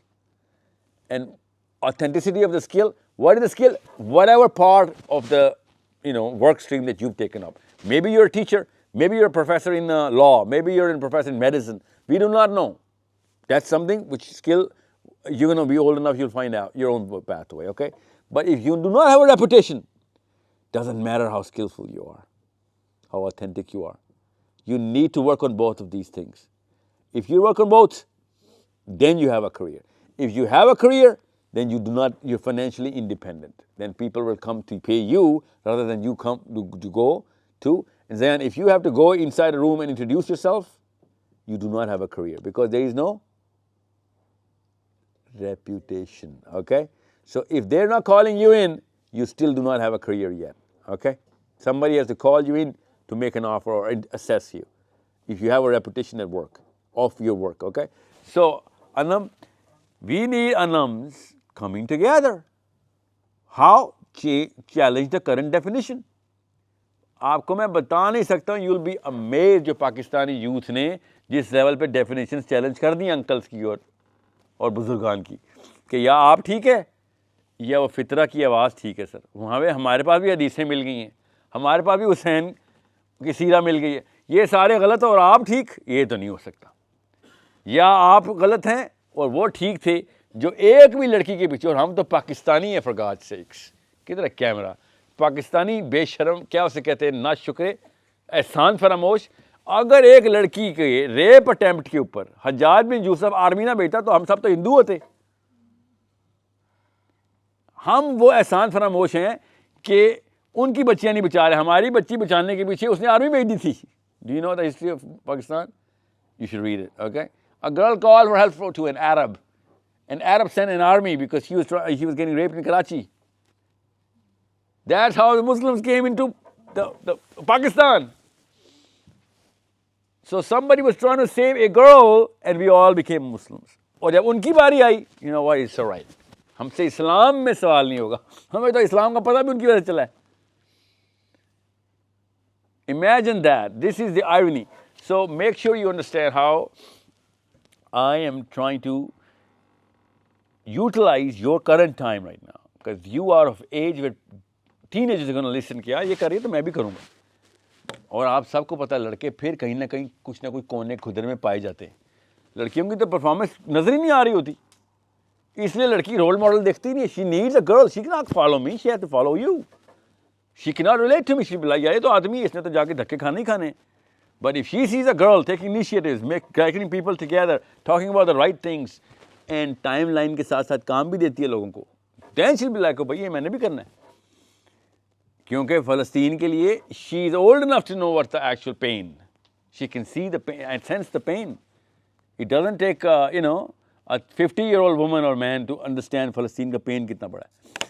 So we need short term में आपकी physical initiatives लें जो कि लड़कियों के at least आपके England level के ऊपर सर्कल्स क्रिएट होना शुरू हो जाएं, जिसमें आपने ऑफिशियल चैलेंज क्रिएट शुरू करें. इंग्लैंड में इतनी मस्जिदें हैं, आप इनके मुफ्तियान को पकड़ना कि सर पाकिस्तान वाले तो बिल्कुल ही ज़ीरो पे चले गए ना. दे से नहीं, हमसे सवाल नहीं, क्या आप भी ये कह रहे हैं तो आएँ डिबेट करवाएं फिर हमसे. मसला पता क्या नाम, एक मुझे लड़की बता दें जो आप भी जानती हूँ, जो एक मुफ्ती साहब को, जो कि बेशक गलत भी बोल रहा हो, उसको चैलेंज करने के लिए लिटरेचर लेके दिखा. Girls don't read. You show me one and I tell you, know what, चलो ठीक है, आपका कोटा पूरा हो गया. You won't even able show me one.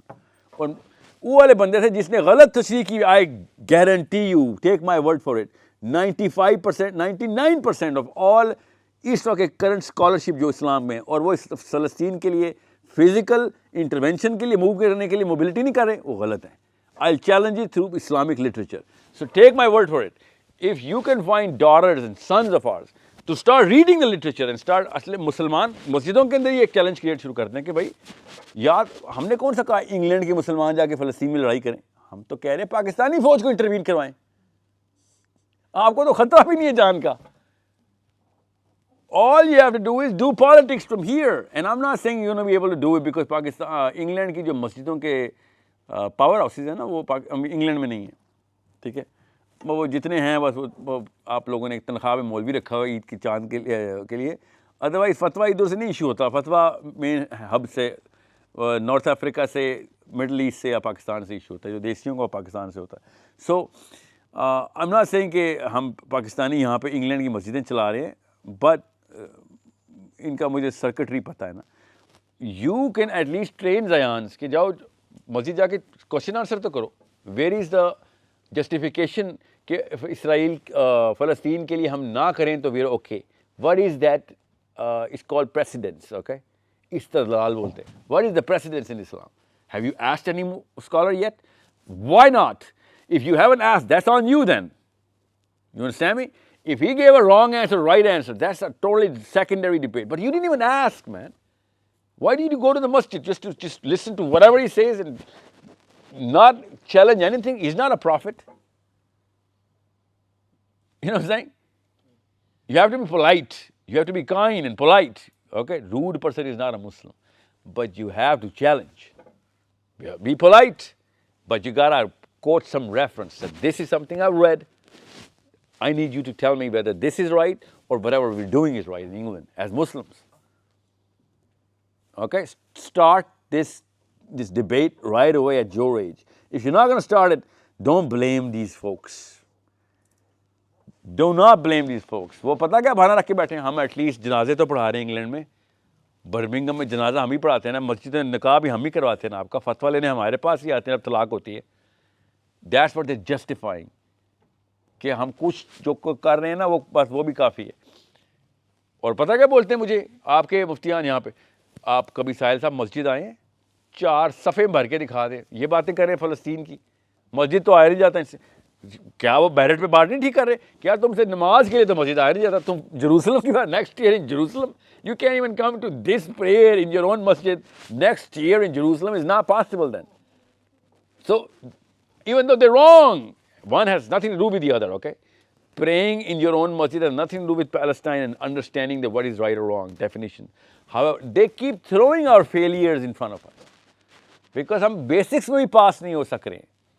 हमारे बच्चे फजर भी नहीं पढ़ते मस्जिद जाके, उसने मस्जिद जाके जुम्मे में चैलेंज किस मुंह से करना है उसको? वो कहेगा नहीं आपसे कि बेटा आप मेरे मोहल्ले के कभी मस्जिद है तुम कभी आए नहीं हो। See, I'm not saying he's going to be right. He'll be wrong in saying that. But he will say that because that's all he can do. Because जितने भी वो मिनिमल कर रहा है वो अपने काम के अंदर वही कर रहा है। सर निकाह में पूरे बर्मिंघम में निकाह मस्जिद के मौलवियों ने कराए ना, मैनचेस्टर के निकाह मस्जिद के मौलवी करा रहे हैं, तलाक़ें भी वही करवा रहे हैं, जनाजे भी वही पढ़वा रहे हैं। इवन तो सबसे आसान नमाज जनाजा नमाज, and every man should pray his namaz janaza for his own father और elders. That's our job man. Okay, that's our first job. That's the first right my father will have over me, or your father will have over you. No stranger can pray for your father the way you can. He is not feeling the pain of the loss of a loved one the way you can, and the way you are. Okay, so you better. It's the smallest prayer in Arabic. But for whatever prayer that you record, जो दुआ मांगनी है, whatever prayer that you, वो तो आप जब मर्जी मांगे ना नमाज जनाजा में। So we are purposely giving them something so that their ego is satisfied and they are letting us all down in the आखिरा, और हम सब मारे जाएंगे आखिरा में। हम में से एक भी नहीं बचेगा और बचेगी, मैं बता दूं आपको। आप समझ रहे हैं औरत होने का वहाँ पे फ़ायदा उठाएंगे, मैं तो मेरे शोर से पूछ ले, मेरे शोर से, ऐसे नहीं होगा। Your daddies are not going to save you in the day of judgment. No one is going to be like, oh औरत है खैर छोड़ दो। फरिश्ते ऐसे नहीं करते होते, बल्कि ज़्यादातर औरतें दोज़ख में डाली हैं उन्होंने। You know that, right? We're Muslims. फरिश्तों को औरतों पे रहम नहीं आया, आदमी उन्होंने छोड़ दिया और उन्होंने दोज़ख में डाल दिया। Yes yes ma'am. जो इन्होंने सवाल किया मैं उससे थोड़ा सा आगे जाना चाहूँगी। आपने कुछ जवाब दे दिया, लेकिन इंग्लैंड के अंदर चैरिटी रेज़ करना, फंड्स रेज़ करना और जो चीज़ें फिज़िकली हो सकती थी, फिर उसके बाद हुआ कि आप विजिल्स में गए या आपने दुआएं की हैं या आप नवाफिल पढ़े हैं, लेकिन जो जुलूस निकल रहे हैं उनके बारे में आप क्या कहेंगे? कुछ भी नहीं कहूँगा मैं, बहुत प्लेसिबो इफेक्ट है अपने आप को सेटिस्फाई करने के लिए। जुलूस से फ़लस्तीन आज़ाद होना है। जी मैं ये जानना चाह रही हूँ कि इस्लामिक लिहाज से इसकी क्या कोई अहमियत नहीं, बल्कि गुनाह है ये एक तरह का वो वाला गुनाह तो नहीं, वो फतवा तो नहीं दे रहा। अगर आपने बॉम्ब के अंदर से एनर्जी रिलीज़ कर दिया, वो चलने के काबिल ही नहीं रहा। क्यों मैं जी प्रोटेस्ट करके आ गई हूँ? भाई आपका काम प्रोटेस्ट नहीं था, वो काम पॉलिटिक्स है। प्रोटेस्टेंट जो होते हैं ना, जो प्रोटेस्टर्स होते हैं, प्रोटेस्टेंट कह रहा हूँ, प्रोटेस्टर्स पॉलिटिशियन इस्तेमाल करते हैं, और द पॉन्स ऑफ पॉलिटिशियन, जो नॉट अ पॉलिटिशियन, बल्कि पॉन भी नहीं है, इतना नीचे के हैं वो। आप लोगों ने गवर्नमेंट मूव करवाने की स्ट्रेटजीज लॉक करवानी है, लोगों को अपने घरों से बाहर निकाल के झंडे लहराने की नहीं। आज तक मुझे भी बता दें किस प्रोटेस्ट में कौन सा काम हुआ है। सबसे बड़ा यूरोप का वॉक इंग्लैंड में करवाई आप लोगों ने, और उससे अगले दिन ऋषि सुनाक ने यमन पे मिसाइल मार दिए थे। मुझे बताएं ना, आप लोग कौन सा प्रेशर क्रिएट कर रहे हैं, मुझे भी बताएं। याद हो रहा है, it's working, we all know it's not working. You know why it's not working? Because mothers and fathers are not conscious where to hit the iron, what part of the engine is actually supposed to be fixed. So our kids are thinking, since parents are not doing it, it's not the job to be done. It is the job to be done, I'm sorry. We just showed you, ये parents हैं सारे जो आपको मैंने दिखाए हैं यहूदियों के। इनके बच्चे नहीं हैं, इनके बच्चे सोचें आगे क्या लेके जाएंगे, कहाँ से कहाँ लेके जाएंगे बात को। ये तो वो हैं जिन्होंने 70 साल 60 साल की उम्रें गुजारी हुई हैं। इमेजिन किस लेवल के ग्राफ्स आके आने वाले हैं। अभी तो खाली फ़लस्तीन के ऊपर पहला हमला हुआ है, लेबनान, ईरान, यमन, इराक, शाम, यू नेम इट। तो फिर जो ये कहा जाता है कि अपने एमपीज़ को लेटर लिखें, और यहाँ काफ़ी है कि लोग लिख रहे हैं अपने अपने शहरों में एमपीज़ को लेटर, आया उसका सियासी तौर पर कोई फ़ायदा है? जी कोई फ़ायदा नहीं है, बिल्कुल भी कोई फ़ायदा नहीं है। सोशल मीडिया है इस वक्त, बच्चे आपको ऑस्ट्रेलियन मुस्लिम्स चाहिए, जर्मन चाहिए, फ्रेंच चाहिए, अमेरिकन चाहिए। You know why? You need numbers. और आपको सिर्फ सोशल मीडिया पे नहीं चाहिए, याद रखिएगा, आपको वो वाला बंदा चाहिए जिसके पास पैसे हैं, वो वाला बंदा चाहिए जो कि वाकई में जिसके फ़ोन कॉल के ऊपर कुछ काम भी हो सकता है। मैं एग्जांपल दे रहा हूँ आपको, खाली बंदे तो आपको एक से ज़्यादा चाहिए ना, मैं आपको एक प्रोटोटाइप बता रहा हूँ। Now as women, I'll tell you this right now. If you're not gonna change the definitions of current Islam, या ये क्या 2 नंबर इस्लाम बना दिया हुआ है कि कुछ भी ना करो तब भी ठीक है, ये इस्लाम नहीं है। इसको आपने कम्युनिटी लेवल पे एटलीस्ट क्वेश्चन करना तो शुरू कर दें। एमपी को लेटर लिखने से ज़्यादा बेहतर काम है। ओके, मैं फिर बता दूँ, नीचे से बच्चे खुद ही असली काम के ऊपर लग जाएंगे, उनको पता होगा अच्छा असली इस्लाम क्या है। बिकॉज जितना लड़के का इंग्लैंड में इस्लामिक ईगो है ना, पाकिस्तान में नहीं है। आप लोग माइनॉरिटीज़ में, माइनॉरिटी में अपना रिलीजियस ईगो बड़ा ही होता है। यही बच्चे आप पाकिस्तान लेके जाएंगे, देखना भी 1% मुस्लिम्स कि हाँ सारे ही मुसलमान हैं, कौन सा किसी को प्रूव करना है। मेरी आइडेंटिटी कहीं क्राइसिस में आ ही नहीं रही, इवन तो आ रही होगी, बिकॉज मैंने आपको बता दिया क्या 2 नंबर आइडेंटिटी रखी हुई हमने। वो लगभग सारे के सारे 2 नंबरी करें तो 1 नंबरी लगती है ना फिर वो। सो इसलिए ये वाली चीज़ नज़र नहीं आती कि जो मैं आपको बता रहा हूँ, ये 2 नंबरी हमने खुद सबने की हुई है। बहरहाल इंग्लैंड में ज़यान और Huda needs to show the Samanthas and the Franks that you are Muslims. They go to school and they feel 10 times more Muslim because they're the only Muslim in the town or the circle or the street. But that's not a Muslim. She's not doing anything. याद रखिएगा। So ये याद रखना, ऊपर से आप Christian country में हैं। Most of the Christians are also not doing anything as well. They're also pawns. काम सिर्फ एक ही कौम कर रही है इस वक्त एज अ नेशन। सो आप अगर उधर से बेंच मार्किंग करेंगे वहाँ से भी फेल हो जाएंगे। Okay ji.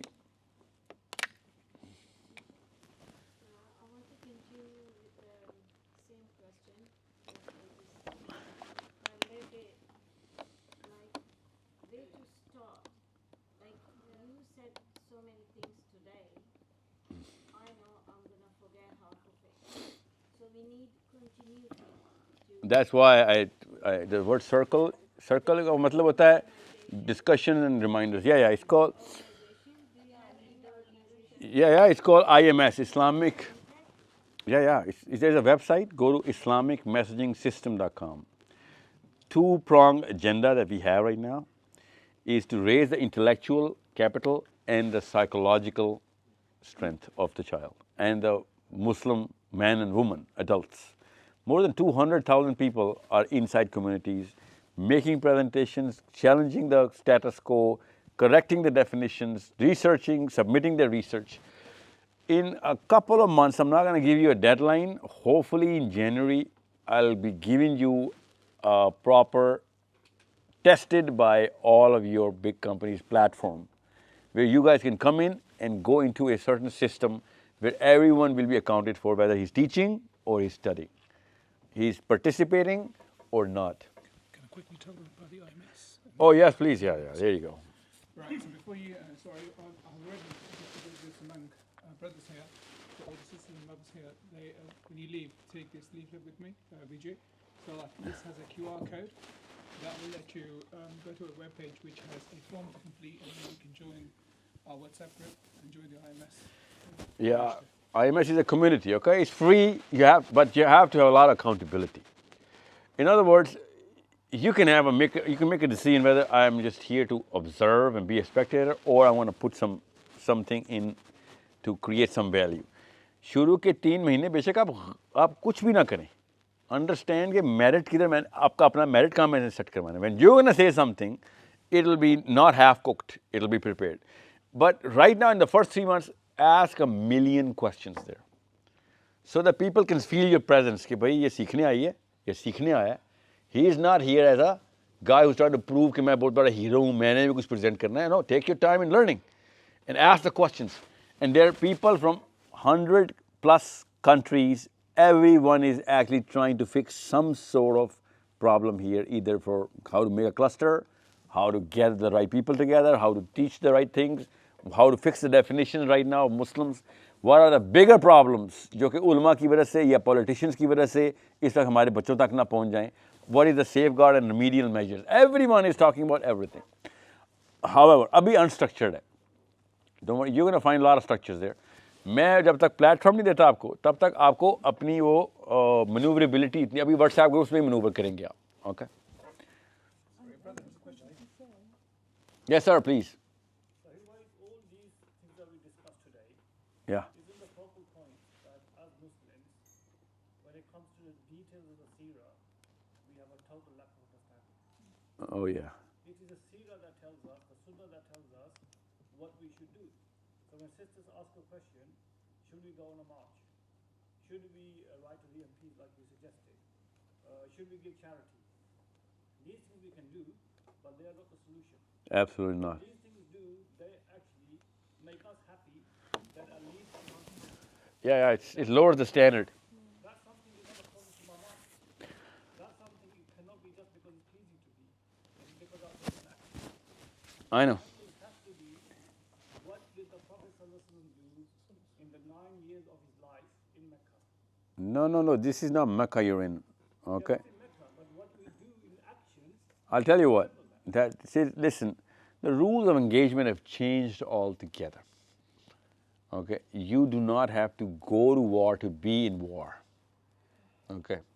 You can be an active, way more active warrior right now in Islam, just like the Badris and the Uhuds and the, Khandak, by understanding how politics is run, how the power games are run.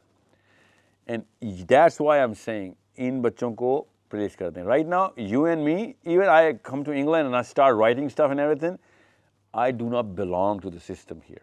It's going to take me a little while before either I become a credible name in the English system and the English Muslims and the 4 million Muslims or non-Muslims that, if he writes a book or writes a journal, it's going to help us improve some sort of IQ in some certain matter, whatever he's going to talk about, okay? And I hope that some of you guys and girls have that sort of credibility by now. I do not know you guys, but maybe you have. Most of you guys are not. I'll tell you why I know why you're not. Because I would have known in Pakistan if there was a British performance going on, especially by a Pakistani. Okay? We do not have your name on the map yet. Plus, I am in IMS, so I would know very clearly of who is writing what kind of book, what kind of article. Because IMS girls and IMS boys, all they do is share books and articles. They discuss books and articles, okay? That's or debates. So I am hoping, and I'm not saying, oh, you know what, I am hopeless. No, I'm not hopeless. You know, I'm not hoping on you. I know this platform works. This is not your platform. This is Victorian platform. It works because they just made it work 3 times in a row. I just showed you these people, right?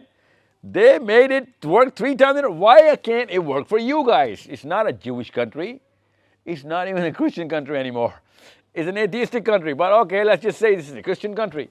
By no means it was made for the greater Israel. This English United Kingdom has absolutely no vision to make sure everyone in England contributes towards greater Israel. No, that's not their job, nor they have a totally different agenda. They support all of these structures, but that's not why they go to work every day. Gateshead community goes to work every day. These British Jews go to work every day. They meet not once a week, they meet every day. Because of the situation in Palestine. They meet every day. When do we meet? We meet once a month, वो भी किसी बच्चे के अकीका पे, वो भी comparing clothes. You need to understand. We are not for Palestine. We are for our own selves. This is the problem we have to solve. Now, again, Huda is going to be fixed. Zayan is going to be fixed because parents are conscious and everything. But what about the parents? Well, we gotta take the initiative. We gotta show our kids that, see, I was doing it. I was not just lecturing you. Look at what I could have done. Look at the books I've read now. Look at the thing that I'm trying to write. Look at the presentations I'm making for, whatever groups that I'm presenting. At least they can do that. And not just charity. Channel the money properly, please.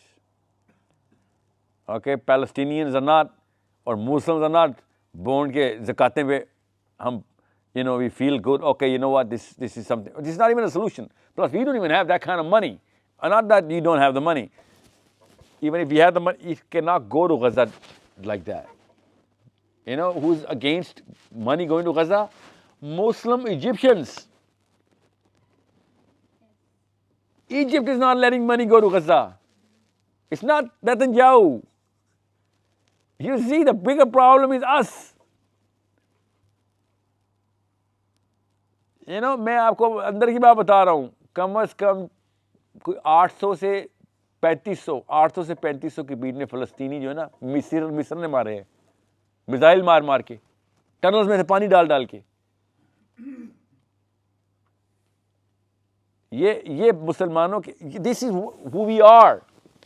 And by the way, Egypt and Pakistan, it's like twin brothers and sisters. एक exact same गुनाह हमारे. So what I'm saying is, it's a problem only pressure cookers can solve. And you are the people who can create pressure cookers. Why? Numbers. इस वक्त आप और पाकिस्तान एक ही बात. Because you didn't perform, it's okay. You came to England, बहुत अच्छी performance थी. बच्चे पैदा कर दिए, good job. Have more babies. Okay, I mean it. Have more babies. And did you perform as an individual? No, it's okay. Okay, I get it. So you're just a Pakistani in England then. You didn't record any performance on England, ना? ये देखें ना, performance ऐसे record होती है. ये देख, इन्होंने परफॉर्मेंस रिकॉर्ड कराई है. नजर आ रहे? आप बता दें आपने कोई परफॉर्मेंस रिकॉर्ड कराई है, तो मैं कहता हूँ आप भी इंग्लिश हैं. You're not English, you're just a Pakistani. It's okay. You helped us get a potential performer here. You were the capsule, a vessel. Now I have a potential of these into these because of you and you. So आपका और पाकिस्तान का एक ही काम है, पाकिस्तानी खातून का और आपका. Come together, start creating numbers, start talking so that kids would know भाई करना भी होता है कुछ. खाली अम्मी थपकी दे के मोटिवेट नहीं करती, वो टीवी शो पे बैठी ड्रामे नहीं देख रही होती. She's doing something. Her money is actually being spent somewhere जहाँ पे वाकई में this was not for me and my family, it was for something else. ये these are not small things I'm telling you for them. और सिर्फ फ़लस्तीन की वजह से पता क्या हो जाएगा, पूरे लाइफ मीनिंग्स बदल जाएंगे कि भाई सेल्फिशनेस खेलनी नहीं, अल्लाह करे फ़लस्तीन कल सॉल्व हो जाए. शी विल नो कि भाई फ़लस्तीन आज एग्जाम्पल के तौर पे आया था, मेरी माँ ने पूरा का पूरा जान और माल लगाने की कोशिश कर दी थी. इसका मतलब है दुनिया में माल कमाने नहीं आए हुए हम, माल लगाने आए हुए हैं. माल उसके लिए भी चाहिए होता है, लगाने के लिए ज़्यादा माल चाहिए होता है. ओके, सो माल लगाना मकसद है असली काम पे. We know okay what the real job is. Okay, so you need, बड़ा आसान करके बता रहा हूँ, अगर अम्मी को करते हुए देखेगी नहीं बेटी, तो अब बेटी खुद भी कुछ नहीं करेगी. अब्बू को करते हुए देखेगा नहीं, तो बेटा खुद भी नहीं करेगा. It is that simple. लड़कों का फ़ायदा ये होता है, एक हैंडीकैप होता है, लड़कों के पास अब्बू के अलावा भी एक्सपोजर इतना सारा होता है, कोई ना कोई बड़ा दोस्त भाई कलीग इधर बॉस वो देख लेते हैं हम. Girls just look at the mummy and justify everything and you know create a loop, और वो फिर कॉग्निटिव लॉ की लगना उसका. So I am not saying England में ऐसे हो रहा है. इंग्लैंड में of course I know, I just came, this is my second trip to England, so I know English girl in Huda is not comparable with any Pakistani right now because of the culture Victoria gave her. We didn't do anything, okay? She gave a lot of bad things to Huda as well. England में सब चीज़ें ठीक नहीं है. But whatever good she gave, it actually works. Pakistan में nothing's gonna work. आप चाहे मरियम नवाज हो या इमरान खान हो या नवाज शरीफ हो, आपकी टके की औकात नहीं है ग्लोबल पॉलिटिक्स. आप फ़लस्तीन का तो लफ्ज़ भी नहीं ले सकते आप.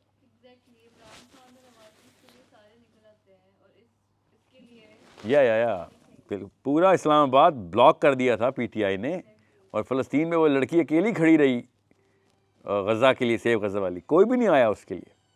ओके, एक हफ्ते की बात बता रहा हूँ.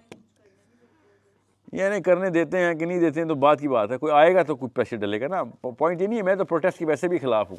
मैं तो ये कह रहा हूँ, आप लोग पाकिस्तान में, मैं पता पाकिस्तानियों से ये नहीं कहता हूँ 4 कैपिटल, पाकिस्तानियों से मैं कह रहा हूँ 4 टोटल मुफ्ती हैं, टोटल 4 मुफ्ती, एक अहले हदीस के, एक बरेलवियों के, एक देवबंदियों के और एक अहले तशय्युओं के.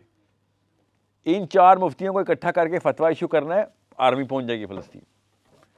इन्होंने फतवा ये नहीं देना कि आर्मी लेके जाओ, इन्होंने फतवा पता क्या दिलवाना हमने इनसे, नवाज शरीफ को वोट डालना हराम है, क्योंकि जो फ़लस्तीन के लिए नहीं लेगा हम उसको वोट नहीं डालेंगे.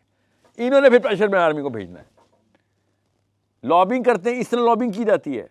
पाकिस्तान में मैं इन 4, 5, 6 बंदों की ज़रूरत है मुझे. पाकिस्तान आर्मी फ़लस्तीन जा सकती है, इमरान खान ने भेजना है, उसको तो पता भी नहीं है फ़लस्तीन में क्या ज़रूरत है, ना ही नवाज शरीफ को पता है. नवाज शरीफ को तो नक्शा भी नहीं पता होगा फ़लस्तीन का. You need to understand, they don't think like this. Their world view is totally different कि मेरी कुर्सी और मेरी पावर बच जाए बस. इनका वर्ल्ड व्यू ये होता है. इनकी रोज़ की डिस्कशन पावर डिस्कशन होती हैं. इन्होंने बंदों के नाम और उनके पते और उनके छोटे छोटे बड़े बड़े पैटर्न्स लिखे हुए होते हैं. नवाज शरीफ ने भी, इमरान खान ने भी, आर्मी वाले का, चीफ ऑफ आर्मी स्टाफ का, जज का, ये उसके घरों के राज पता होते हैं. इनकी तो इतनी गंदी किस्म की पॉलिटिक्स है, ये कोई मुसलमानों के कहलाने के काबिल नहीं है सारे लोग. आप इनकी डिस्कशंस देखेंगे, यू विल बी डिस्कस्टेड कि ओ माय गॉड, तुम तो इतने गंदे गंदे पर्सनल और सीक्रेट राज करने के लिए पूरी पूरी मिन्नतें और टीमें डिप्लॉय करते हो एक दूसरे के खिलाफ. लेकिन इतना ज़रूर है, मैं अपने शहर की बात कर सकती हूँ, ऑक्सफोर्ड की, कि हर रोज़ हर दूसरा तीसरा माँ या बाप गज़ा की बात करते हैं, फ़लस्तीन की बात करते हैं, आपस में भी, बच्चों में भी, और हर हफ्ते कोई ना कोई एक्टिविटी होती है. I know, that's why I am hopeful from you guys. Pakistan में कोई भी नहीं करता. और हम लोग उसके लिए रोते भी हैं, ये नहीं कि हम सिर्फ बातें करते हैं, हम उसके लिए जो कर सकते I know, अल्लाह ताला कबूल करे. I'm not saying कि आप लोग जो बात वो कर रही है ना, जो हमें इमीडिएटली हमारी एज में हम क्या कर सकते हैं, जब तक कि वो चीज़ तैयार हो, वो बड़ी लिमिटेड हमारे पास नॉलेज है. क्योंकि पर्सनली मैं मार्च में जाने के खिलाफ हूँ, जैसे ब्रदर ने कहा कि सीरा से आपको पता चलता है. मैं एमपीज़ को नहीं लिखना पसंद करती, क्यों कि मैं एक काफिर के पास अपनी फरियाद क्यों लेके जाऊँगी. लेकिन अगर वो पॉलिटिकली करेक्ट होता है, इसलिए मैंने आपसे उसकी क्लैरिफिकेशन ली है. मगर नहीं, हमारे हाथ फिर भी काफ़ी कमज़ोर है कि हम वहाँ पहुँच नहीं पाते. और ये आप एमपीज़ को बाय द वे लिख के रहे हैं, क्या करें? No, but isn't it surely isn't the way forward? What they have done to the Muslim community is divide and conquer. Let's reverse that And the way of reversing it, even if two sisters get together. Yeah. And then another one is, and then you include others in, get small groups.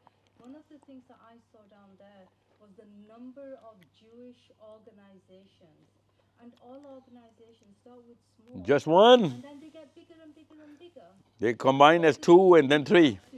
I would say in Oxford, I can only speak about Oxford. In Oxford, it is happening at a fast lightning speed. What's happening? How mothers are getting together, how fathers. What does that mean, coming together? They're talking about it. That's not coming together. Sorry? Doesn't mean coming together. That's what I'm saying. We just can go up to a certain. Listen, I'm going to ask you as a layman, okay? And I'm not trying to test you. How many Muslims in Oxford? I don't know the name. See, there's a problem. How many Pakistanis in Oxford? I don't know. How many women, Muslims? See, these are basics. That's how you start. That's how I train Hudas. That, you know what? You need to be very clear and structured.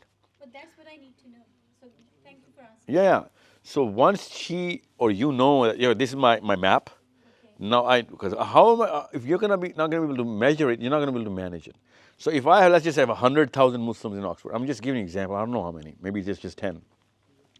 So 100,000. So I need to give 10 girls a target in Oxford that, you got to gather about 1% each. Okay, and then next month, 5% each. Because, it's going to exponential growth, right? Now you don't have one person starting. You have about 20 girls starting now because you gathered 1%. So on what? See, that's why I spoke to Huda. If you do not have this as this mapped out, this mapped out, you're not going to start this, I'm sorry. You have to have this mapped out, Huda. If you do not have this in your eye, you cannot start this. End first, end in mind. This is the end, right? This is the end. This is the start. But he knew what the end is. This is what the Quran says about, and by the way, this is also their end. They're also calling it. They don't have it. That's where they aim. That's called a vision. But they want to end it here. Okay? So, by the way, that's God's vision. It's not just Zionism. They're using the Torah. They're calling it the God's vision. They believe it. वो वाकई में अपनी किताब को अल्लाह की किताब ही मानते हैं. They are not committing fraud to their own selves. वो अल्लाह के लिए कर रहे हैं. हम अल्लाह के लिए नहीं कर रहे. वो कुरान वाले ही यहूदी हैं. हम कुरान वाले मुसलमान नहीं.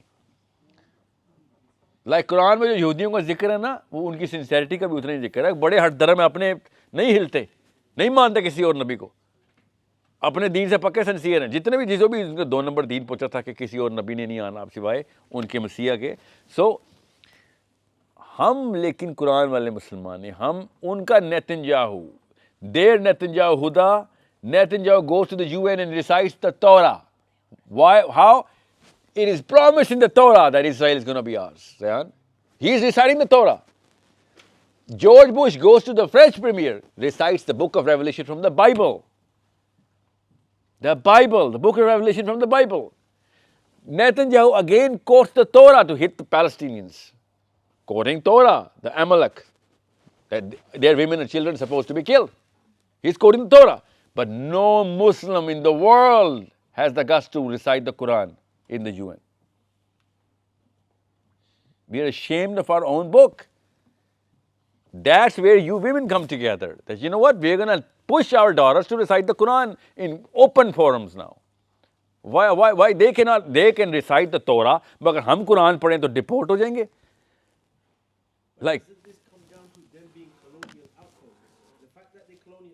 Which one is?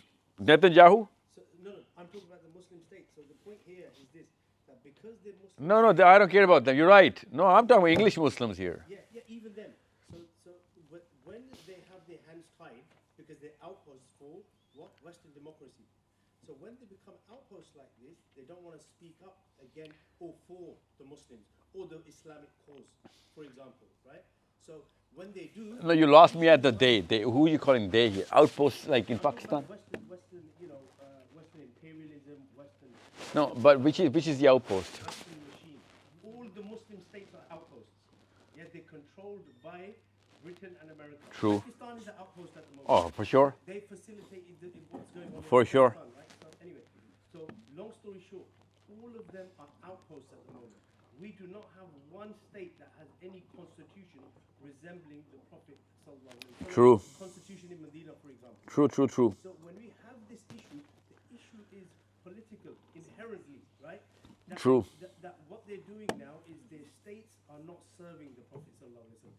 The states are not serving Islam. The states are not serving. Who's letting the states do that? See, there are two parties there. Over the last 100 years, Sahil. No, it's not about 100 years. I'll tell you right now. You and me are alive. There are two agencies here. One, let's just say 10 Downing Street is making them do it. And 250 million Pakistanis are letting them do it. Who's them? The 1% elite in the politics. Okay, they're the puppets. English make them do it. Pakistanis let them do it. You know why they let them do it? Because there are certain people in the clergy of Islam in Pakistan who say that it is okay and it is a compulsory thing in Islam to let them do it. Because Britain has put that system in place for them. For Pakistan? No, it's not. They take it from the Muslim clergy takes it from the Arabian literature, even though it's not right. That's why I want them to challenge it. Muslim clergy says that if you say anything against Nawaz Sharif or whatever political leader, it is an Islamic, it is haram in Islam. No, but that's basic. Come on, that's Yeah. basic because I know it's basic. It's very basic. Because Yeah. Asuli, the Islamic principles will dictate that our definition of do's and don'ts, it comes from Islam, isn't it? Yeah, you gotta look at the videos.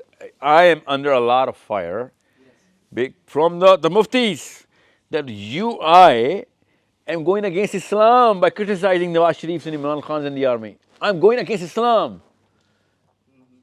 The clergy is telling me that this is Islamic to obey them. You don't need England to obey these puppets. No. Listen, guys. Yeah, we need not just to keep it up. But if enough people are challenging it to real literature, that's a Pakistani job to do. Okay, that's a different job. I don't need you guys to challenge the clergies of Pakistan. Thank you. Okay, I need you guys to become strong in England.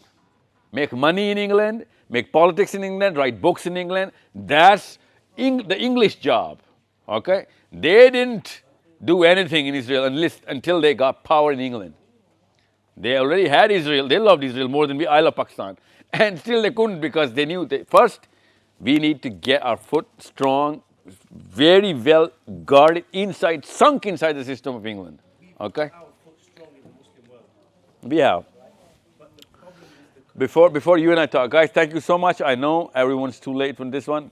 Ladies, thank you for your patience and time, guys. I appreciate this. You and I, okay. Jazakallah khair, and I'll see you in the groups and discussions, inshallah.